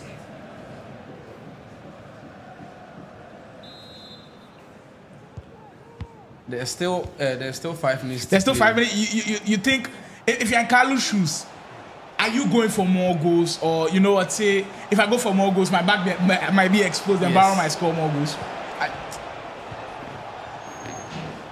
The thing is, with Baron, he's very good in attacking. So I feel he should just keep it at 5-2. 5-2. Yeah. And he gets it away, actually, Baron, and he gives an open space for Kalu to try to operate, but Dumfries bullying his way through and winning back possession of the ball. Baron losing possession of the ball. We're expecting that at all. Kalu trying to press and possibly get one more goal back for Dels, but Baron keeping him at arm's length. Michael, no hold on to it for Baron. 2 minutes ago, before this game comes to a close, but after 6 esports starting in the best way possible, and maybe Baron has one more goal in his mind, trying to find Milinkovic Savage, but Kalu is there. Over the top through ball, that's fine. I believe Kaka, who was just been introduced, if Kalu gets one more, he will make the second leg interesting. That's quite an interesting skill that we've not seen yet in the whole of the tournament. I'm not sure he was going for that. Yeah, I think it's probably one of those mistakes that happened, and maybe it could possibly go on to cost him. With Baron bearing down on goal, can he find the open man on this one? Well, Kalu says enough is enough. Those 3 goals are enough. After 6 esports, Baron will put on a massive show. Wins this one by 5 goals to 2. Like I said, it's going to be difficult, but it's not impossible, on the part of Dels. We will find out. On the part of Play Province. Yeah, exactly. On the part of Play Province. But this is just part 1 of the action. There is still part 2 to come for our final showdown of week 3 of the Ghana Esports League.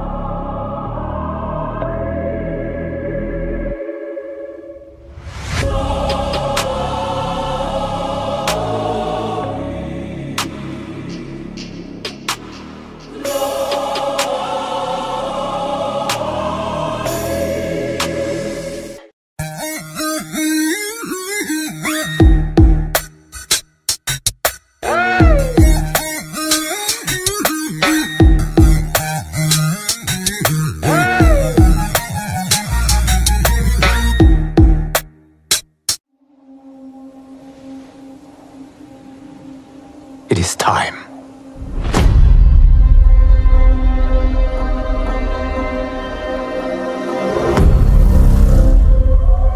Time to wake up to a new reality. To a blank canvas that I have painted in with warmth and peace. In my new era, choice is yours. Whether to live in quiet serenity or bloody strife.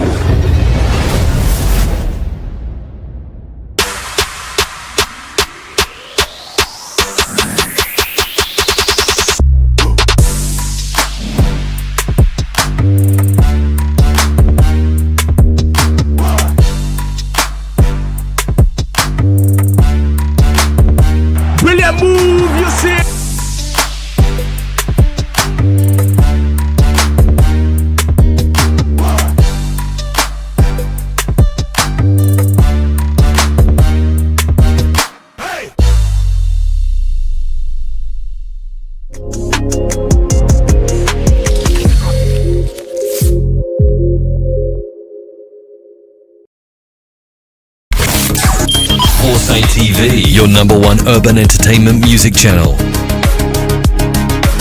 Follow us on Twitter at official Foresight TV, Instagram at Foresight TV, and like Foresight TV on Facebook. Foresight TV, #1 urban entertainment music channel.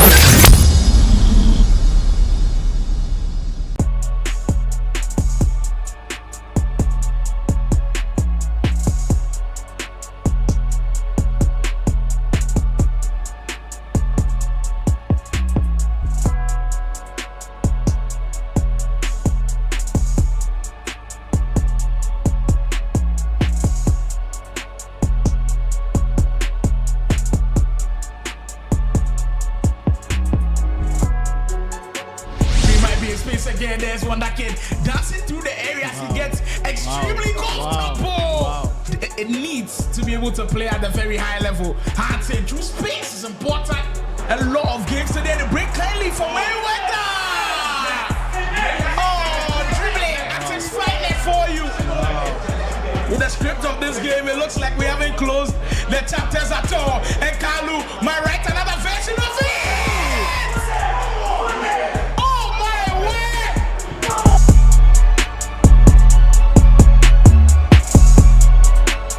If you've not been following the Ghana Esports League, I bet you're missing out on premium entertainment and drama. And week 2 did not disappoint at all. It kept giving us great things all over. My name is Slimo, and this is the review of week 2 of the Ghana Esports League. There are 5 things to note down. Make sure you tune in for this one. Over the weekend, it felt like we saved the best for last with the Play Province versus Canvic game.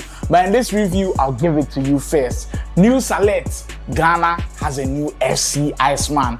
Kalu just doesn't have the quits in him. Last week, we saw what he did in that Root Esports game against Wisemans. Coming back from behind, well, he knows how to do it on even bigger stages against Canvic Records, 2 of the most established esports teams around. And for Kalu, he had to do it all over again because Dels had lost the first match to Montana by 2 goals down. And going into that game, it wasn't easy at all. Going back and forth with one of Ghana's very best Mayweather. At a point, he was down by 4 goals in the game. But Kalu saying never say never, dragged Play Province out of the mud and secured them with 1 point out of that game. Making a couple of errors at the back, but so far, the Play Province man staying resolute. The player look coming to play, and he gets 1 more on the board. Very difficult week 2, by the way. They've lost a lot of games today. The break kindly for Mayweather. Oh, dribbling. That is fighting for you. Wow. Mayweather. And what has been a thrilling day so far, with all of the teams putting on a very good show. Kalu through. Wow. Knew the pass was coming, and just settled him perfectly with the way Kalu was going, and it will break for Femi Lopez. Kalu through and goal! What is happening, people? Play Province! Well, the script of this game, it looks like we haven't closed the chapters at all, and Kalu might write another version of it!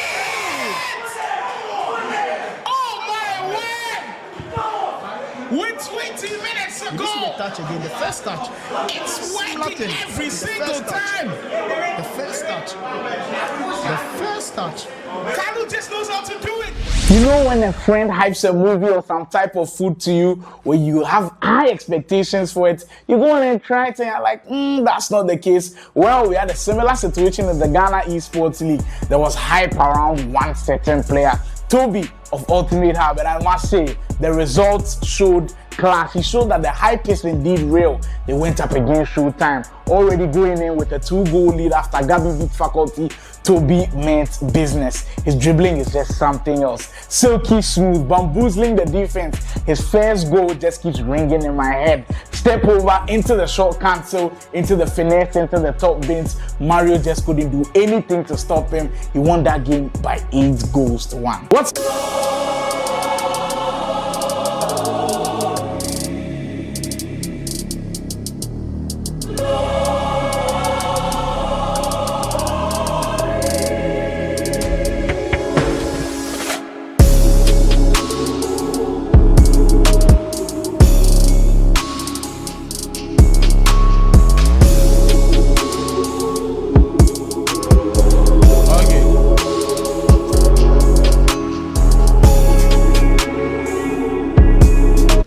Like the saying goes, all good things must come to an end. And we are at the final matchup of the day of what has been a splendid match week 3 of the Ghana Esports League. First leg, Baron has basically put the 3 points in the bag, let's say it like that, but it's not complete and official yet.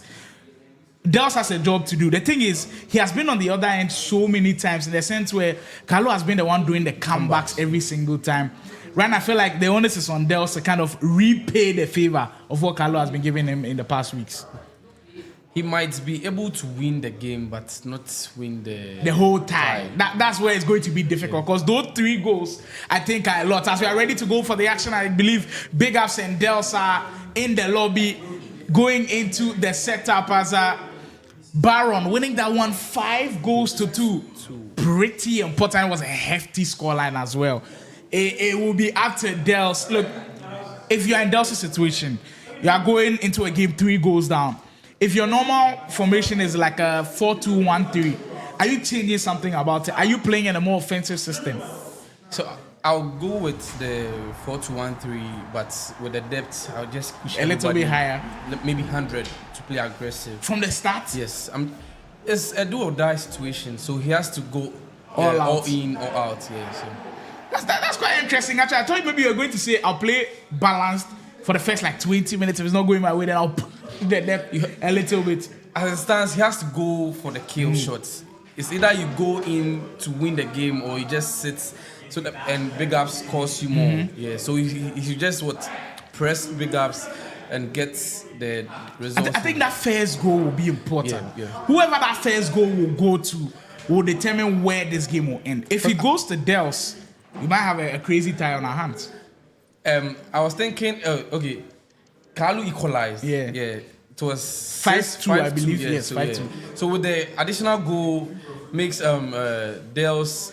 Now the scoreline, the margin will be 2 goals, and I think 2 goals is totally doable for Dels. But 3 goals, well, that's a whole different ball game, and that's where he'll start the matchup with after 6 versus Play Province, our prime time final matchup of the day for our match week 3 of the Ghana Esports League. And right now, Play Province with a big job on their hands. Dels with a big job on his hands, and I think early on already you see him try to be as aggressive as he can, but Big Ups, like I said, it's not his first rodeo to be in this position at all. He knows how to keep the ball in this position, and here everybody call him the player lock merchant himself. Like he knows how to use it even in defensive situations where he wants to find spaces to operate. Messi already for Big Ups to start this game. And if a goal goes in from Big Ups early, that will be a big momentum shift. It will totally kill the spirit within this one. That's a nice defense from Dels, yeah. And that was possibly a perfect start from Big Ups. If that goal had gone in, it would have totally changed the landscape of how this game will look. Dels now with his first attack of this game. Messi will surely get there first. Dels Trying to get the crossing on Henri. And it's actually Ginola back defending. Interesting stuff right there. Look. I wasn't expecting that cross though. That was a nice... He almost felt like he caught him off guard a little bit, but credit to Big Ups. Tracked the run the whole time. With Ginola. And with Ginola as well. Come on. But I think the game should be rewarding the attacker in some sense. Yes. But, well, it's all part of the mechanics right now. Dell's winning it high up the field. Those are the positive signs to show you he's going to be as aggressive as ever. The play province man trying to do what will tell him as possibly the most chaotic comeback if he indeed gets on the comeback trail. Messi will find Ginola and you get there first before John and Reese.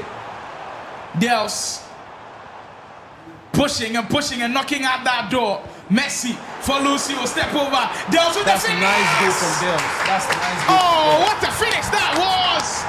The play province man settling in already, and Kalu certainly enjoying that one. 10 minutes, like I said. First goal. I mean, is that a sign of good things to come from Dels? I think Dels is in the game.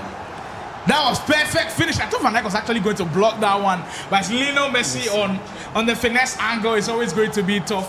Dancing around the area. Yeah. It's GG's from this in. Konate couldn't even move. Yeah, rooted to the spot, and we have a tie on our hands. We said 3 was going to be difficult, But it's doable. But 2 It's doable. 2 is now, you almost feel like if he scores another one, Big Ups is in trouble. But you know what? For Big Ups, like I said, he just knows how to play it like this. He will try to hold on to the ball, draw Dels's players out of position, make him fight for the ball a lot more. Try to commit. Commit a lot more bodies, and that might cause problems for Dels. But it's still early days, just 12 minutes in. There's still more in there to go. But Dels, and I like the way Dels is playing the game now. From the first 10 minutes, I like the way he's attacking, the way he's defending too. And you see how high he's defending as well. I think maybe he had your advice on pushing the defensive line very high. Just come forward. He should defend. He should attack. Just attack. He is really pushing that line pretty high. Maicon in the area. Dels not rushing at all with the attacks and knows when to try to get that pass. That time around, can't get it in. I'm getting into the comments a little bit. Some says Dels is relaxed because Big Ups will do player locks a lot. Interesting stuff. You know what? The player locks actually do help him sometimes. Yeah. But in this scenario, he'll need to use it in progressive situations. If he's always using it at the back, I think it will always invite pressure some way, somehow. Dels, ball roll, scoop. And that's quite an interesting one. That was not interesting. Yeah, definitely. And I see a lot of support for Dels in the chat and a lot of support for the After 6 man as well. Our final matchup of the Ghana Esports League match week 3. Proudly brought to you by Esports Association of Ghana, Factory of Production as well. VGA Esports also making this one happen. A headset sponsor, Steel Series also in the mix. Ragno, we appreciate all of the efforts. Our media partners, Sporty FM, GH1 TV, Ultimate Battle, our streaming partners as well. Also making this one happen is Big Ups almost broke through once again. Egon by AOC giving us a premium quality when gaming with our monitor. Foresight TV Mansion, our incredible host as well. OSK Travels, Mashada Gaming, we salute you. Ube and Soccerism all coming on board to make this one as enjoyable as it is. 20 minutes in, and Dels looks like he's pressing high up the field. Both players are using the player locks very effectively. You can see Dels doing more player locks more than usual. So. I mean, I think the player locks shift the whole dynamic of how to control your players that are not with the ball. Like initially in previous years of FC, if you trigger L1, it's moving in one direction. But now the player lock will allow you to change it. Oh, that's why we always said the man is dangerous when he's got a lead. And Big Up says, call me anytime you want me to protect something. As he's protecting this lead, takes it back to a 3-goal cushion. That's an excellent finish with the Trivela. And now it has set Dels back a bit. With how well he started, Big Ups with that goal has totally changed the way the game is looking now. But there's still time. There's still time for. I mean, there is a lot of time, but there is still time for actually Big Ups to possibly even get more goals. Yeah. But the thing is, the time works in Dels's favor in some sense because he needs the time to be able to get in there. If it was up to Big Ups, the game would have probably even been ended right now. But right now, 25 minutes, there's still a lot of time to possibly do something in the game. Dels losing it right there. Maybe the pressure getting to him a little bit. There's Ronaldo. Gets in there before his man. And that will be deep illegal. Come on, Vanja. Milinkovic Savic commits. And Big Ups with an opportunity to go 2 goals up. Oh, with the cheeky Panenka as well. After 6 esports. Call me.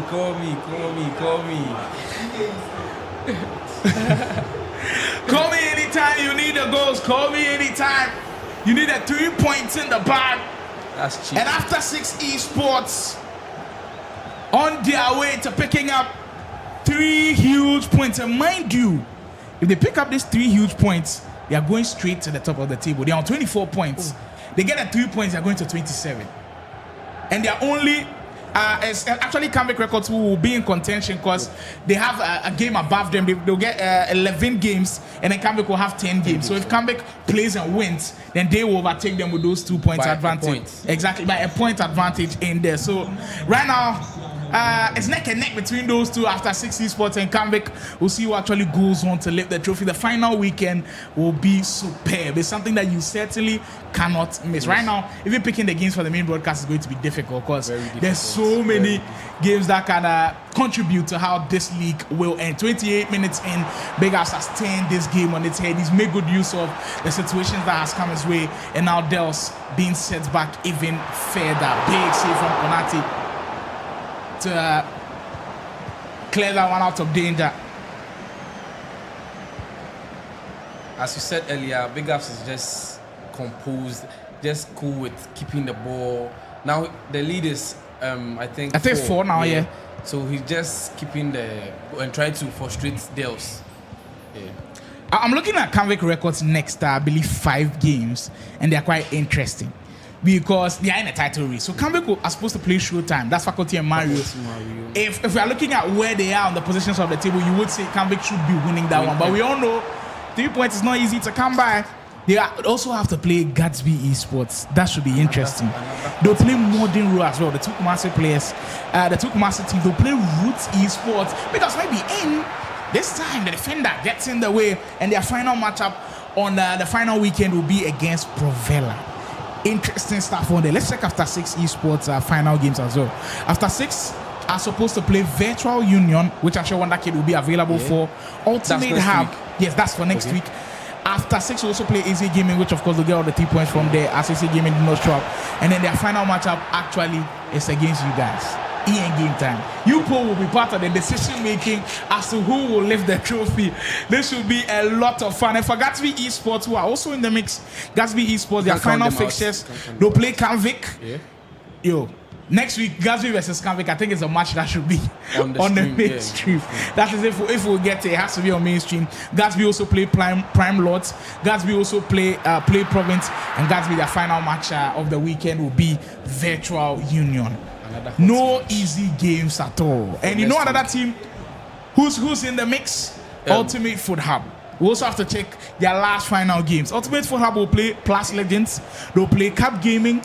They'll play After 6 Esports. They'll play Provella and then AZ Gaming to round out their roster. At the top of the table, it's looking crazy right now. I think the first 3 teams, they have crazy fixtures. No easy fixtures at all. If you drop a point, you're in trouble. If you drop a point, you're in serious trouble. You lose the title. If you drop a point, you lose the title. Indeed, and that's how we envision the Ghana Esports League to be. About 4 or 5 teams are just separated by a single point at the top of the table. Crazy, bro. That's actually insane. Well, that is your cue to be here for the showdown for the final weekend of the Ghana Esports League. It's been 3 weeks of brilliant action already, and I'm telling you, week 4 will be even more fireworks. And right now, Big Ups looking to add more to the goal tally because he knows that goals are important. Right now, it's Gatsby that leading with goals with 104 goals. That's actually insane. Big Ups is in. Next time, driven shot. I think precision shooting on his part today. Yeah, it's part. But I think, as it stands now, I don't think we'll be getting any any goals over Big Ups because see the way Big Ups is defending. Yeah, defending very well, keeping it compact, making it difficult for Dels to penetrate through. And we always knew it was going to be difficult for him. But what a way to turn it around, especially in the first half. If Big Ups lets that one goalie from Dels prolong, it would have gotten into his head a little bit, yeah. So it's been a different story altogether. Yeah, but this one, it has totally worked out in his favor. Maybe he might even get more Ronaldo in the header. Ronaldinho! For sure now, after 6, we walk away with a point. Call him. Wow! After 6, esports mean business. And everybody who's put together this wonderful team deserves some flowers. Truly insane stuff from Big Ups. He has been the man of the moment. Credit to Baron as well for setting him up well with this advantage, and now the game totally out of reach for Play Province. Kudos to Baron for setting the tone of the game, making Big Ups feel comfortable. If we're looking at the goal tally, actually, Gatsby have 104 goals. I don't think anybody is going to catch Gatsby with the goals. With the goal tally. I mean, Coming Records actually close 96 goals, by the way, and they still have one game in hand. Oh, okay. If they're able to get a lot of goals, they might catch up. After 6 esports, they are the only team in the top 5 that have less than 80 goals on 76. So maybe Big Ups knows that, and that's why he's trying to get more goals in the mix. And there's still another half to play, so. I mean, there's still potentially 45 minutes left for him to maybe go and then grab all goals in that mix, but possibly maybe there's also getting a couple more. But the first half, magnificent stuff from Big Ups. There's routine. Like, he didn't make things look too complicated. When he needs to score goals, score goals. When you need to defend, keep a low block, he has done that. When he needs to keep possession of the ball, he's doing that as well. And it just shows someone who, this is not his first time doing this. He's been there, he's done countless times. Yeah, like always putting on the show. Look, we have conversation about the GOAT debate every single time. About who the GOAT is when it comes to FC in Ghana. And I think the consensus number 1 is like Wonder Kid. Maybe top 3 Wonder Kid, Suli guy. Could be anywhere you want to place them, fine. But if we are to put serious thought as to who goes into the last spot for number 4 and 5, with what Big Ups has done across his career, you think he gets a case to enter the top 5? Big Ups definitely gets into my top 5. Yeah. Big Ups has been good over the years. Yes. Like almost every year, I think he's winning a tournament. True. And this year, it's no That's different. a nice goal from Big Ups. And on the big stages, he does it perfectly. After 6, Big Ups enjoying himself to the fullest. Well. They are as rampant as ever. Big Ups piling on the misery for Play Province. Big Ups cooking with that. Yeah. Right now, Big Ups they cook everything some. Toza feel they want to go cook them. Banku he go cook them. Jollof he go cook them. Everything so we go cook them. But if Big Ups gets in your top 5, who will be the last player all time? You think Kalu has a shout? But I think he's also been in the system for quite a while now. Also wins on like a regular basis. If you are going the OG way, maybe you go Kelvin, also a beast in his days. You can maybe go. You think Prince Jonas gets a shout? Prince Jonas, after he won GFA, but Oscar Pace. That's also quite interesting. Very interesting, actually. Yeah, there are so many other players who can be in there. You know, somebody who's in the recent era who I feel like deserves a little bit of love, as Big Ups will get one back, Dels will get one back. Actually, Montana deserves some love. Top 5 convo. Because you look at the kind of year that he's had, it is one of the best years we've seen. Winning the biggest tournaments when it comes to 1v1 with the great, being in multiple tournament finals. You can look at the year, I think someone just mentioned Kennedy as well. Won chosen championships that year, won Ultimate TV3, Battle TV3. Tournament. TV3 went to the final against Wonder Kid. All of those guys are in the mix for the greatest of all time when it comes to like top 5 debates. Top 5. Let's make it top 10. Top 10. Top 5, it will be hard. The top 5 is actually difficult, to be honest with you. To get your that's actually top 5, very tough, yeah. Because you can get top 4, the 5th person will be a struggle. Yeah. And it all depends on the criteria as well. What do you value? Do you value longevity? If you value longevity, then I think Gaikobi is possibly the second best player ever over Suli. Okay, that's because longevity-wise, he's been there almost every time. You were saying earlier that you can't just with the 3 players, you can't just put them there like the order in which you want to have them. Yeah, so they are just there. They are. But if we want to put them in order, I think Wonder Kid will definitely come number one for everybody. Yeah, okay, so I'll go for Guy Kobe as number 2 because he's been in the scene for. I've not seen Sule recently for quite a while now. I think since 24 at the TV3 tournament that he came. I've not seen him. I think TV3 is actually 23. If I'm 23, I start to be corrected on that one because I think 24 we didn't have that warmer plus esports tournament. But it's all parts of the convo, and you see, like it depends on what you value. If you value longevity, Guy Kobe has to go like number 2. Even that's the case for number 1 because longevity-wise, he's been there every step of the way. Because Wonder Kid kind of stopped a little bit, and then now he has come back. But Guy Kobe has been there the whole time.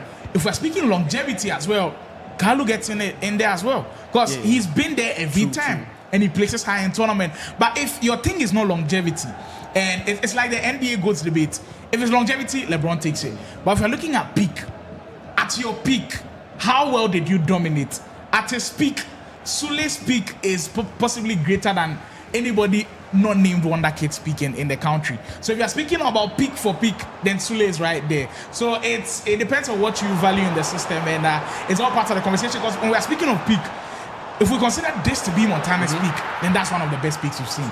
Because winning the biggest tournament, being in the mix for semi-final, final every single time, that's truly special. If we are speaking longevity, Big Ups has been there for like 4 straight years where he's played well as well. But the conversation changes every time. But you can let me know what you think in the good debate as well. Endless was trying to put together his list. I put him on the spot, so it was quite difficult for him to get it in the mix. But there are so many players who have a case. Sule. Sule being, if you are performance-wise. Yeah, like if I'm taking longevity, Guy Kobe over Sule. But if it's peak, at Sule's peak, that was 2020. Believe no, I think Sule is probably like 2018 or 19, where he beat Wonder Kid in the final. Beating Wonder Kid in the final is not easy. It's one of the most difficult things to do, where you are the outright best player in the country. It's not easy at all. And Wonder Kid was at his peak at that time. So peak for peak, Sule goes number 2. But if it comes to longevity, Guy Kobe will have to go number 2. Yeah, it just depends on what you want and what you value more in a go-to debate. Dels might be in. As that one will be ruled out for offside. 67 minutes gone with this one looking like it has been sealed in the bag for Big Ups. He has put on a very good show so far. He's kept it so simple. And maybe goal number 10 will come. Ronaldo, that's the ball roll into the field at that time. The goalkeeper alert to the danger. Credit to Dels from getting him out early and causing Big Ups to rush the shot a little bit.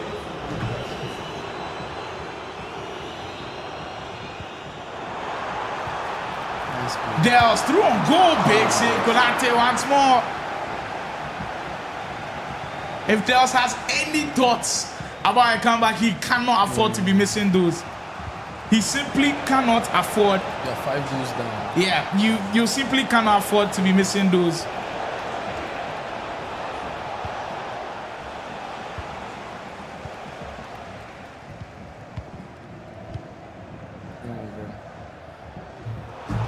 Just about 20 minutes to go before we wrap up things here at the Foresight TV match, and it has truly been some great esports action to enjoy on the virtual pitch. We have had a lot of fun right here today, but I entreat you to be there for next weekend. It is going to be one hell of a showdown. In game time, we'll get a chance to decide who go on to win the trophy. After 6 esports are in the mix, Canvica in the mix, Ultimate Hub in the mix, Gatsby Esports are in the mix. So look, if Gatsby Esports goes on to win it, I think it will do Kumasi Esports so much good. The fact that they can come from Kumasi and come into Accra and win the trophy, that will be insane. Because there's always the debate about Accra Kumasi, who is like the best player around and all of that. But credit to the guys like Sergio, Vastic, Lawrence. They've put in the work. Morning Row, we can't forget them as well. Morning Row, Mulish, Mod. They've also really done well. And I think they're also climbing in the standings as well. It's just that their start was quite slow. That's why they are not at the very top of the table. But insane stuff from both of the Kumasi teams. In fact, all of the players that have come outside of Accra have actually played well. Asafwa, all the way from Takrady. Yeah, he has been And a gem. Jonah too. Yeah. I think they've played extremely well. Credit to all of those players, and we appreciate them even more. Because traveling from one region to another, It's not easy. Yeah. It is totally not easy. Kantana, Big Ups has one more on his mind. Dels trying his best to keep the scoreline as it is.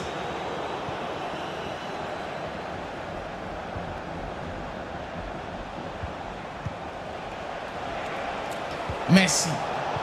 I tried to find Ronaldinho on that pass, but Big Up say it's already job done for the after 60. And I'm sure Kizito, wherever he is, will certainly be proud of the job done by his boys. Like Big Ups, Barrod, Padia, Raymond, Capo Parker in the mix as well. Ever since like he set that team, they have built a team that is always willing to compete. It's true. Like, remember Big Ups winning the Mashada Gaming Up Loan Tournament. They've competed in that one as well. They're playing extremely well. I believe in the Ghana Esports League, they've also really given a good account of themselves. Even at the VGA won an Ivorian tournament. Exactly. I think Great Champions Battle or something like that. But and now they say, boys, if you mention Ivory Coast, then boys, them are hard to record too. Well, hopefully the Internations battle will come on. Of course, we play Nigeria next month. Everybody keeping close tabs on that one. In September, Ghana versus Nigeria coming on. Next month, I think 26 will be... 26 is actually when SC26 is coming out. Yeah. But the Ghana versus Nigeria will definitely be before when 26 comes out. So it's one that the Nigerians are poised about, the Ghanaians are poised about. Come on. Another penalty now. No way. Dels has given away some questionable penalties throughout the whole of this game, which is very surprising. And for Big Ups, well, it's Panenka all the way. Once more. Big Ups keeps punishing girls for his mistakes. Yeah, and it's been mistakes that have been enforced sometimes. Like that was not needed at all. Like, and you almost feel like it is just the pressure getting to him a little bit. But credit to Big Ups in the after 16. If it was Kalu playing this game, it might be different. I don't know. Matchups are always pretty important, but I mean, who knows? We have the benefit of hindsight. We saw the result, but if we're also in their seat, maybe we would have also played the same matchup. So, all in all, credit to both teams. They have put on a splendid performance, but a dominant one from the after 16. A win like this, it sends a message across to the rest of the teams that if we're able to beat Play Province in this fashion, 10 goals to 4, we are ready to win a championship. Everybody's in for a treat. Yeah, exactly. It reminds me so much. And I know, an avid fan of the NBA as well. When OKC comes to your home and beats you like that, it tells you, they are ready to go and win a championship. So after 6, they are team primed to go on and win the championship right now. 1 minute to go, and this one in the bag for after 6 eSports. The team who came on there and just had one thing on their mind, to be in the championship mix. And with this game, they have certainly put themselves in a championship position. Lionel Messi, maybe one more goal for Big Ups. Possibly the icing on the cake, and that could have come with yet another penalty. 3 penalties in this game. At this point, the game is just being unfair. I think this one was kind of unfair. The game is being unfair. And for Big Ups, all he does is know how to score from these.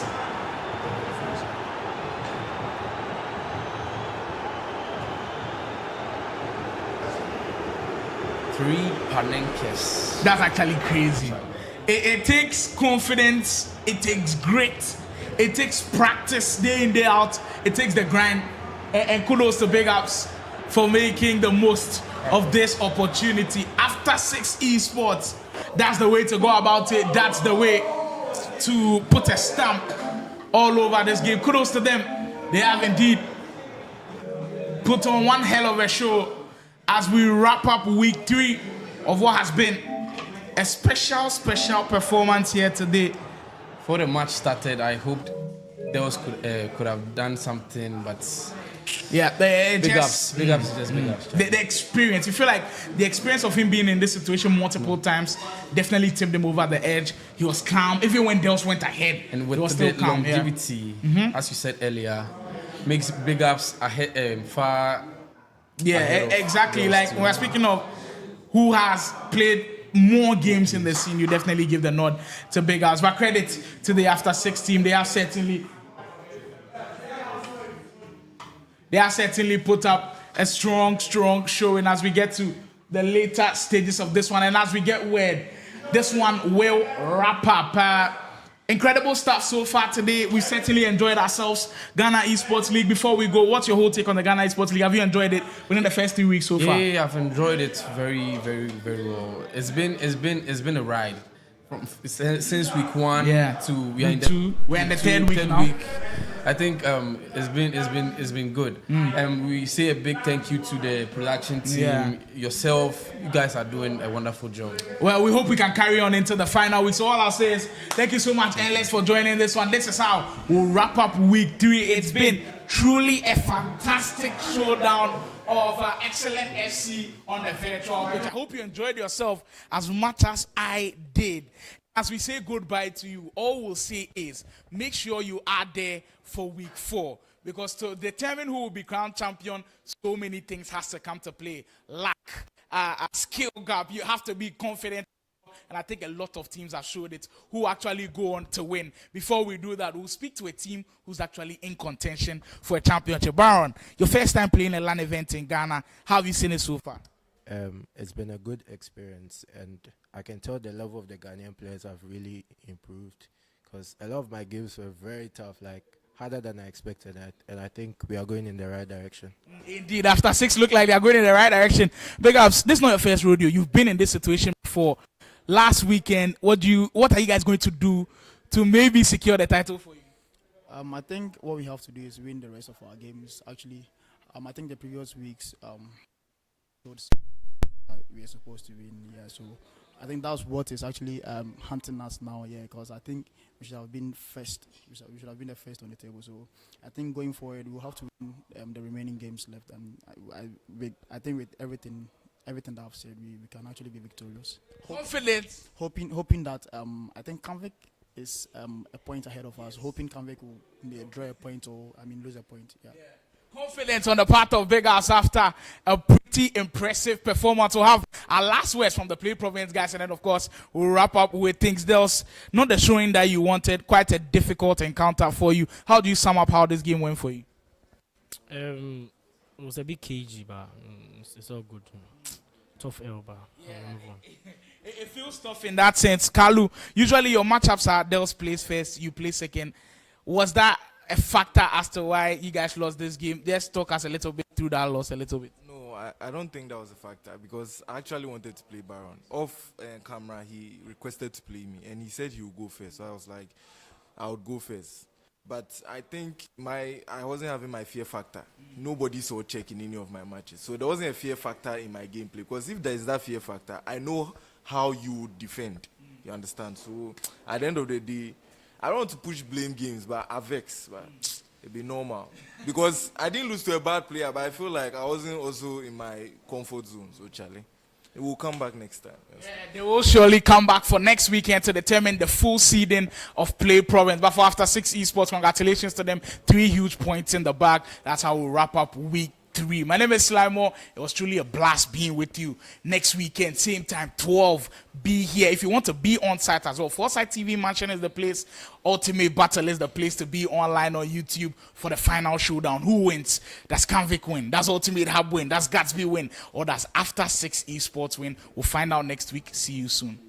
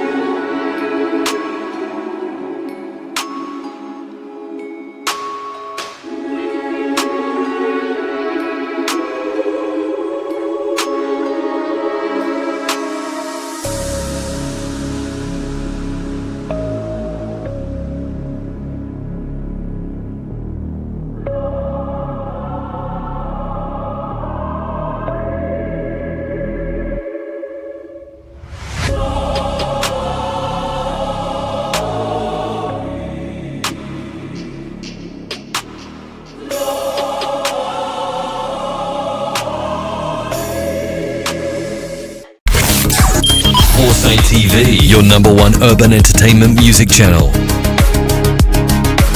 Follow us on Twitter at official Foresight TV, Instagram at Foresight TV, and like Foresight TV on Facebook. Foresight TV, #1 urban entertainment music channel.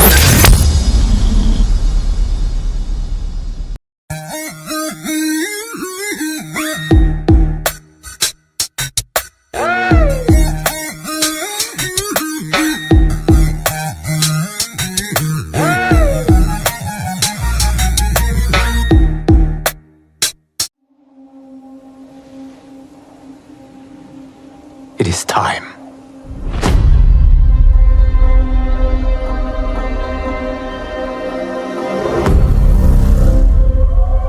Time to wake up to a new reality.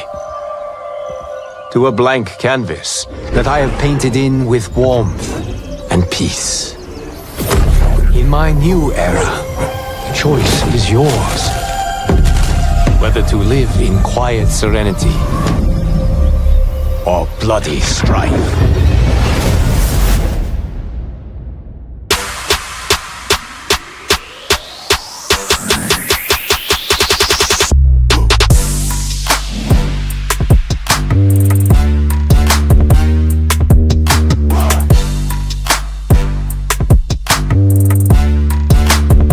Brilliant move, you see.